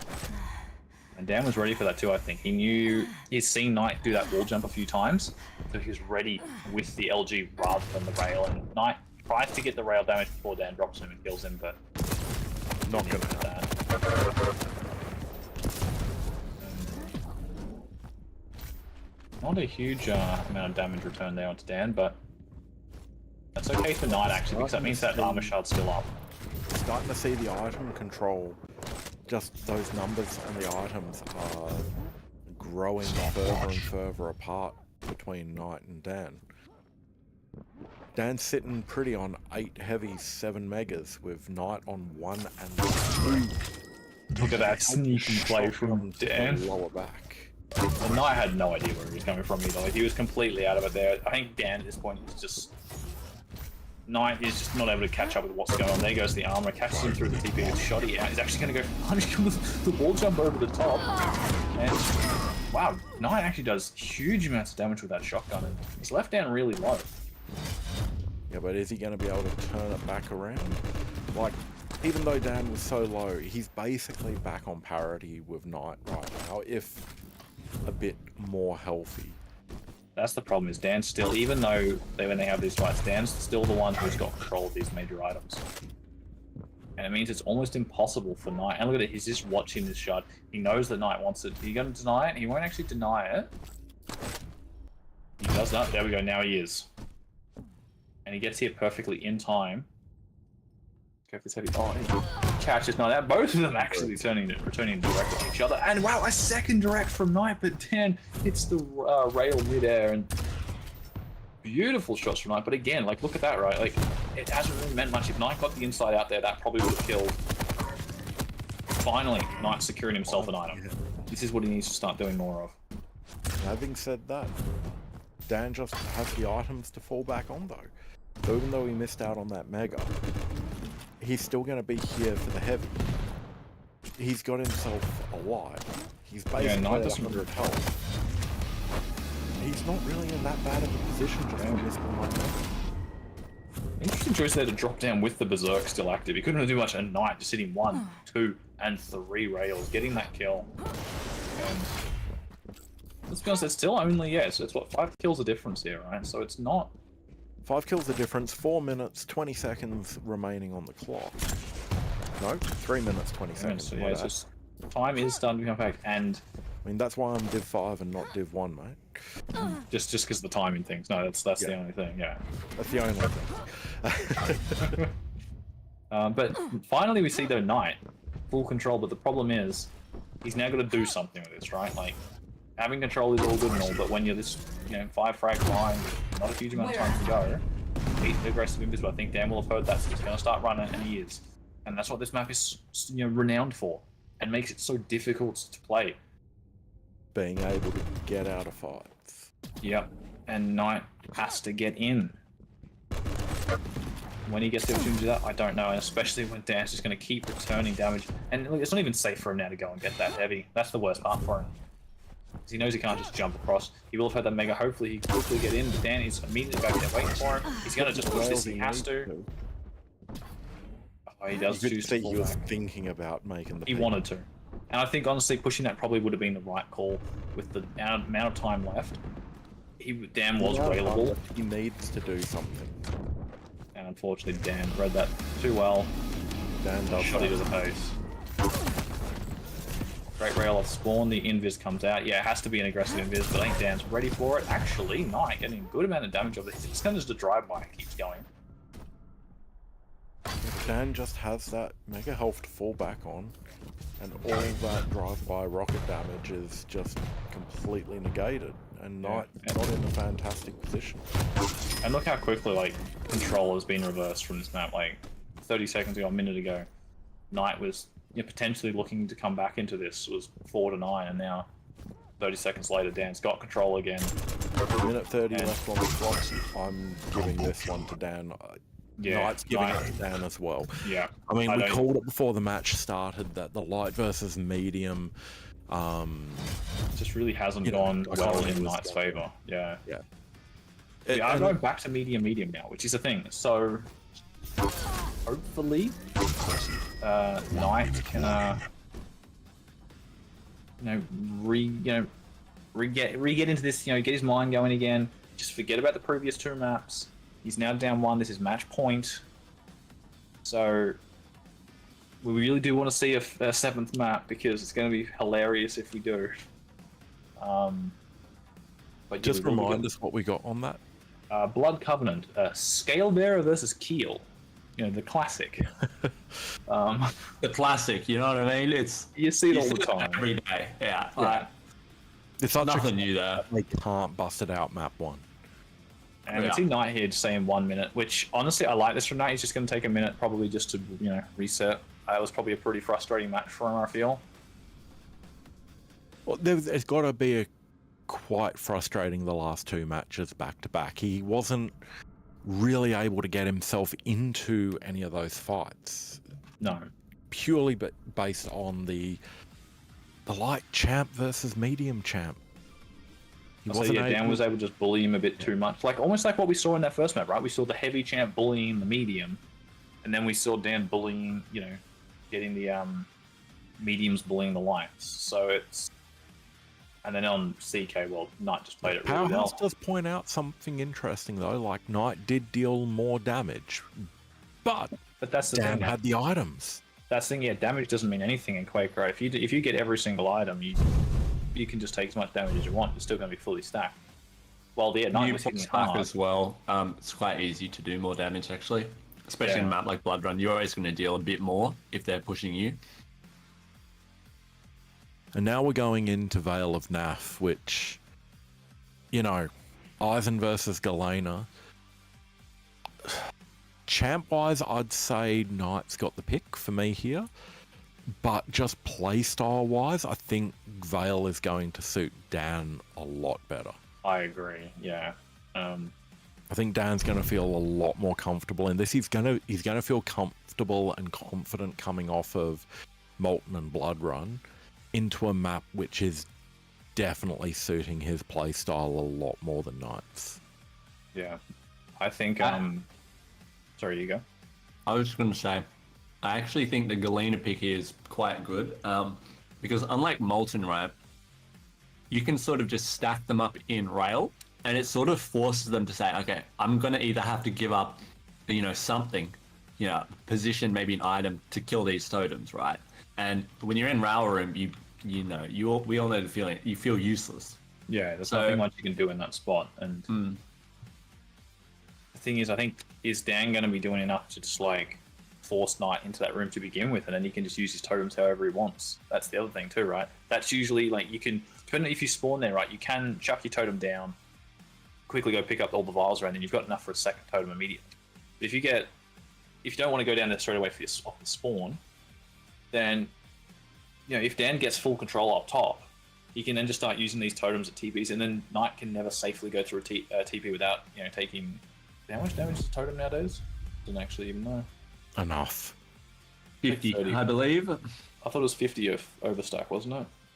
Oh, how much damage? Yeah, I'm pretty sure it's 50. Or am I? Someone in chat will know, surely. Yeah. Having Anyway, said Donna. that, I think this is U2 Yeah, for then this let's map. take this away.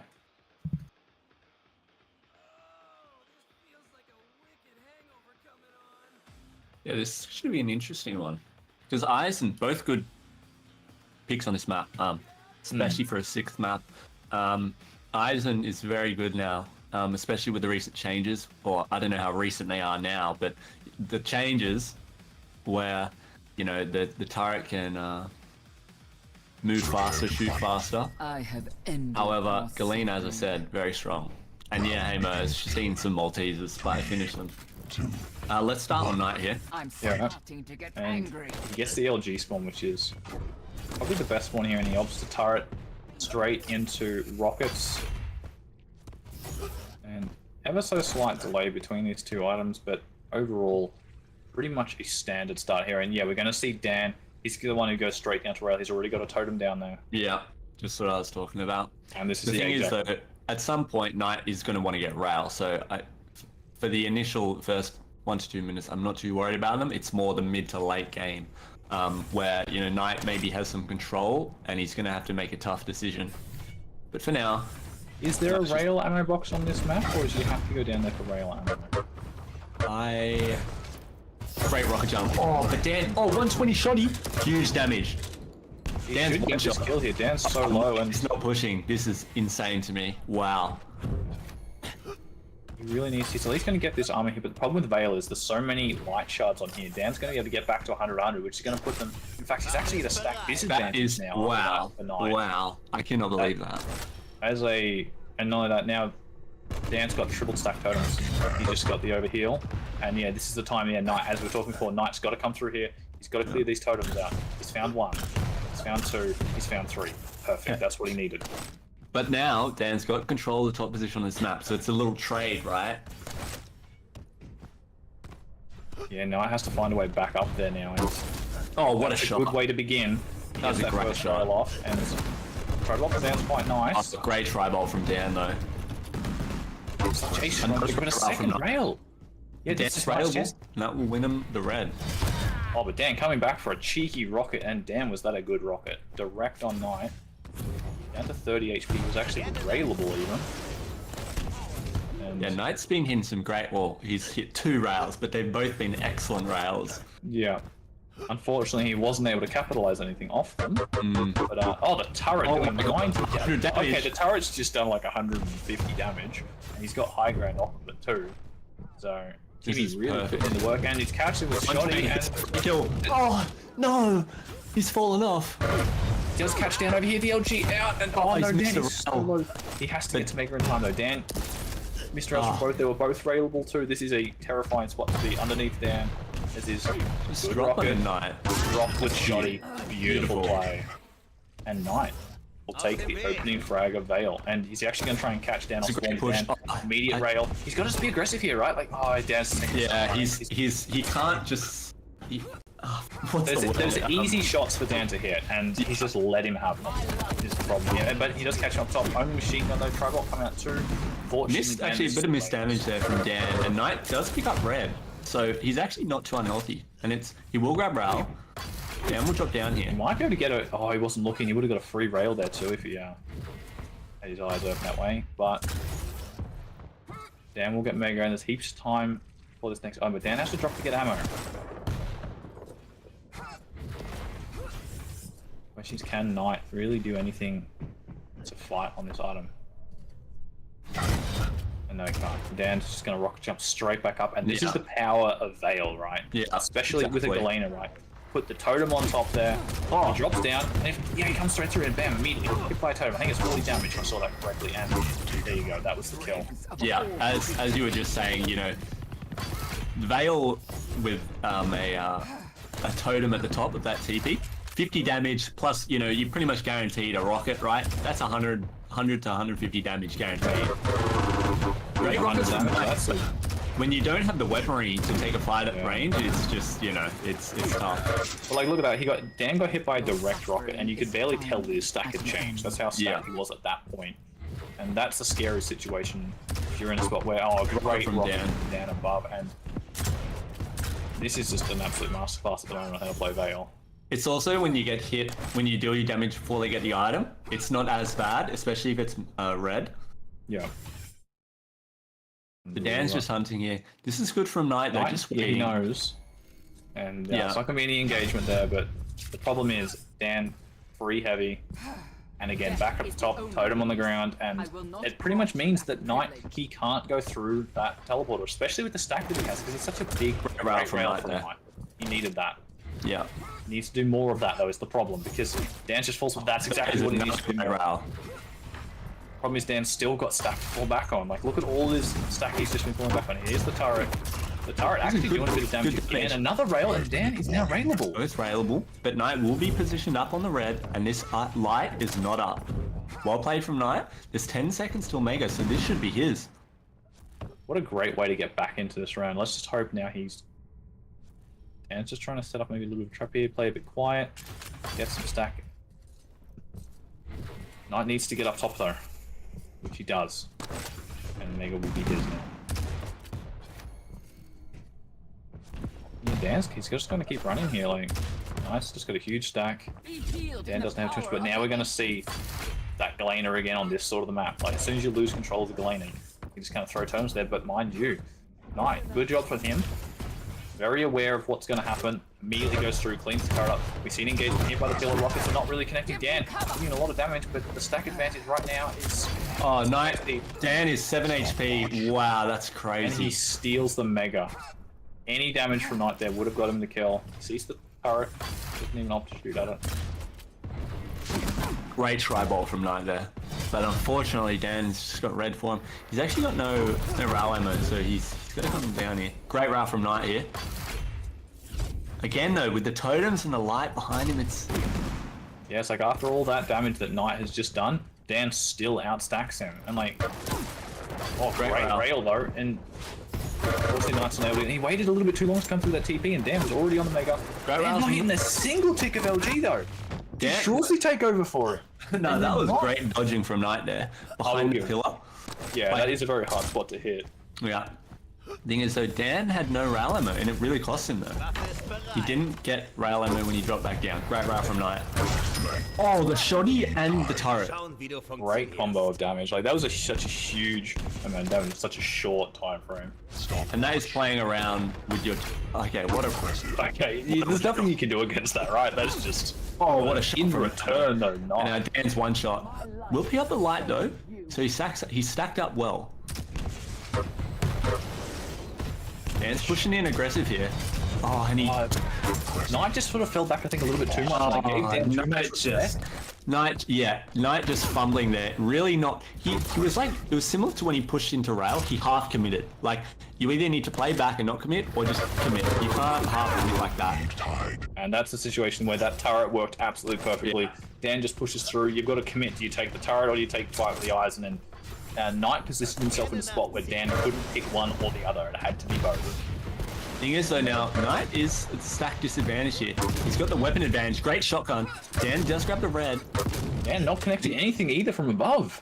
And actually, we mean to the right here. LG, yeah, great weapon twist to the box from Dan. Great rockets, but great LG from Knight. So Knight has to be He careful takes though the lead. because yeah, the LG Dan doesn't push. He is in the lead, though. 2 minutes left. We're starting to get down to the time where you're like, okay, can I plus back now? Great rockets from Knight. Dan should be able. Wow, that rail. Can you get another one? He just needs He's to repeat railable. here. Both players railable. Red is up, though. Oh. But I hit the rail out. Dan doesn't connect, but he hits the second one in. And Dan Knight is missing not that railable. rail. Knight is Even a railable. tribolt here, and he's got this kill. He needs. Honestly, oh, the door closing may That have was just saved Knight's actually life. excellently played by Knight to wait for that door to shut. I don't know if it was on purpose, but Oh, Timmy again, putting in work. yeah.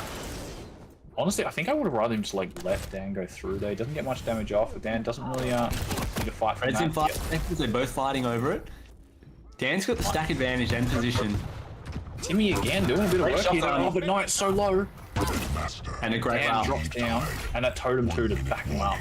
Mind you, Timmy is right behind him. He's doing work, and Dan's just going to push through. Knight, however, railable now. He's got to just bail. He can't sit around with this item. The Yeah, rail you comes don't. out, good damage, and problem is if Dan just Great drops. round. Ooh. And this is the one. Not even 45 seconds to go. The turret though. Dan's just pushing in again. He's got the rail off spawn. He spawned on a rail. That was so fortunate for Knight, and that turret placement. I don't think obviously you never meant it for that fight, but it worked out absolutely perfect. perfectly. And he's even going to get rid of that totem there as well. And now look at this. He's got a massive stack here. There's 30 seconds left. This turret is just putting in so much work right now. Yeah, this turret is doing work. And he's protecting it. He's pushing in. Good rocket. Good oh, this could be a good chance for him. He has to be careful though. Dan, yeah, Dan has got rockets. Oh, and the rail too. He doesn't get anything in return. Great The shot great here, round. though. Dan's not Dan railable doesn't though. return it, and that's going to be it. Dan in the last few seconds taking it. Wait, hang on a second. Has Dan fucked it? Oh my Dan god. fucked it. He dropped down into the pit. And Knight with a good rail there, but the problem is Knight is still lower stack. He's got to be so careful. The rails though. That's another one. Oh, he's missing. Wait, please. The final map we're playing it. Holy sh! We're playing shit. Blood Cub Scale Bearer versus Keel. Oh, that's Holy damn, what a joke. Fell into the fucking pit. balls. Wow. I am speechless after the end of that match. No, I think I used all the words that you would Yeah. probably would have wanted to say, mate. Sorry. I really don't know what to say. So now we're about to see a masterclass. We're about to see Keel. This We're is about going to be the most exciting match of the night. Not And only, whoever is, voted on Knight, not well only done, is it the most because- exciting match because it's a ridiculous map with ridiculous champs, it's at the top level of competition So how do for the we... frickin' AQL 6 grand final win. Let's try and analyze this. Who has the better champion pick? Is it the Keel? Scale, nah, Scale. I know. Is it Scale though? Scale. Scale. Blood Covenant? Yeah. Rob, Scale. you're right there, mate. I'd hate to say it as well, but I think for the last map, all three of us have to be off mute. All right, let's do it.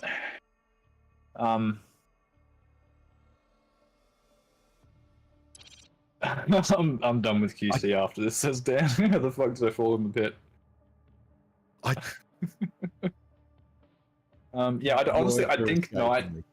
To be fair, one thing here I want to say though is full credit to Knight for continuing to play that match. Right, most people at that point, at that frag, with 10 seconds to go, would have just said GG, it's game over. But Knight pushed, and he got the kill. Like, yes, because Dan made a mistake. But you know, if he didn't keep playing that, if he just said GG, that was it. And I'm sure in Knight's mind, it probably was GG. Yeah, he wasn't But- expecting that kill. When he No, fell. exactly. But just because he kept playing, hence why sometimes it's great to just keep going, right? Just even if you don't think you're going to win, if you're one frag behind, just make a Hail Mary play. You never know. Your opponent may have accidentally just rocket jumped out the map for all you know. Both players are ready. I'm sure, those only I'm sure in kickers off. Dan's mind, right there, he was like, right, I'm going to alt tab, I'm going to hit on the voice channel, say my thank yous. He was already there with that last 5 seconds left.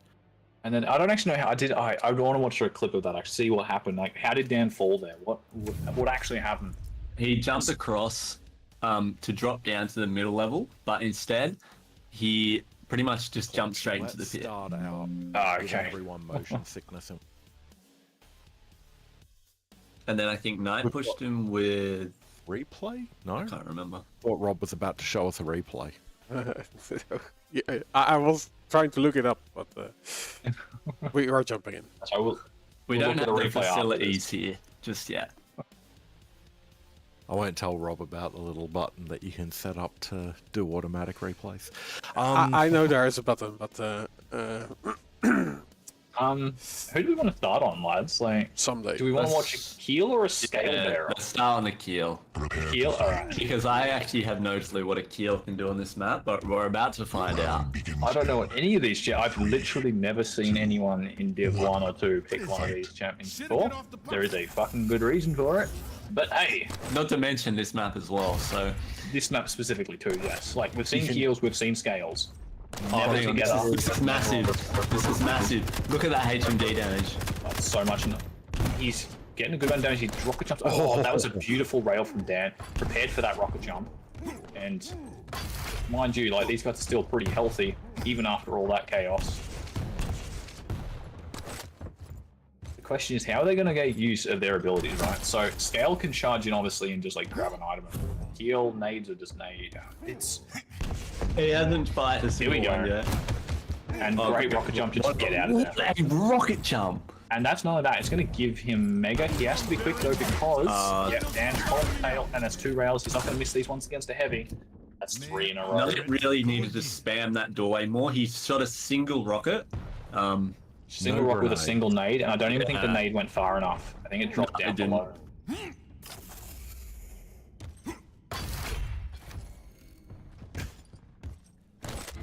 I think HMG really is going to be their best friend here, right? Like, it's Definitely. going to be such a consistent amount of damage. HMG and LG.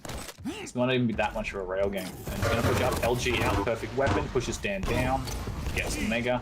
And Such could this be an opportunity for him if he gets a good Rocket rock up from here? Knight there. Thought they would do more, but it doesn't connect. Yeah, me too. Oh, the RJ up. Perfect RJ. That should be a kill. No, the charge. Did that save him? I think it did because that looked dead on to me.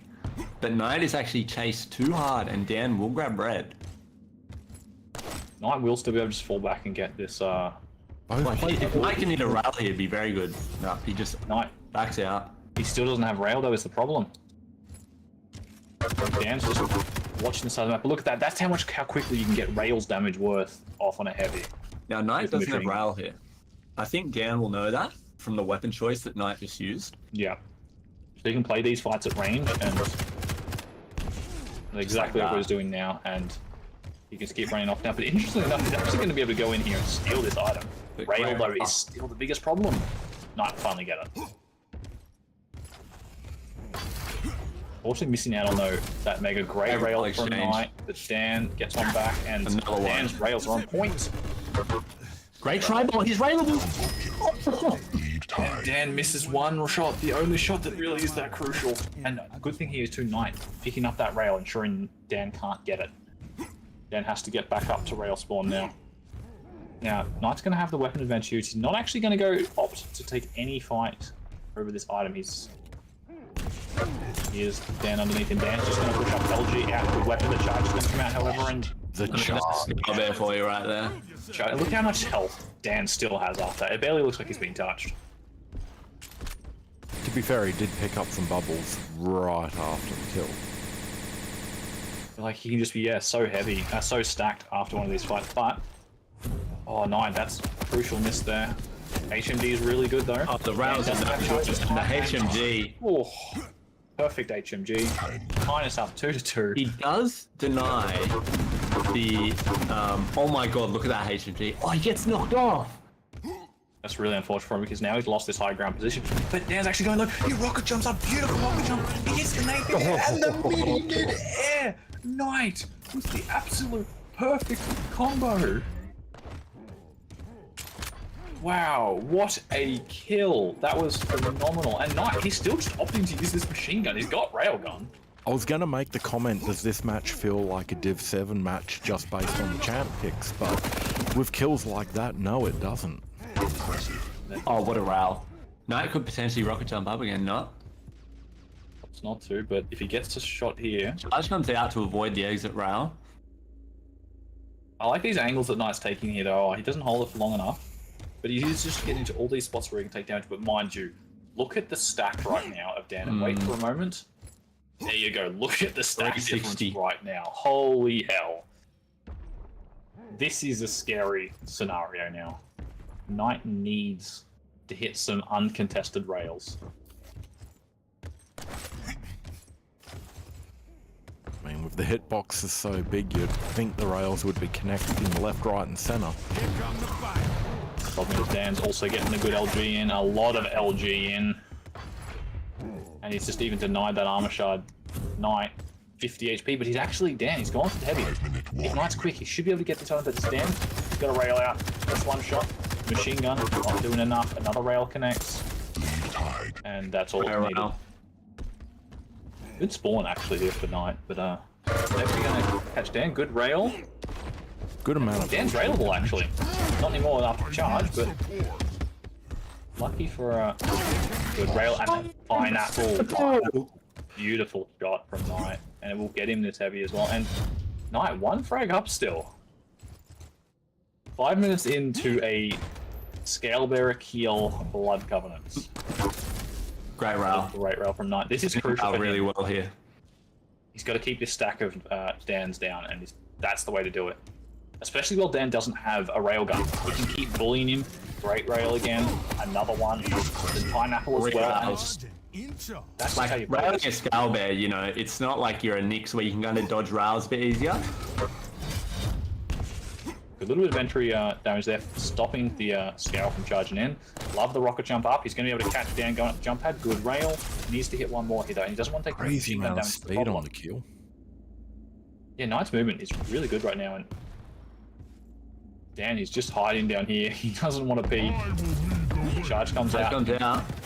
Oh, he actually hits the wall, I think. Doesn't get through the TP. And Knight now. On this lower part, he has lost heavy, but there's not going to be anywhere near enough time for Dan to get over back to Mega, so could be missed rail, unfortunate. Oh, look, he's actually opting to, does he not know the time of his item? He's just left the Mega up. This is a really, That is some really great big movement from Dan. Wow. As I say that, he falls off, but Just for anyone tuning in, yes, you are watching Scalebearer versus Keel in the grand final between currently the two best players in Australia. And this is the deciding map. You're Yeah, not. that's just 7. You're not miss. Oh, the your rocket jump screen's up and he's not messed ready up. for it. He's out of rockets too, but the LG switch is phenomenal. Hits every 19 cell. health remaining after that. The question is though, is he going to be able to get in here in time without getting killed? Because Dan's going to have a machine gun. Dan just like needs to that. jump in. Rail may have just saved his life. great rail from Knight. That's crucial. How did he get away? I lost track of him. How is Champ so big, moving so freaking fast? Yeah, Knight's movement has been really good. Knight's in a spot where he can't keep hanging around though. The charge comes out. Two frag lead though still, but coming into 2 minutes left here. He's about to be a 1 at this rate though, because he's got nothing right now. He's got to get out of here. Takes a rail. That's really... Even after taking that rail, he's not that unhealthy.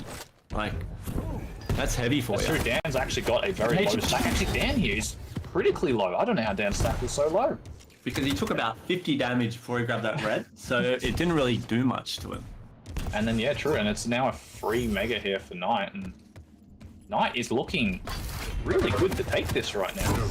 Great rocket up the bounce pad. Doesn't hit the second one. midi. Hit it, Knight! Oh. And surviving on 7 HP. At this rate, Now, minute and a half left, right? Knight is still railable, I believe. However, He he's is, got a and- 4 frag lead, and that is a big lead. and not only that, not only is it a 4 frag lead, you've got to remember it's a heavy carrying Yeah. a 4 frag lead. So look at that. He's just Look at that spawned stack off his with spawn, yeah. 200 stack, and And now he he's gets just red. up to heavy. And it's a minute 25. to And he's go. got Shoddy sitting on his armor. That's it. That might be GG right there. He's not going to take this in a Blood Covenant Scalebearer versus Keel. I don't think anyone expected to see this matchup actually occur. No. I'll be honest, when I was talking at the start here, I did think Dan was probably just going to take this in like a Frio fashion. And here we might be in the spot. We're very likely in the spot where Knight is going to win this. You can 4-3. rewind the VOD. Both me and you said it's going to be 4-0 or 4-1 to Dan. That is not what. Holy shit. Dan that goes is GG. flying. That is GG. Knight has won. Is this first AQL that Dan's been in that he hasn't won? No, I think Fraser won one that he would have been in, I believe. This will be the first time Knight has won This AQL. will be Knight's first Yeah, this will be win. Knight's first win, yeah, I believe. The Div 1. So, and a bloody well earned win at that too. He has played this set phenomenally. It's a tale of perseverance on Knight's part. Like as you said, he didn't give up on Vale, and that gave us this map, which allowed him to take the win. That's really when you think about it, like that one little thing, right, on what should have been game over. Like if you go back and watch the VOD, I want anyone who didn't see the Vale map, that would have been, if Dan had won, that was it. Game over. I want you to go back and look at the last seconds before overtime. Because that's that tiny little thing took us to this map where Knight has now won 10-8. Let's join the Quake Yep. 1 channel. That's right, Knight can get in here. Let's get Knight in here.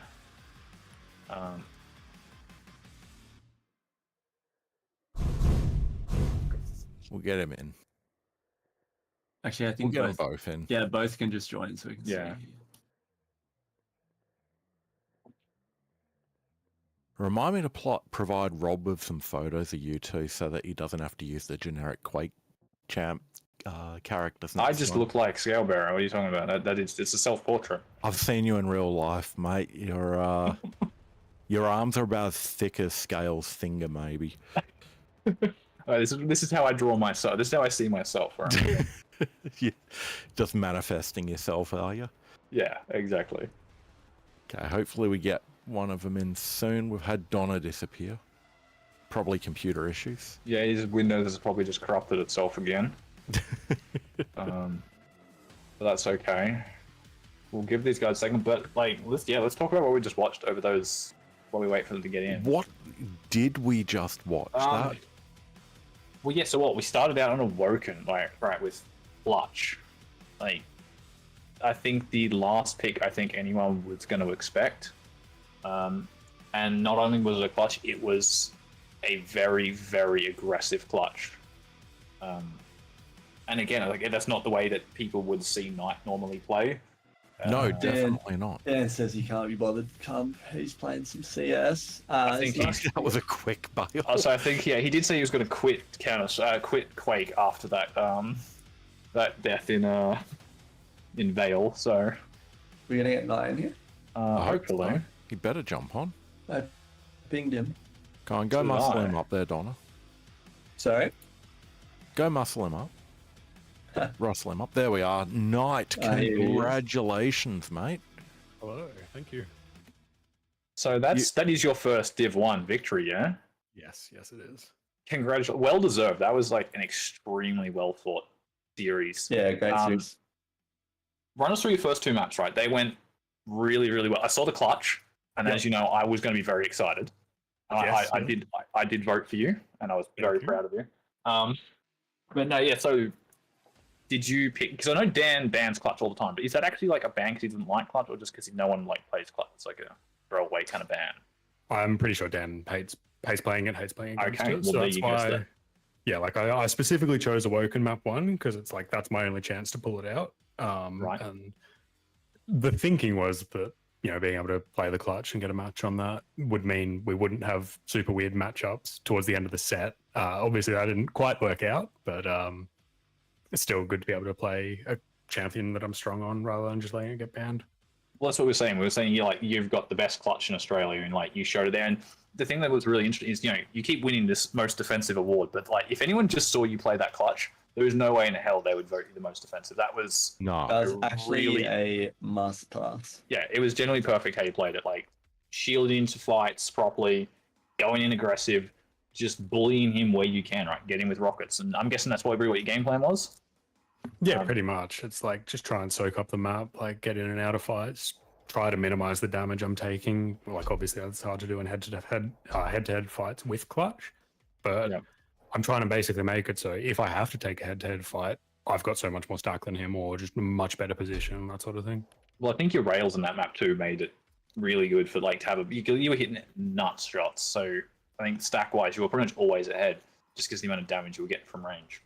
Yeah, you have to hit good rails to be able to play clutch successfully. All right, well, moving on then, CK again, the next map you won.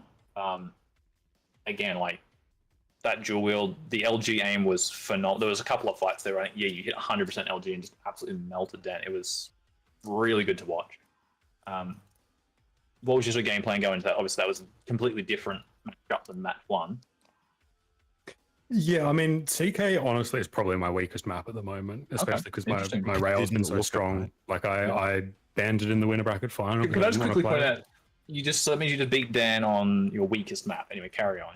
Yeah. it. Yeah, I mean, I think the thing there is like he wants to play a fast tempo. Like he wants to keep, you know, pushing the fights, and Yeah. I was just like doing enough damage that he couldn't get away with that. I think if he'd slowed the map down more, tried to play more like a more control style, I would have struggled. But I think that's just like our play styles worked in my favor there.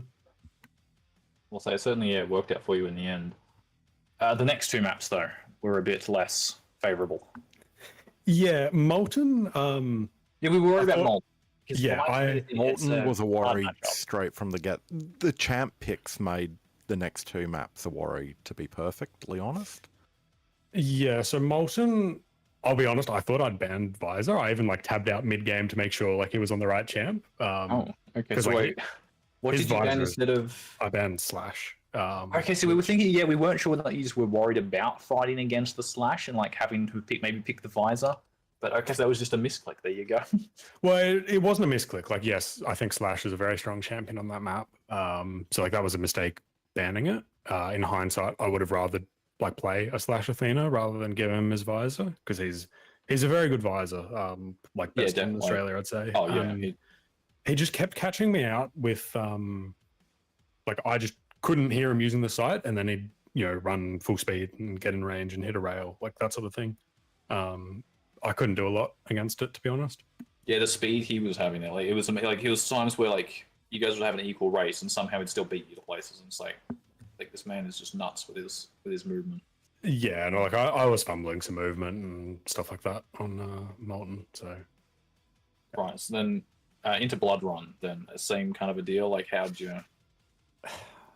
Blood Run, I'm frustrated about.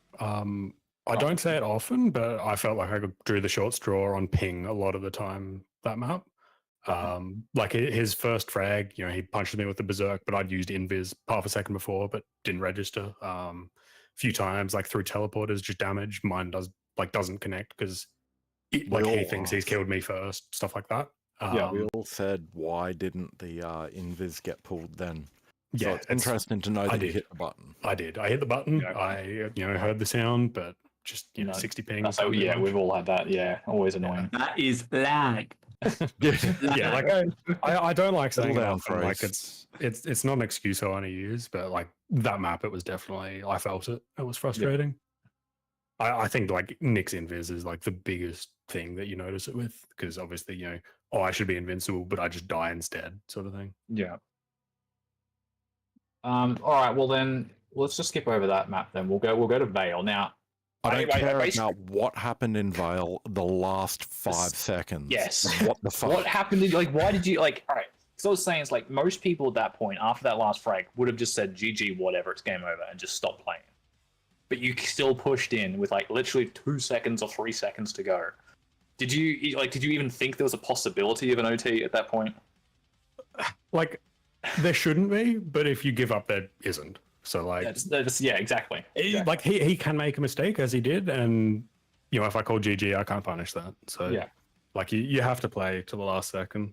Right. Okay. Yeah, that's the mindset. Yeah, that's that's the mindset you need to have. I think if you ever like one frag, like look, if you're 3 frags behind, there's 5 seconds, whatever, nothing you can do. But yeah, one frag, especially if you know they're low. Yeah, exactly. And yeah, it just worked out really well for you. And then just really well played throughout the whole map, honestly. And then OT went in your favor, and then we got to Blood Covenant. What made you Yeah. pick Keel? It What was was- the what only was champion left? left. Hang on. Yeah, what was He literally the only picked two? scale, and then I have to play kill. It was only Keel. Okay. Yeah.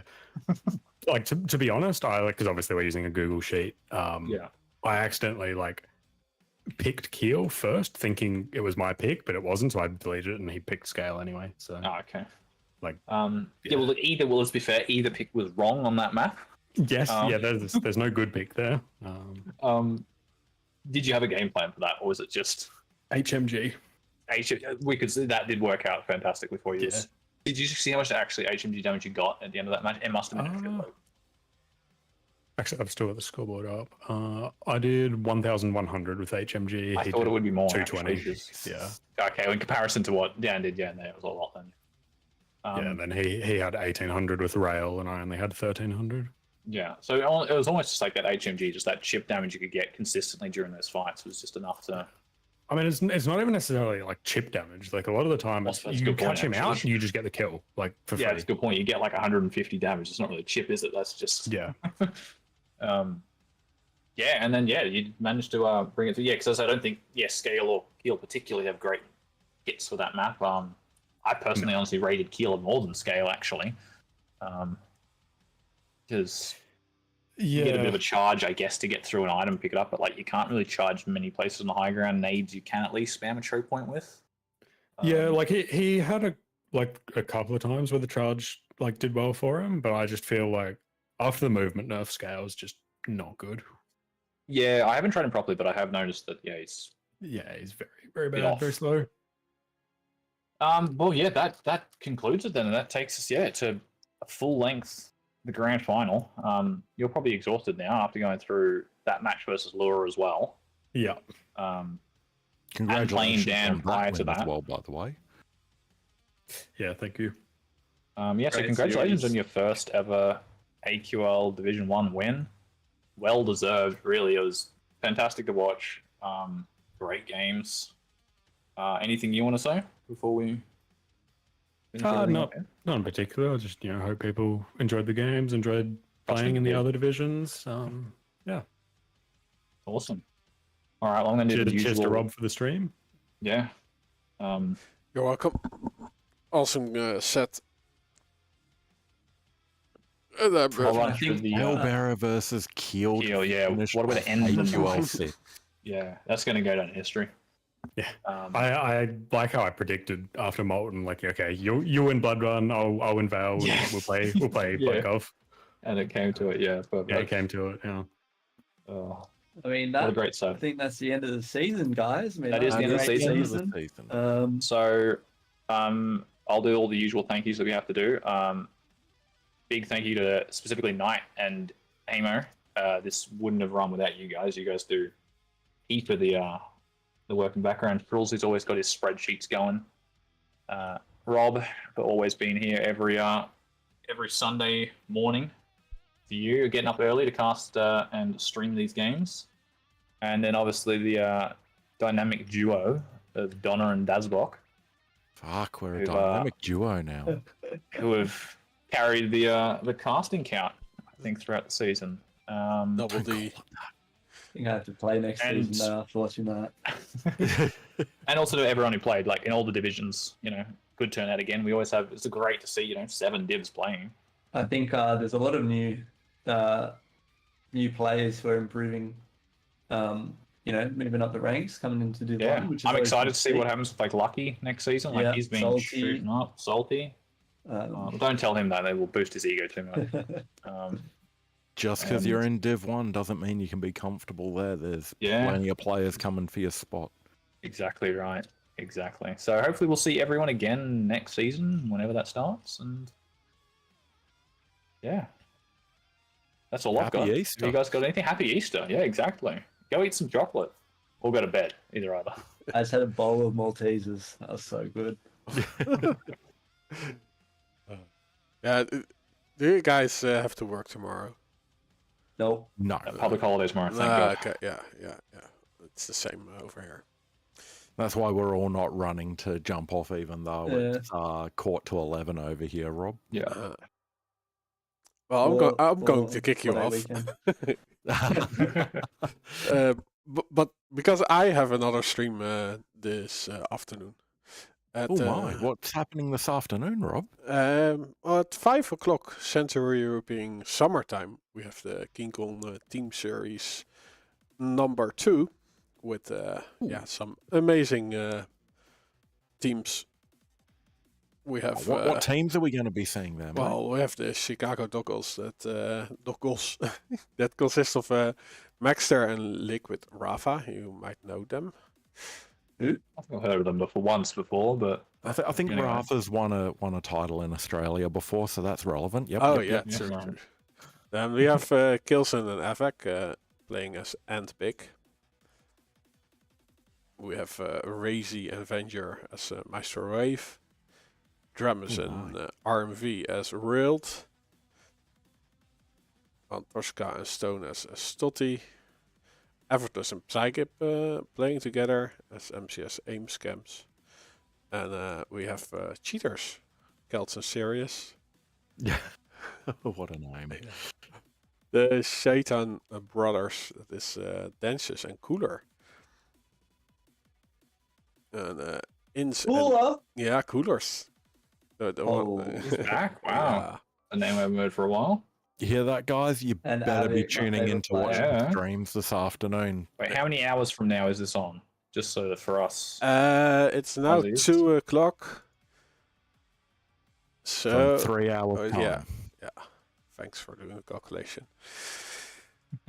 Yeah, we also I'm have good when it comes to Buckster timing and Garpy, Zenaku and Base. there's just Not quite the turnout. it's going to be awesome. So we're just And then the after that, warm-up for we you. have FaZe versus Navi. I am Copenhagen Major Final. Let's go, FaZe. Let's go. Go home, G2. The noobs. Okay. Rob, thanks so much for hosting the AQL, mate. You're welcome. I had a lot of fun again. Hosting the This is- streams for the AQL. Let me get that correct for everyone before people start coming to my neck. But yeah, for today, good night, good fight for you guys at least. For the Europeans, I hope to see you in about 3 hours. Bye bye, everyone. See you all later. Ciao. Good night, everyone. Watch the YouTube replays. It's gonna be freaking awesome. GG's.